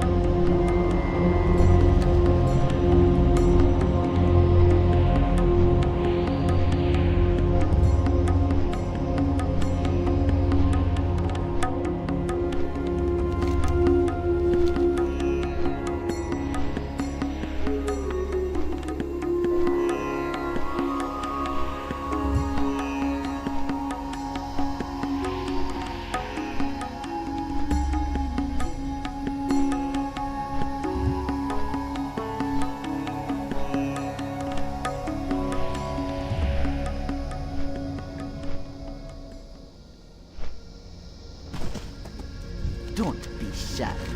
You be careful, man. Bye-bye now. Okay, dokie. We see you now. What you want? We see it. Later. There we go. Okay, so I don't really want to do anything else here. Yeah, I'm gonna go ahead and abandon all this stuff. We're gonna head into Nagrand. And I will start spamming general chat for Ring of Blood. And we'll see. We'll see what happens first. We'll either hit 68 the slow way, or we will get Ring of Blood.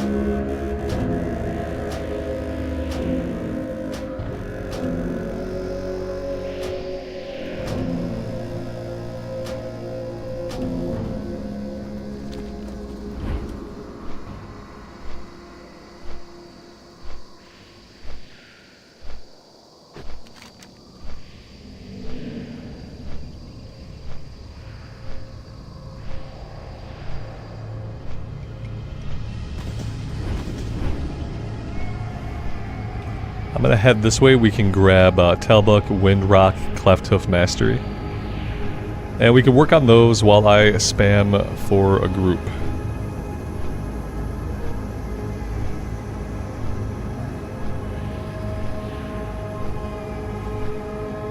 And then I have no idea where Ring of Blood takes place. Oh, right here. It takes place right over this way.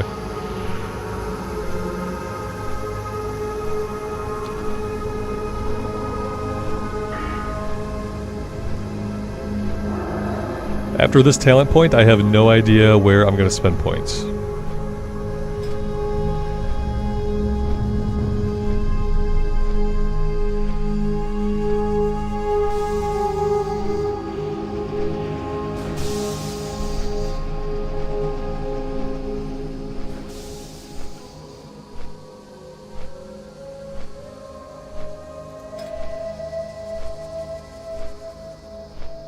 Nothing seems particularly awesome.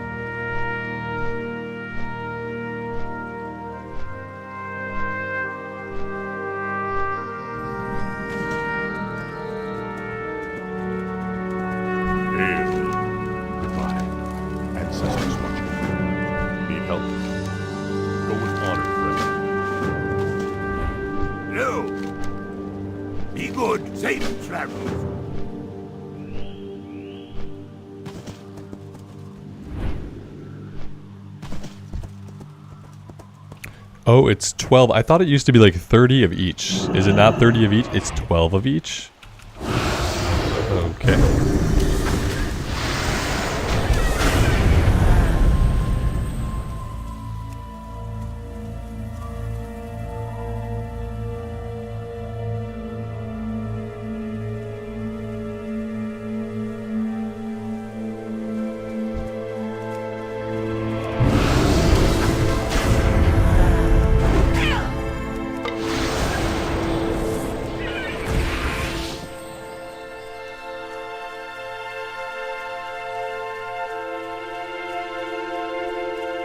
I am spamming General for Ring of Blood, by the way. It's happening, but I don't know if we're going to find a group. Let's see. Yeah, there's quite a few people here, but, you know, some of them could have already done it. Maybe I will jump back in the queue just in case nothing else happens.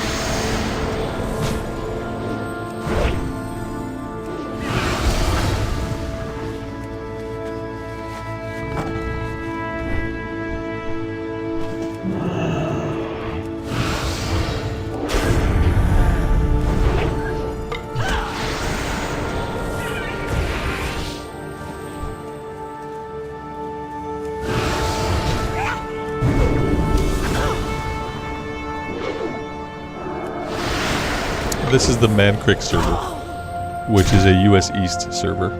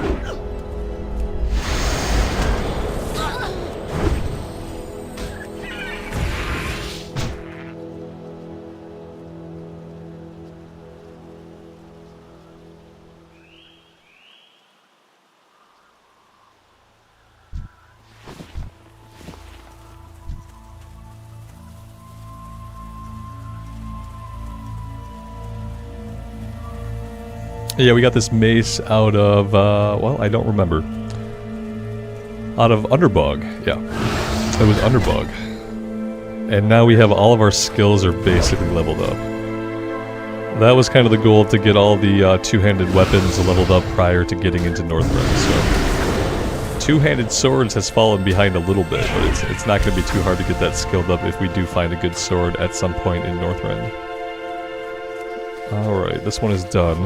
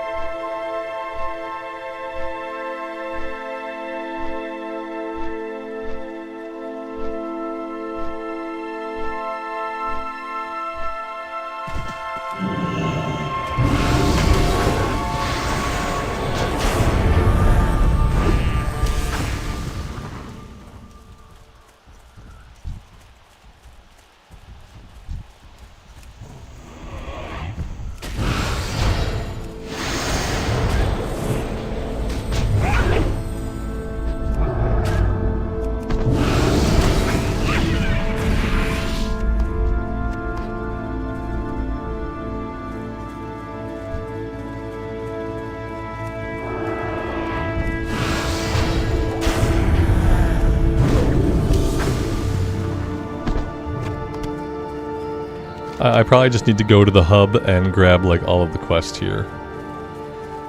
We'll do this first round of kill quest, but yeah, it seems like, you know, Ring of Blood, probably not going to happen. I'll keep spamming for it, but, you know, it just depends on there being like 5 other people, 4 other people in the zone who actually need it. Which might not be the case this afternoon.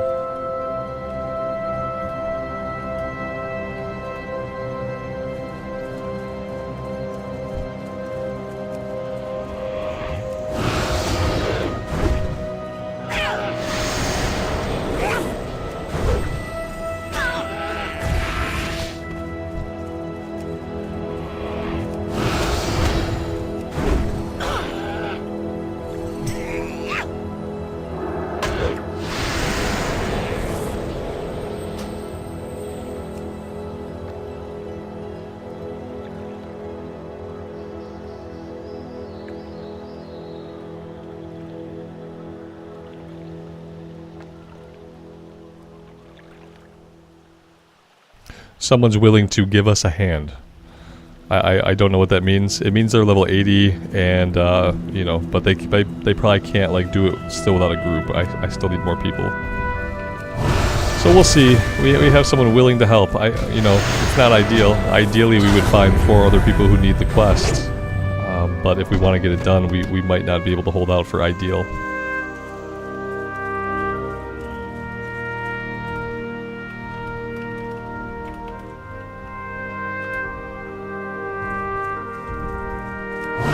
This looks like the Barrens if it got rainfall. Yeah, I can see that.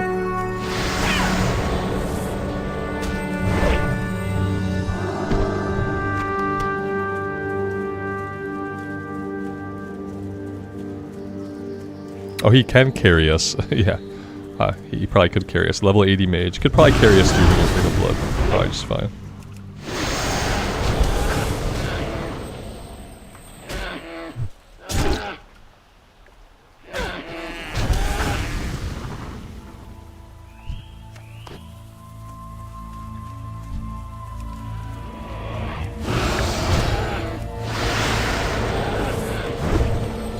Yeah, absolutely. This is probably the most beautiful zone in Outland. Yeah, it's one of the better looking zones in the entire game for sure. But definitely a favorite for Outland.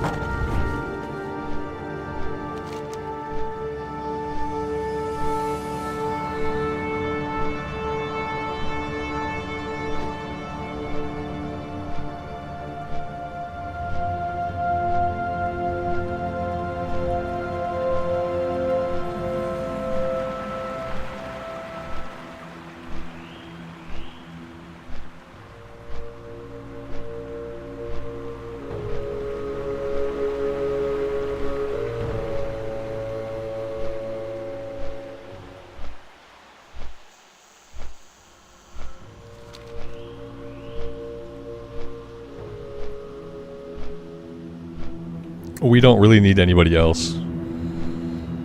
But I figure if there are people who want to be carried through it, they could come into the group, but I haven't gotten anybody else besides the warrior.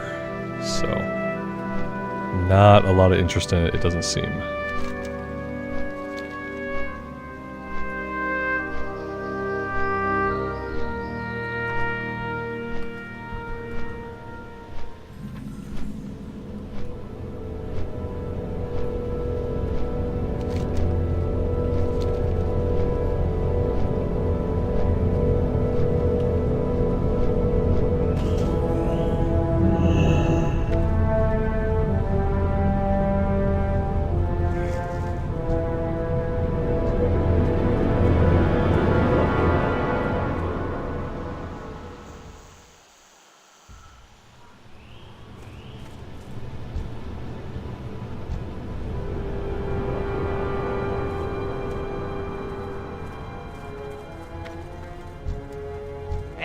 you doing? Have a good one. Whoops. I think they were trying to like communicate with these people, but I think they were doing it in /say. Yeah, somebody there's a couple other people here. I don't know if they were trying to get a group together or what.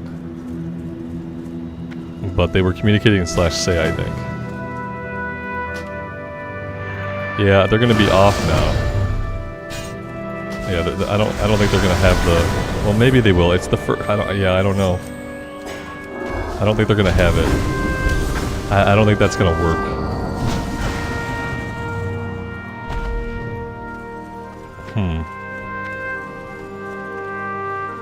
Maybe they'll have to if they start the quest and summon him again, then maybe we'll all be on the same quest line. That's really all I can think of. Do the first guy again. Yeah, I think they'll have to do the first guy again. And then once they do that, then we'll all be on the same page, potentially. I don't know why they wouldn't have just responded to my looking to my general and looking for group spam. I've been spamming it for a while.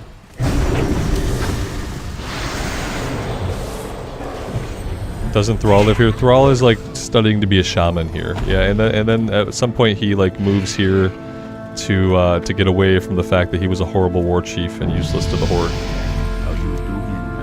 I think in the Sourfang cutscene we see him meet Thrall here. Keep it real. I'm assuming everybody's good, so I'm gonna start the next one. This is not as much XP as I thought it was gonna be. Yeah, it's not gonna get us to 68, but it might get us up close to halfway through the level.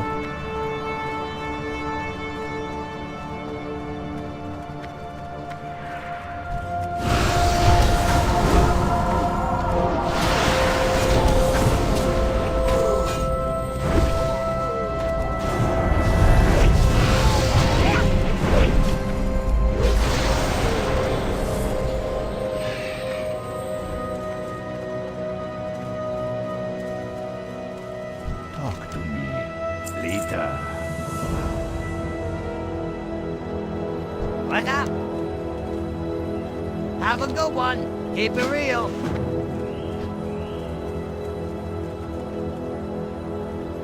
Yeah, the mage said he could carry us. Yeah. He's carrying us, for sure. We don't even have a healer. Yeah, when he got into the group he said we can either find more people or he can just carry me. And we found some more people to get carried, so it's a big old carry fest here.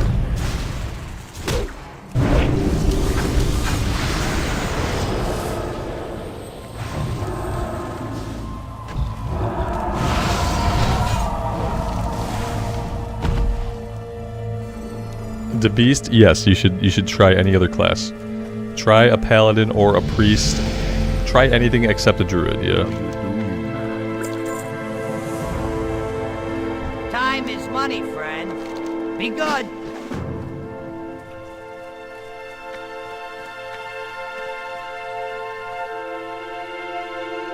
Oh yeah, he is arcane, isn't he? Nice.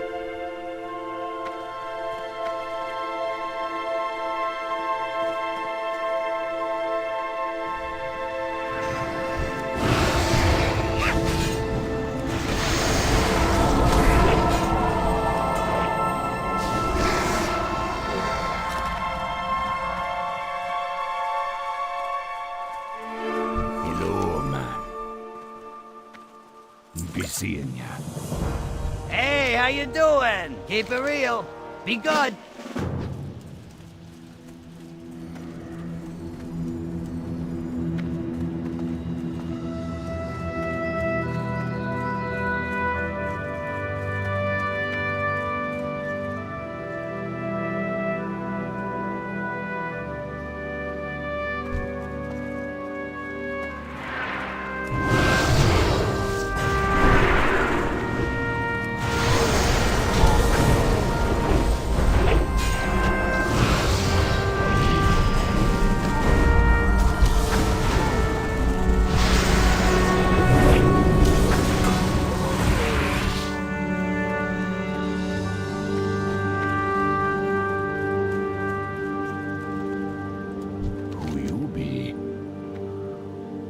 Spirits be with you, man. Yo! Have a good one. Keep it real.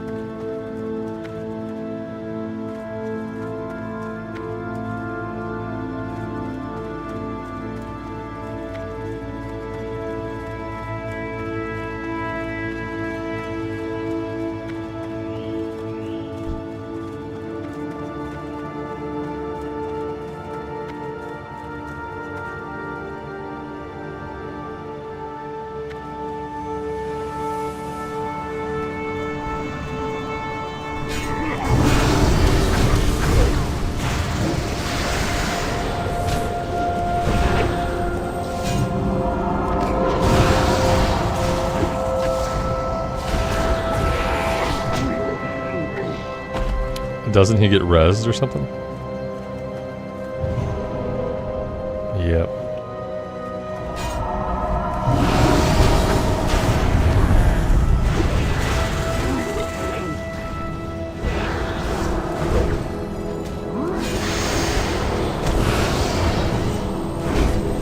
Is this my full-time job? No, this is not a full-time job. This is not even a job. Nope. Not at all. What you want? Stay away from the...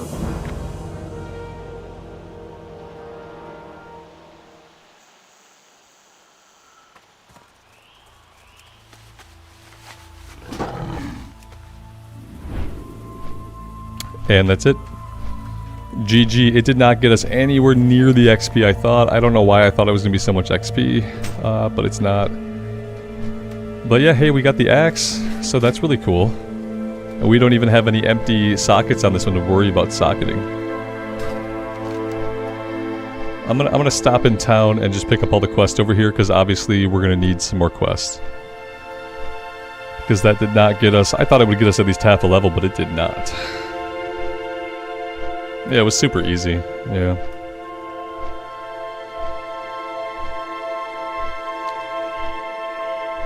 Right.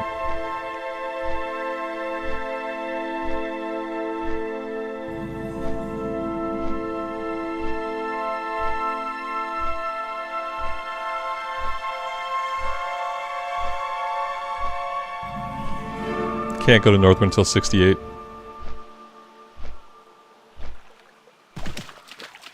Loktar, for the Horde.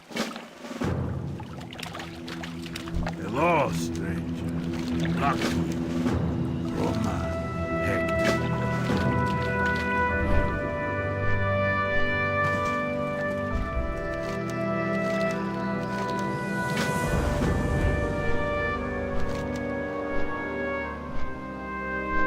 Is this the poop quest? Yeah, digested Caracally.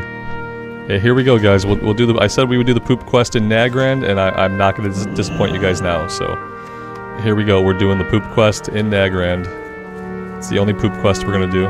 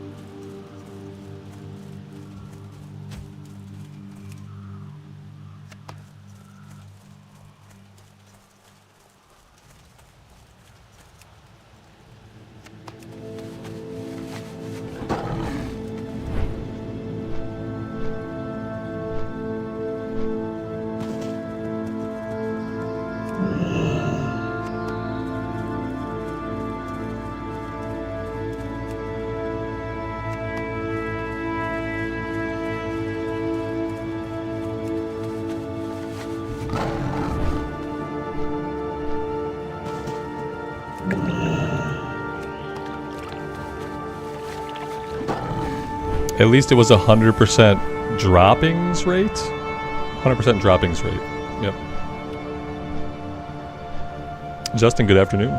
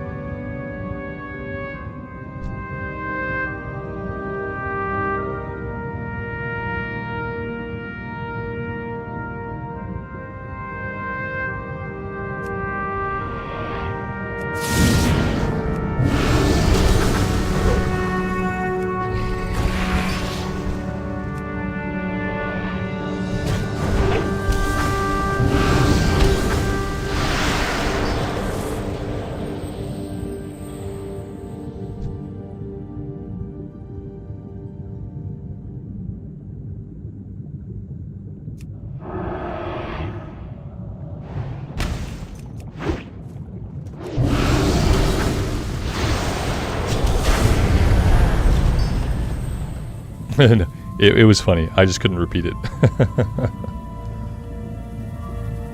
I have to hold my my curse words in reserve for when I really need them. I try to imagine like a curse word meter building up to the point where YouTube will not show my stream to anybody. And so I try to reserve them. I know it doesn't seem like sometimes I try to hold back on them, but I do try to hold back. I try to make it safe for work about 80% of the time. 80% safe for work rating.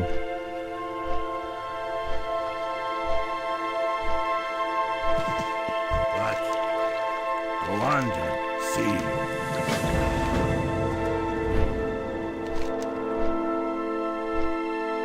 Alright, let's go back down here. We'll go after the rest of the Talbucks, and we need a couple more rhinos. Cleft hoof rhinos, a bunch of those. Let's go back this way.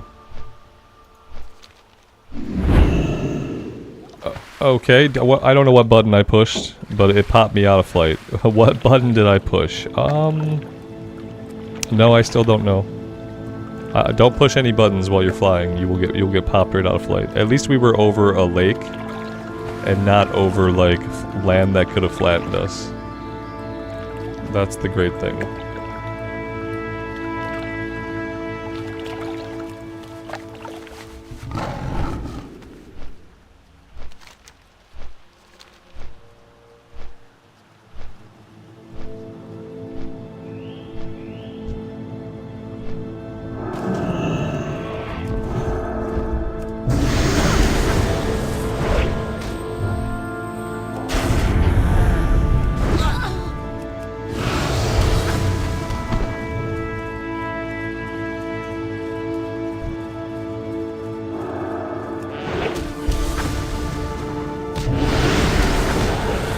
I see in chat we're talking a little bit about the daily heroic lockout. Correct me if I'm wrong, but if you're using the random dungeon finder, you could get the same dungeon twice in one day. I'm pretty sure if you're queuing for heroics on random, I don't think it does lock you out, does it? I remember being able to run randoms all day for heroics back in the day. No, it will. It will. If you have done a heroic, if you're doing stuff on random looking for heroic, you could get the same heroic twice in one day. I'm like 99% sure of this. Just a little bit of a chatter I see going on in guild chat. Yeah, now if you queue up for them individually, you're going to be locked out. If you go to queue like individually for a specific dungeon, but if you're just doing random all day, yeah, you're going to get the same dungeons, you know? Yeah, you don't... Yeah, the specific ones get locked out, but if you're queuing on random, you can get the same ones over and over again. It's random. Because otherwise you'd have a depleting pool of things you were available to do, and that wouldn't work out with the spirit of like the random dungeon finder. Yeah, if you're doing randoms, you can do them multiple times a day. It doesn't matter.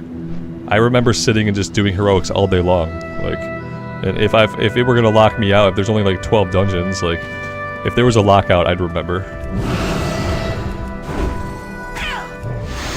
As long as you're doing random, you won't get locked out.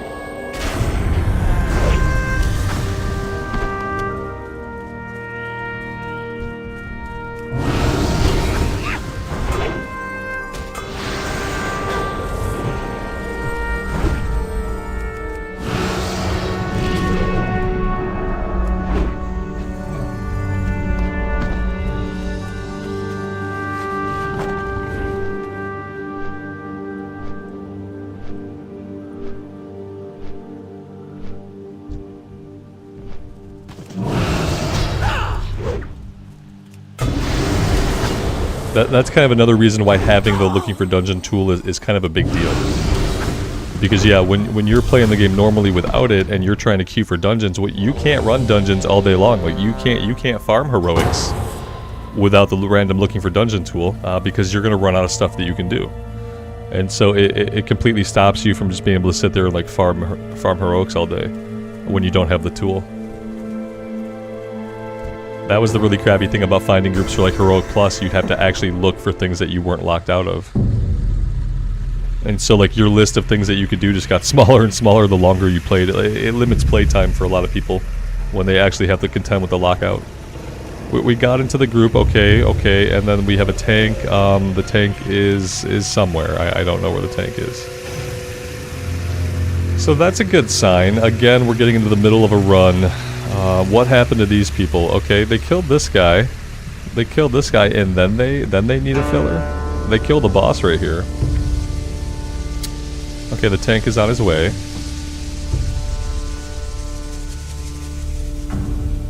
This one has a rare mount that drops. I've never seen it. I probably never will.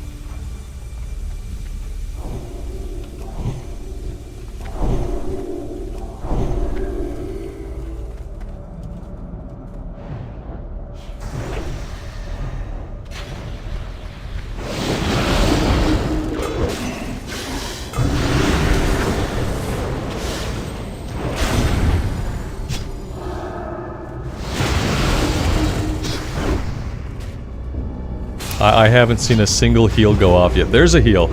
There it is. Okay. I was gonna say, I can see why someone might have left the group if no heals are going out, but we did get a heal going out, so that's a good sign. Let's see what happens here. Let's see that the tank has pulled. He's pulled 2 groups. The groups are running for the mage. They're probably gonna kill the mage. The tank might go down also.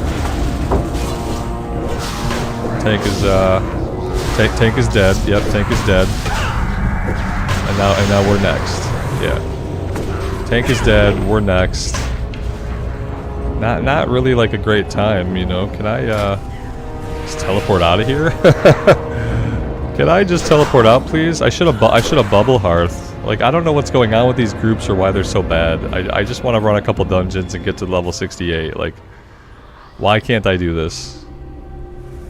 Why can't we just do the dungeon? Like, I don't understand why it has to be hard. This is not hard content. This is done content. You just pull a group, you kill the group, you pull another group, you kill that group. It's not rocket science. I don't get it. I don't know if I'm doing this or not. It's going to be a run back to even get to where we were. They've killed several bosses. I'll give it one more shot. I'm wasting my time now. That's the annoying part. It just seems like this is going to be a huge waste of time. We're not going to get any experience out of it, even if we manage to clear it. Oh, big oof. This might take the wind out of the sails for today. I probably should have listened to my own advice and like avoided these dungeons entirely. People seem to be getting stupider and stupider the closer they get to 70. I should have just stayed out of the queue. I got used to being able to break up the monotony of questing with dungeons, but I should have stayed out of the queue. We should just ground it out in the questing, as painful as it can be. But no, it was the tank. The tank stupidly pulled 2 giant groups. Like, he just pulled too many groups for his skill level. It's not the healers. It's not the healer's fault. The tank was stupid. And then he pulled the other group, but then he couldn't get threat on it because he was going to die anyway. And so I think it went after the mage or one of the mages. Just a bad tank, you know. Pretty typical. Yeah, when you pull 16 more guys than you can tank, like, the healer's not going to be able to do a lot.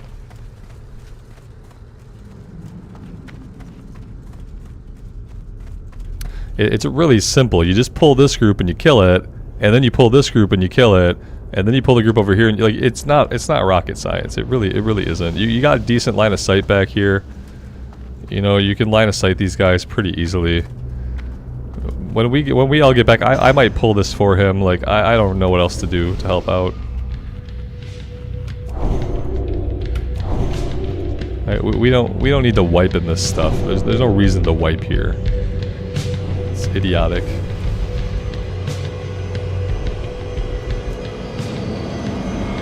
Now here he goes. Yeah. Let's do the same thing twice. Yeah, there you go. Pull him back. Look at that. That's amazing.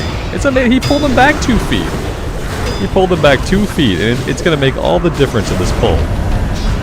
He didn't try to tank them right where they stood. It's amazing. Look, he got smart really fast. His brain expanded 3 times that day. Another group. I don't know. What should we do? Should we pull it? This music always reminds me of Final Fantasy VII. Like the initial couple of Mako reactors you go after.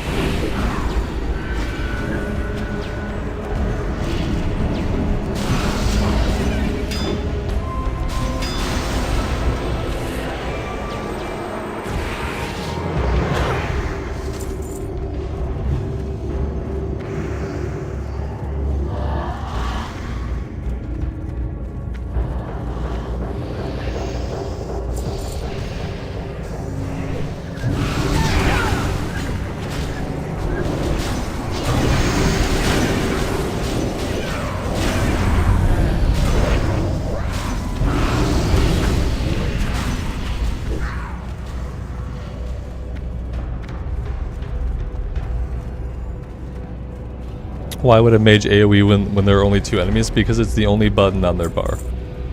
Why would they put any other attacks on their bar?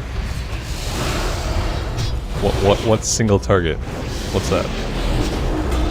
They don't know what it is. Single target is for when you have only 1 enemy, right? Is that what single target means? If I have 2 enemies, don't I AoE?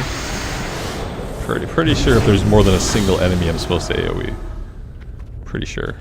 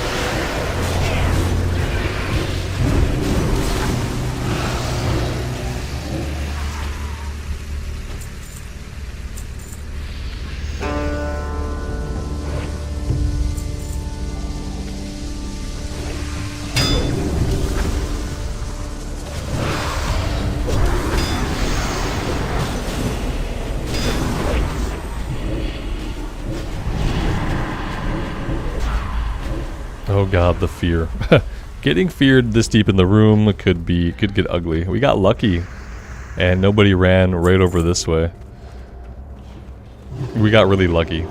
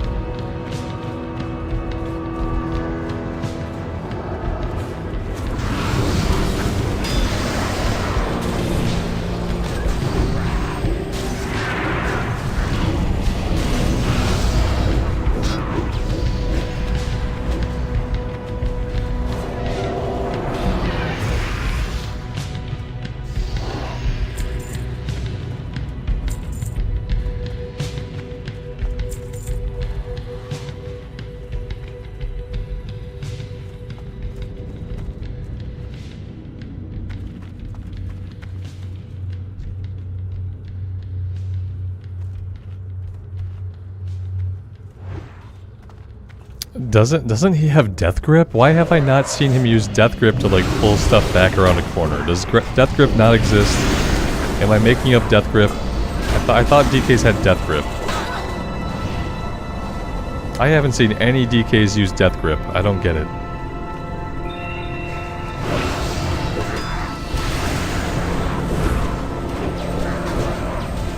Can't you like Death Grip the caster, like step behind the thing, pull him out of the room? It'd be easy, just Death Grip him. That way you can lay Death and Decay down and then you can Death Grip them into your Death and Decay. It seems really simple. I haven't seen any DKs use Death Grip at all. Now that I reflect back on it, none of them have. Trinkets, yes. You in a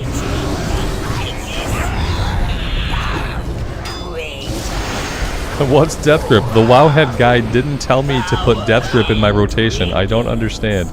We have to line of sight this. I wonder if they know that. Okay, well, one of the DPS didn't know that. Okay. Yeah, we're supposed to line of sight that one.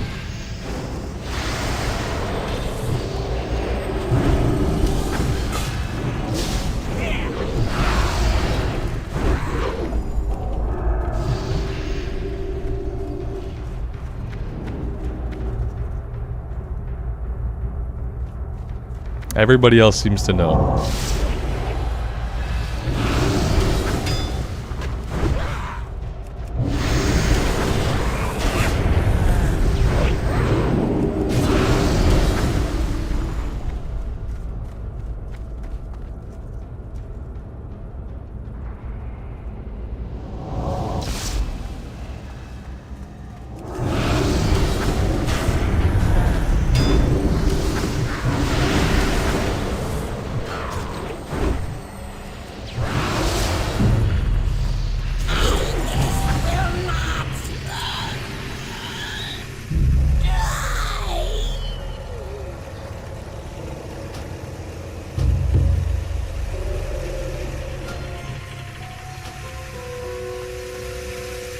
At least he caught a res.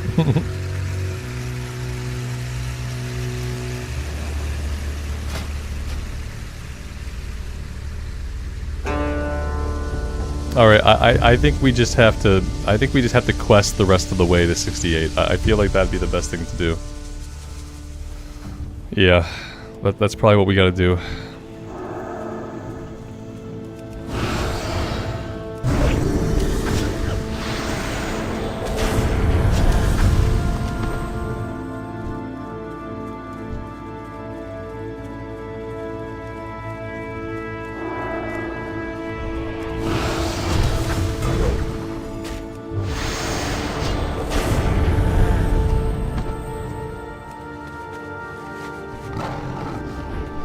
Yeah, we're getting close.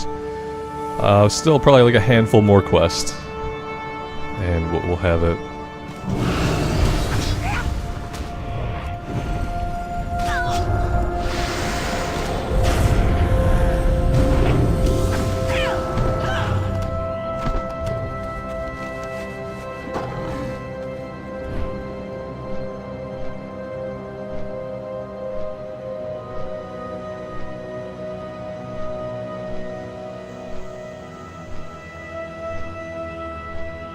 We have a quest for Earth Spirits. I've seen them like here and there. I haven't seen like too many all in one place.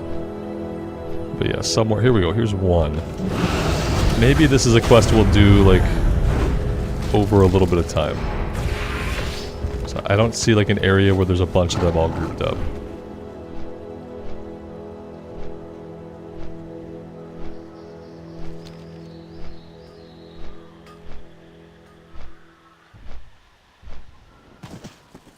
Well met. Go in peace. Goodbye. Go in peace. Light be with you. Light bless you. Be careful. What can I do for you? Keep your feet on the ground.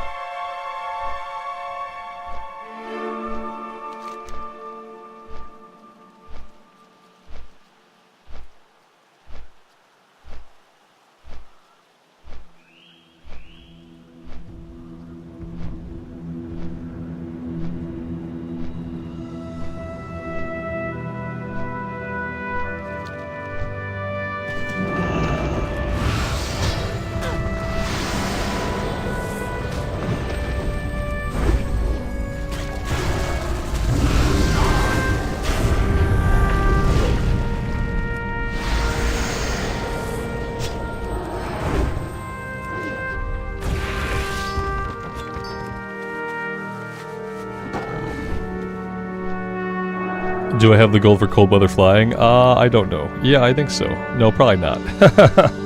I got a little bit of gold, maybe. How much is it? Is it like 1,200? And when can I train it? Can I train it right away at level 68?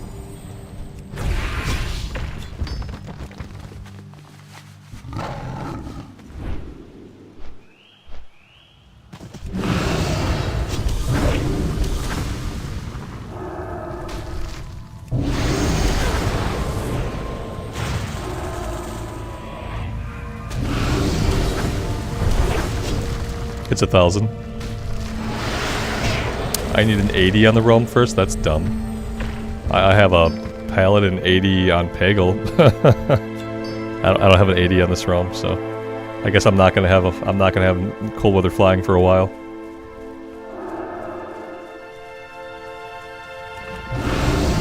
Sad that we're getting it when we're 78. Yeah.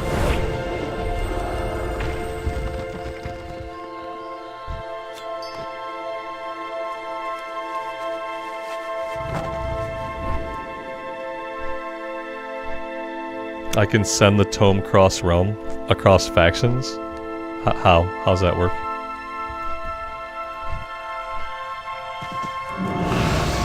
I'd have to have money, you know.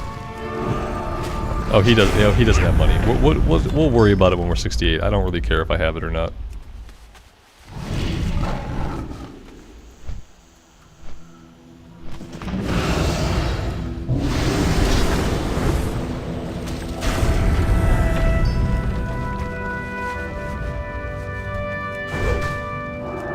I doubt that Paladin has 1,000 gold.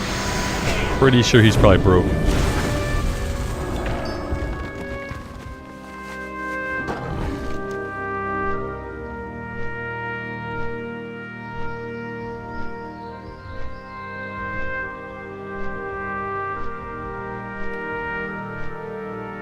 Self-Heal Bunny, good afternoon. Thanks for stopping by the stream. I appreciate it.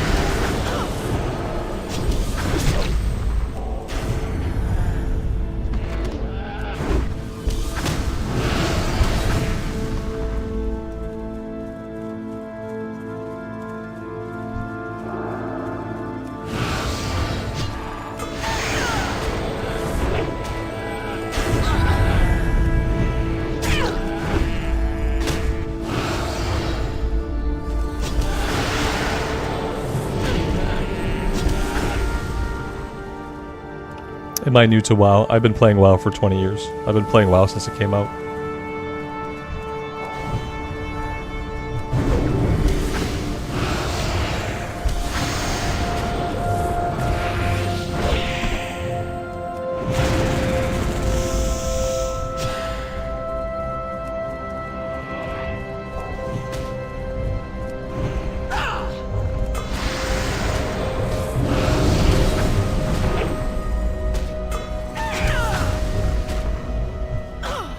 What do I think of hardcore? It's fun.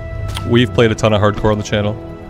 We've been playing hardcore for the past like 11 months, starting on Blood Elf Buccaneers and then most recently on the official servers. It's fun. We are doing this to take a little break from hardcore. Because yeah, like I said, we've been doing the hardcore thing for a long time. I could have had a baby and then like raised the baby a bit, but it's like in the time we've done hardcore. I mean, I couldn't have done it, but like somebody could have. So yeah, we've been doing hardcore for a while.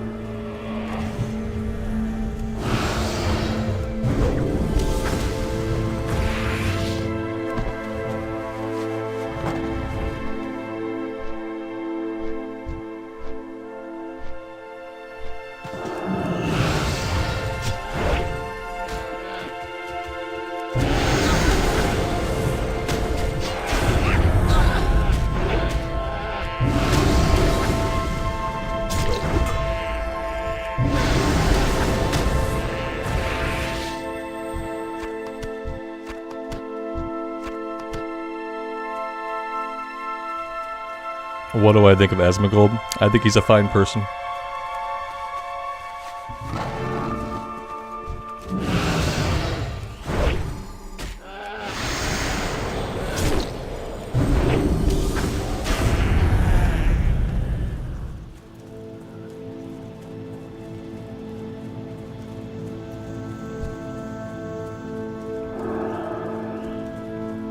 Yep, I like Asmon. I don't have anything against Asmon.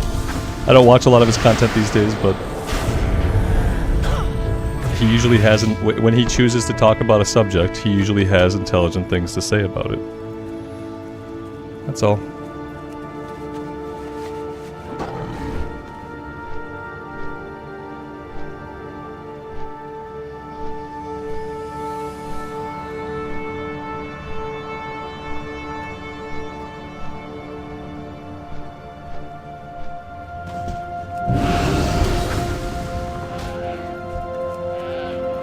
Yeah, I mean, honesty is pretty much unavoidable. When you stream in front of people for like hours and hours and hours a day, and like where everything you say is like in a VOD or recorded somewhere, like you basically just have to be an honest person. Like if you're streaming, you know, all the time and you're not being honest with the stuff you believe in, then you know it's gonna come out.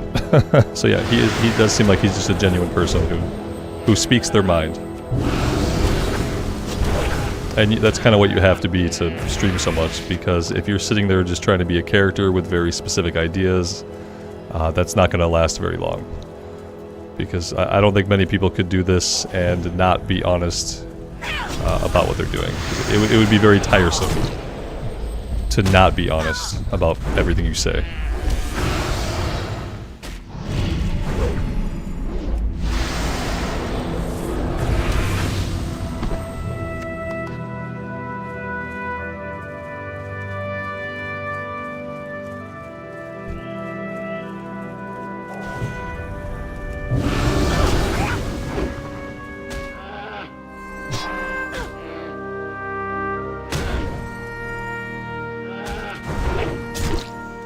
The moment when my office door slowly opens and then nobody comes in.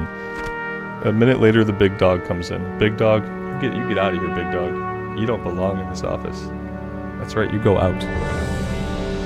He spooked me. My door like slowly opened, and then nobody was coming in. And now he's in the doorway just staring at me. Big dog, go upstairs. He's not listening. He knows I have no power over him right now.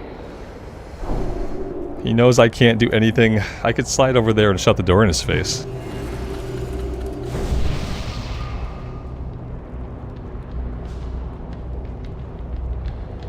There we go. Problem solved. Bye-bye, big dog.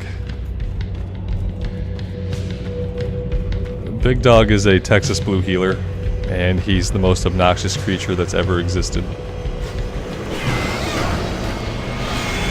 He barks and talks.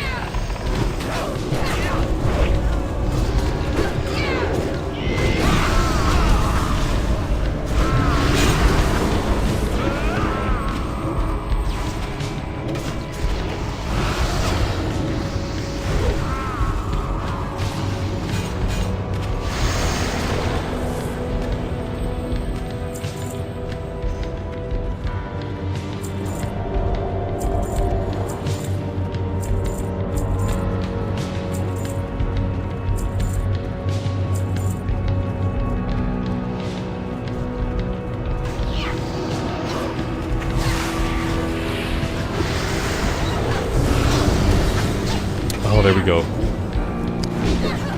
Mark, probably not. It's winter time, so I was muted. That's second mute of the day. If I mute myself accidentally one more time, I have to read several comments in the Lego Batman voice. Cause yeah, that was my second accidental mute of the day. That's good. I get one more before I have to do that. Yeah.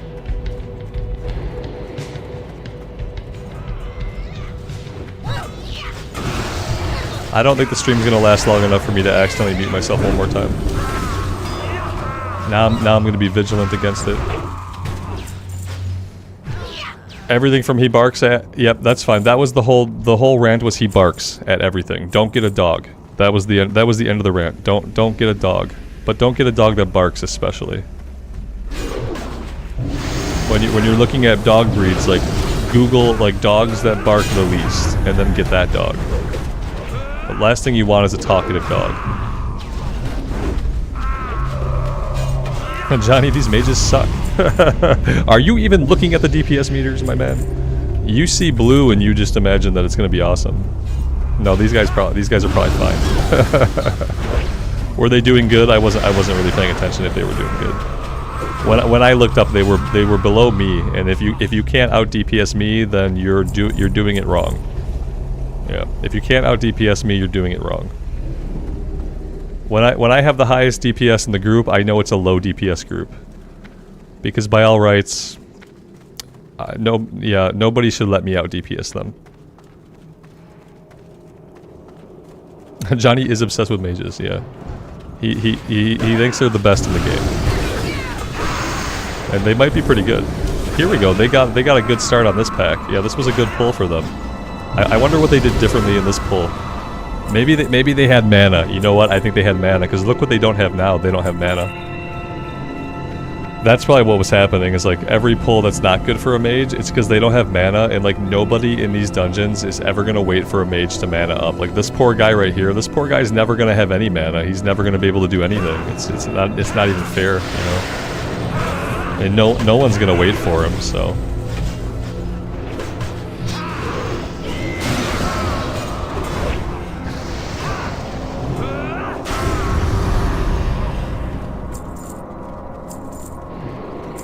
Buffalo Bill, good afternoon.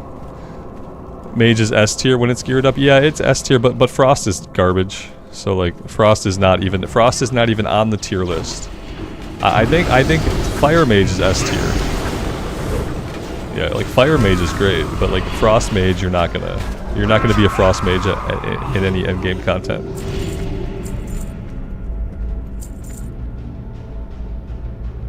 Is the random dungeon finder working well? It seems to be working well enough for my purposes. Yeah. I haven't had a lot of problems with it. Sometimes you run into people who are stupid, but that's the same as any other version of the game and any other part of life. Sometimes you run into people who are stupid. Sometimes it turns out that you are the person that was stupid. That happens to me too.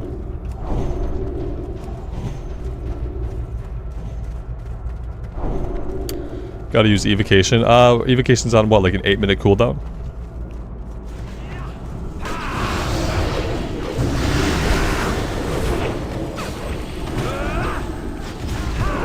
Moonkin is S tier? No.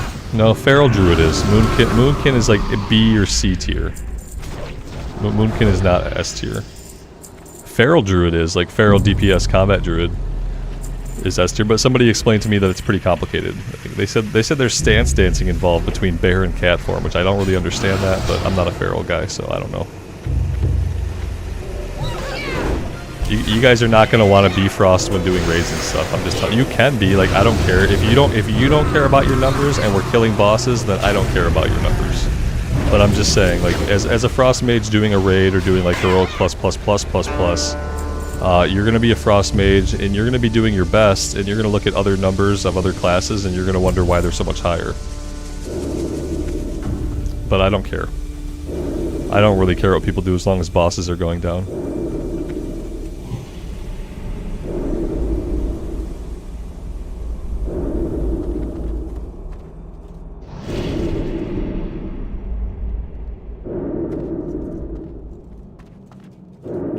Apparently we want to pull him down the stairs. I don't really know why it matters. Buffalo says, as long as you have a 10k gear score, I'm happy. Yeah, there you go.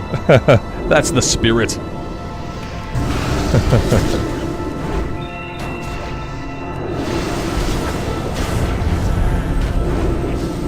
Yeah, I would advise, like, anybody who's a mage, like, it's fun to level up as Frost. Frost is a really fun spec. But I would say, like, if you are interested in your numbers being as good as they could be, if that appeals to you at all, then I would say go. You can even go Arcane. Arcane is not as good as Fire, but Arcane. Ooh, we're getting melted. Arcane is more DPS than Frost. So yeah, they're focusing on me. I don't like it. Don't focus on me. Focus on the tank, please. I'm assuming, like, these fires. Like, I don't want to stand in the fires. The fires seem bad. Fires seem bad. I did something wrong there because we got hit quite a bit. One-handed sword. Okay, we don't need it. I'm gonna heal myself a bit. I feel like that's the right thing to do. Is it a debuff thing? Yeah. We survived. That's all that matters.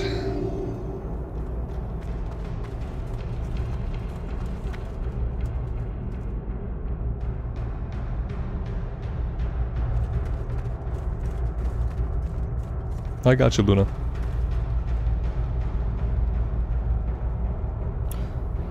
What's my favorite healer? I don't really mind who heals. Like, yeah, I mean, like, Paladin are the best healers in an ICC patch, so like Paladins are always a good choice. But I feel like all the healers are pretty good. The only time I really care about who's healing me is if I'm a warrior tank. If I'm a warrior tank, then I don't want a disciplined priest healing me. Because discipline is going to rely on bubbles, and as a warrior tank, like, you want to be hit, you don't want to be bubbled, so that would really be the only scenario when I would care about a healer, is if I were a like this guy. Like, this guy's happy to have a holy pally and not have a disciplined priest.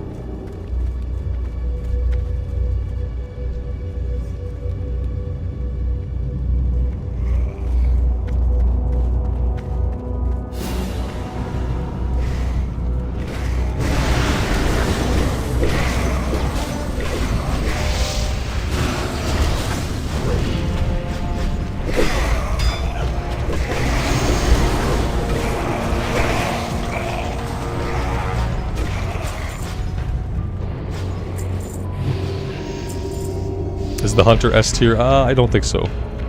I think they have a spec in like A or B tier. I don't think they have a spec in S tier. S tier is Affliction Warlock, Combat Rogue, Fury Warrior, Fire Mage. I think those are the 4 S tier DPS.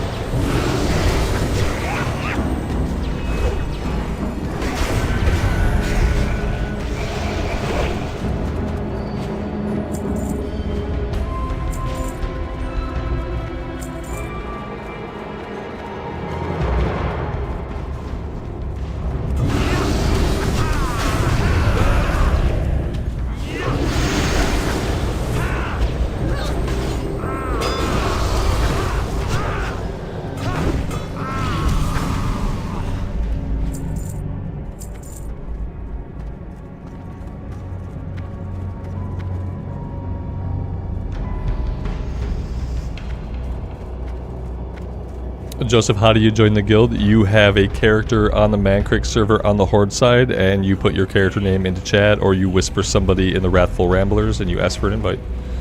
And then after that, to stay in the guild, you are a decent human being, and you don't say anything sexist, racist, or political in guild chat. So yeah, pretty easy to get in, and it should be relatively easy to stay in. Just be a decent human being. And if you're not a decent human being, just hide that well.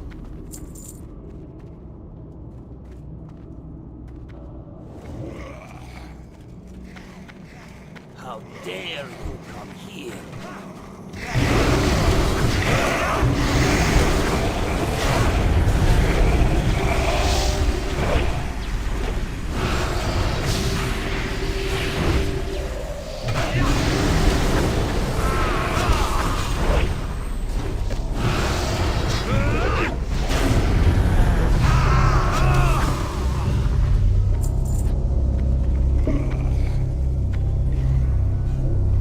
What's the DPS class I find the most fun in Lich King?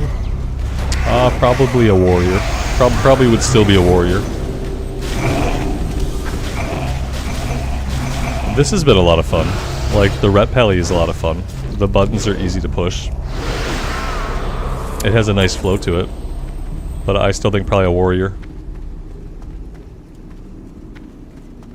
Joe, no, I haven't even brought it up. We talked about it a while ago. It just never really happened. I never really like buckled down on it. It'd probably be really easy to get one, but then I wonder like what would people send me? How often will I go to the post office, you know, like I'll have a PO box, it'll be a small PO box. And like I'll probably never go to the post office. Like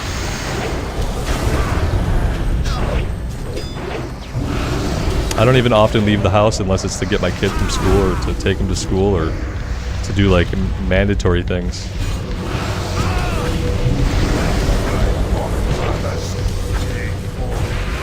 You'll send stuff? That worries me. Yeah, now I'm worried. Like, what are you gonna send me? I'm worried more than anything. Now more than anything, I'm like kind of like, man, maybe I shouldn't go to the post office. People are gonna send me like physical objects. I don't know. I don't know how I feel about physical objects. What is this? Do I already have it? It increases attack power. I feel like that's good for us. I feel like attack power is good. That was the last guy, wasn't it? Action figures? Okay. Well, that's cool. Opened or unopened? Played with or not played with? So that's important too.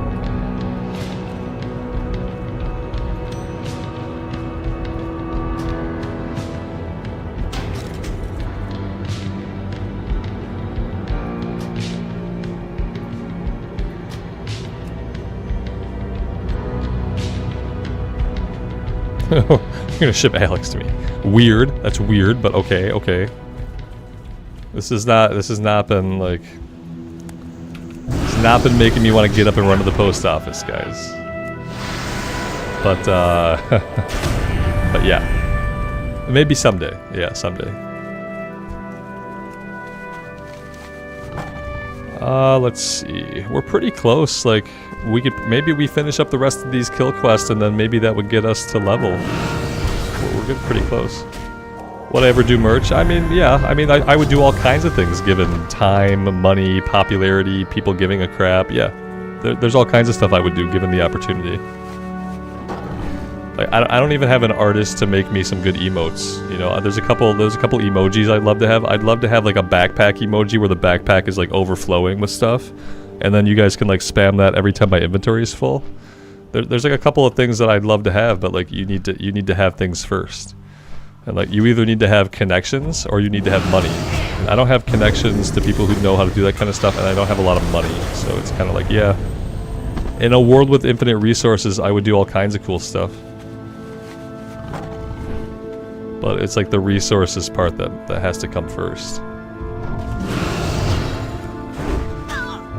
Because when you do any kind of merch, then you have to worry about shipping. And like I know like a lot of you guys, like right off the bat, I'll say a lot of you guys are from the EU. And like shipping from the States to the EU, like shipping is a nightmare and it's usually super expensive. And so like right away I'm immediately discouraged. Because I know like people in the EU, when it comes to shipping merch, like you're gonna pay an arm and a leg for shipping, and then it's gonna take forever to get the items. And like that just seems like a bad experience. I wouldn't want to be a part of that bad experience.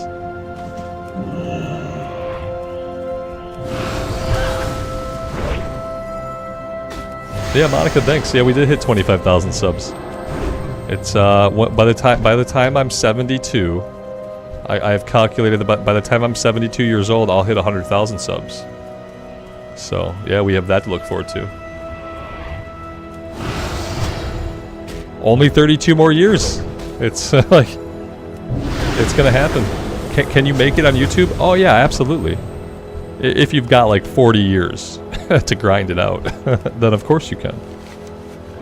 Yep, 72 is when I'll, at my current rate of growth, 72 is how old I will be when I hit 100,000 subs. I got a feeling I'm not going to make it that long, but that's just my feeling. My son's already said that like if I die before getting the 100,000 subs plaque, that he'll carry on the channel.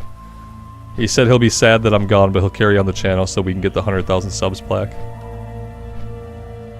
And that's probably like the more realistic outcome at this point.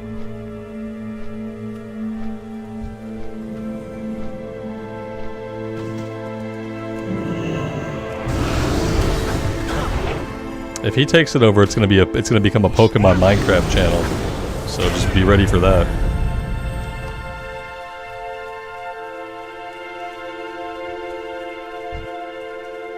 Yeah, we got 3 bubbles. I don't want to go back and turn in a bunch of quests prematurely and like not quite have enough to get there. That would be very anticlimactic. Maybe we'll finish up these kill quests and then we'll go turn it in, and maybe that will get us there. Because yeah, I'm interested in getting right onto the boat, right at 68, or the ship, or whatever. I don't even really remember how the Horde gets to Northrend. Is there a Zeppelin tower? Yeah, maybe the Zeppelin tower outside Orgrimmar. Maybe it's got to be that, or maybe like Undercity could be an option.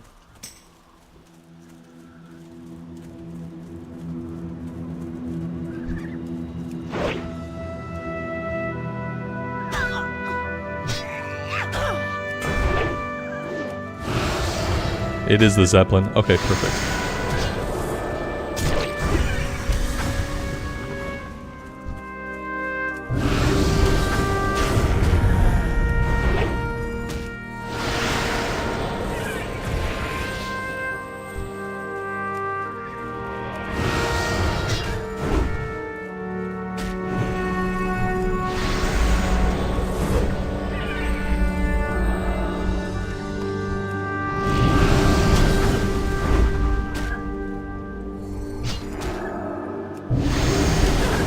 Straw Hat, you'd like to see some Pokemon? Yeah, my kid would love to take over the channel and just play Pokemon.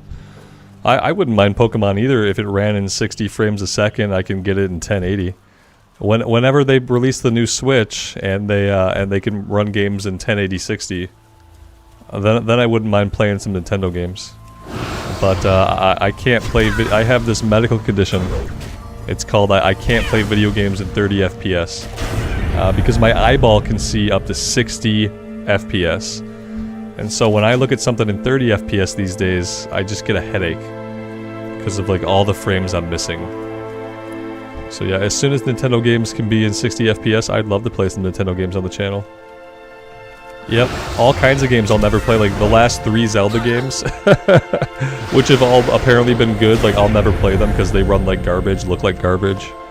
The last 3, like Pokemon Arceus was a lot of fun, I really enjoyed it, but again, like I can't look at a game in 30 FPS for too long without getting a headache.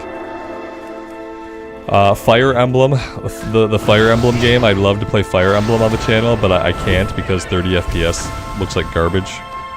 Yeah, it's technology right now. They gotta have better tech.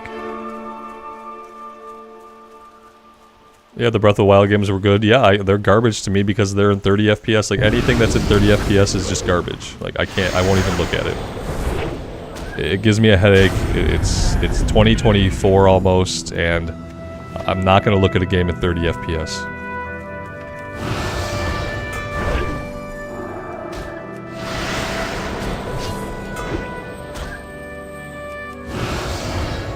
Especially not one that has like beautiful artwork. Like don't give me beautiful artwork and then have it be in 30 FPS. It's like catfishing. Like I don't appreciate your beautiful artwork in 30 FPS. Obviously nobody does. We all just want to play it in 60 FPS. Like I get that people who are big Nintendo stans will tolerate it. You've been tolerating Nintendo's crap for like decades and decades. But like I'm not a Nintendo stan, so I won't accept their crappy technology.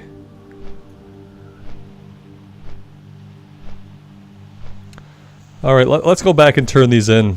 I have a feeling that we'll at least be really close to hitting 68.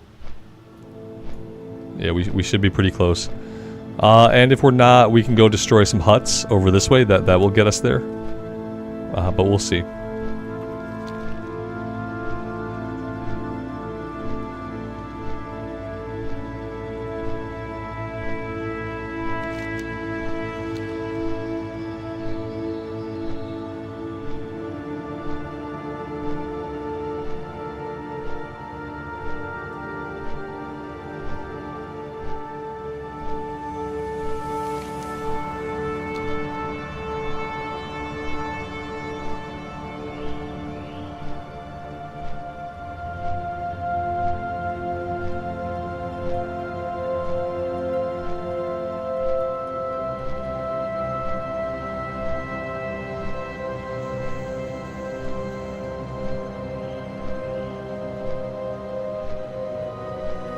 They make even more money because what they do every time is that they create a piece of hardware that's really old and they use a bunch of warehouse parts. And so they don't have to spend any money on developing technology. They don't have to spend any money on like research and development. They don't have to spend any money on testing the technology because it's all 10 years old, so it's all been thoroughly tested.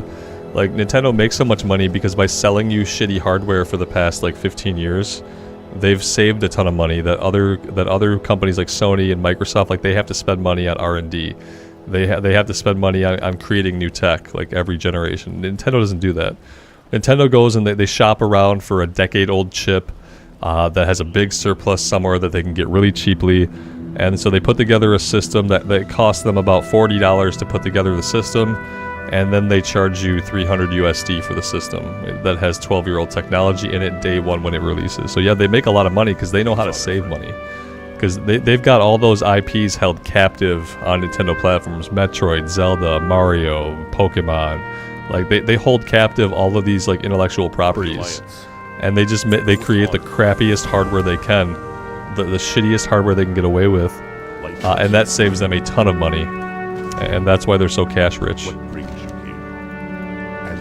Even their brand new system that's going to be coming out whenever, like even that is only gonna have the power. A PS4 Pro is what I heard. It'll have the power of a PS4 Pro, or an X. And by the time the system comes out, it's going to be 2025.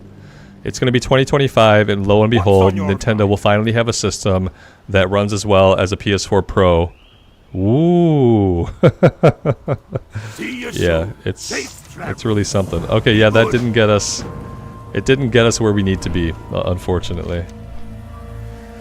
Let's come down here and we'll destroy the huts, and we'll see how that goes.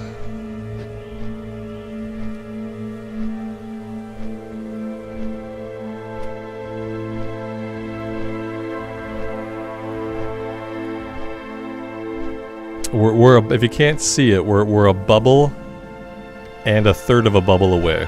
One bubble and 1/3 bubble. And then we'll have it. I don't think this quest will get it for us. But we'll do this quest and we'll see. It seems pretty straightforward. We gotta use the item. We gotta be in the hut, I think. Yeah, we gotta be inside of it, I think. We gotta be so far inside of it. There we go. Okay, it's fine. We're just getting shot by arrows, but it's okay.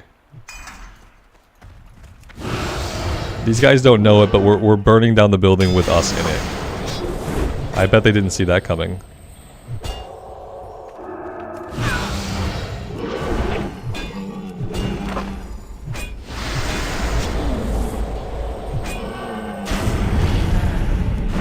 One of the NPCs said for the Alliance. Oh, that's super rude. What the hell is their problem?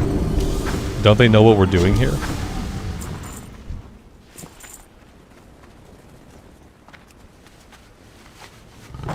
Exactly, they just got a bunch of PS4 Pros, dismantled them to reuse the parts. Yeah, it's something like that. It's just like they want to use older technology because it's super cheap. There's like, they can find a surplus of it, you know, it's probably easy to like replicate, like...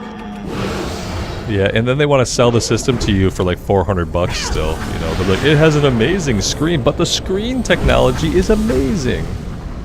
Okay, but like, who cares? I'm hooking up to my TV. I don't care about the screen technology. I care about 1080 60.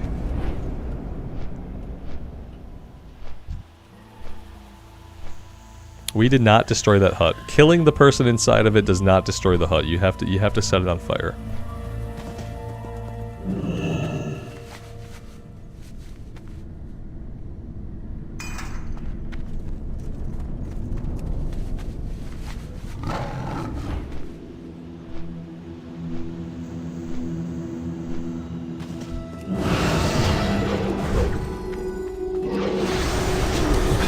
A 4K switch. I would settle for 1440/60. Like 1440/60 would be a good step. If you're gonna put out a console in 2025, I feel like 1440/60 should really be your low mark. I don't know if 1080. Like I'll be fine with 1080/60 just because like we haven't had it. So yeah, it'll seem great, but it's not gonna be great. It's gonna be better than what we've had with Nintendo.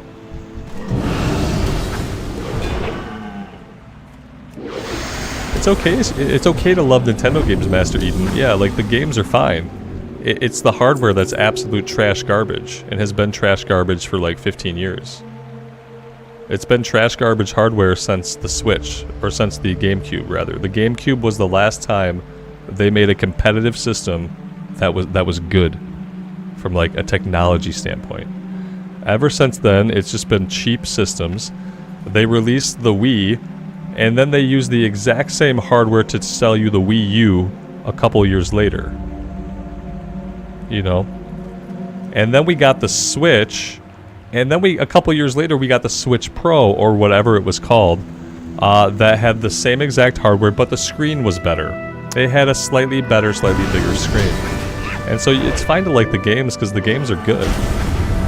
It's their crappy business practices and their garbage hardware that suck.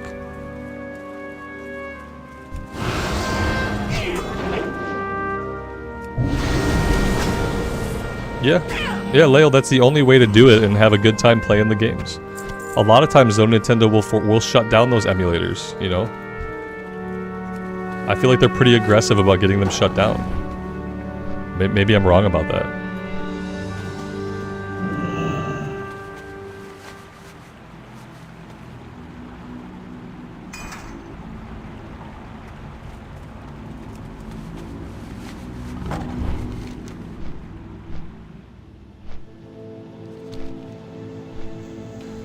Alright, we have two things, two quests to turn in back here. Maybe this gets us level 68, let's cross our fingers. Possibly, maybe.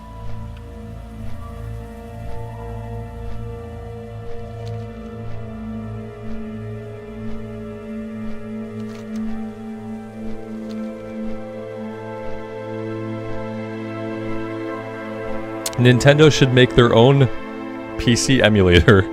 They should sell it to people. I'm sure there'd be plenty of people who would be willing to pay Nintendo extra money if it meant they could run Nintendo games on their PC in 60 FPS. I'm sure there are lots of people that would love to run the games on better hardware and would probably be willing to pay Nintendo directly for the privilege of doing so. Kind of like how you can install some Xbox Game Pass games, you can install them like on your PC. Kind of the same kind of philosophy.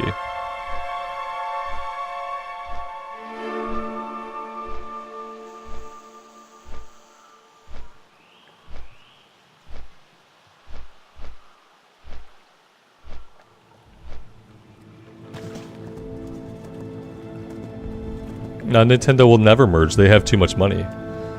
They have way too much money. They'll never have to merge or do anything with anybody. No, they're like completely opposed to it. They don't even release their games on PC decades later. Like you never get Zelda on PC 2 years. You know how like PS5 will have an exclusive, it'll be a PlayStation exclusive, but a couple years later it comes out to PC. Nintendo has never done that. Nintendo will never do that. Because they want you to buy their frickin' hardware. They want you to buy their crappy hardware because that's where they're making all the money. Oh god. What else? We are so close. We're gonna grind. If we don't get it here, we're just gonna grind it out. What you need, friend? You come Oh, we're done! We're done! Ah, goodbye, Outland. It was nice while it lasted. I'm glad it didn't last too long.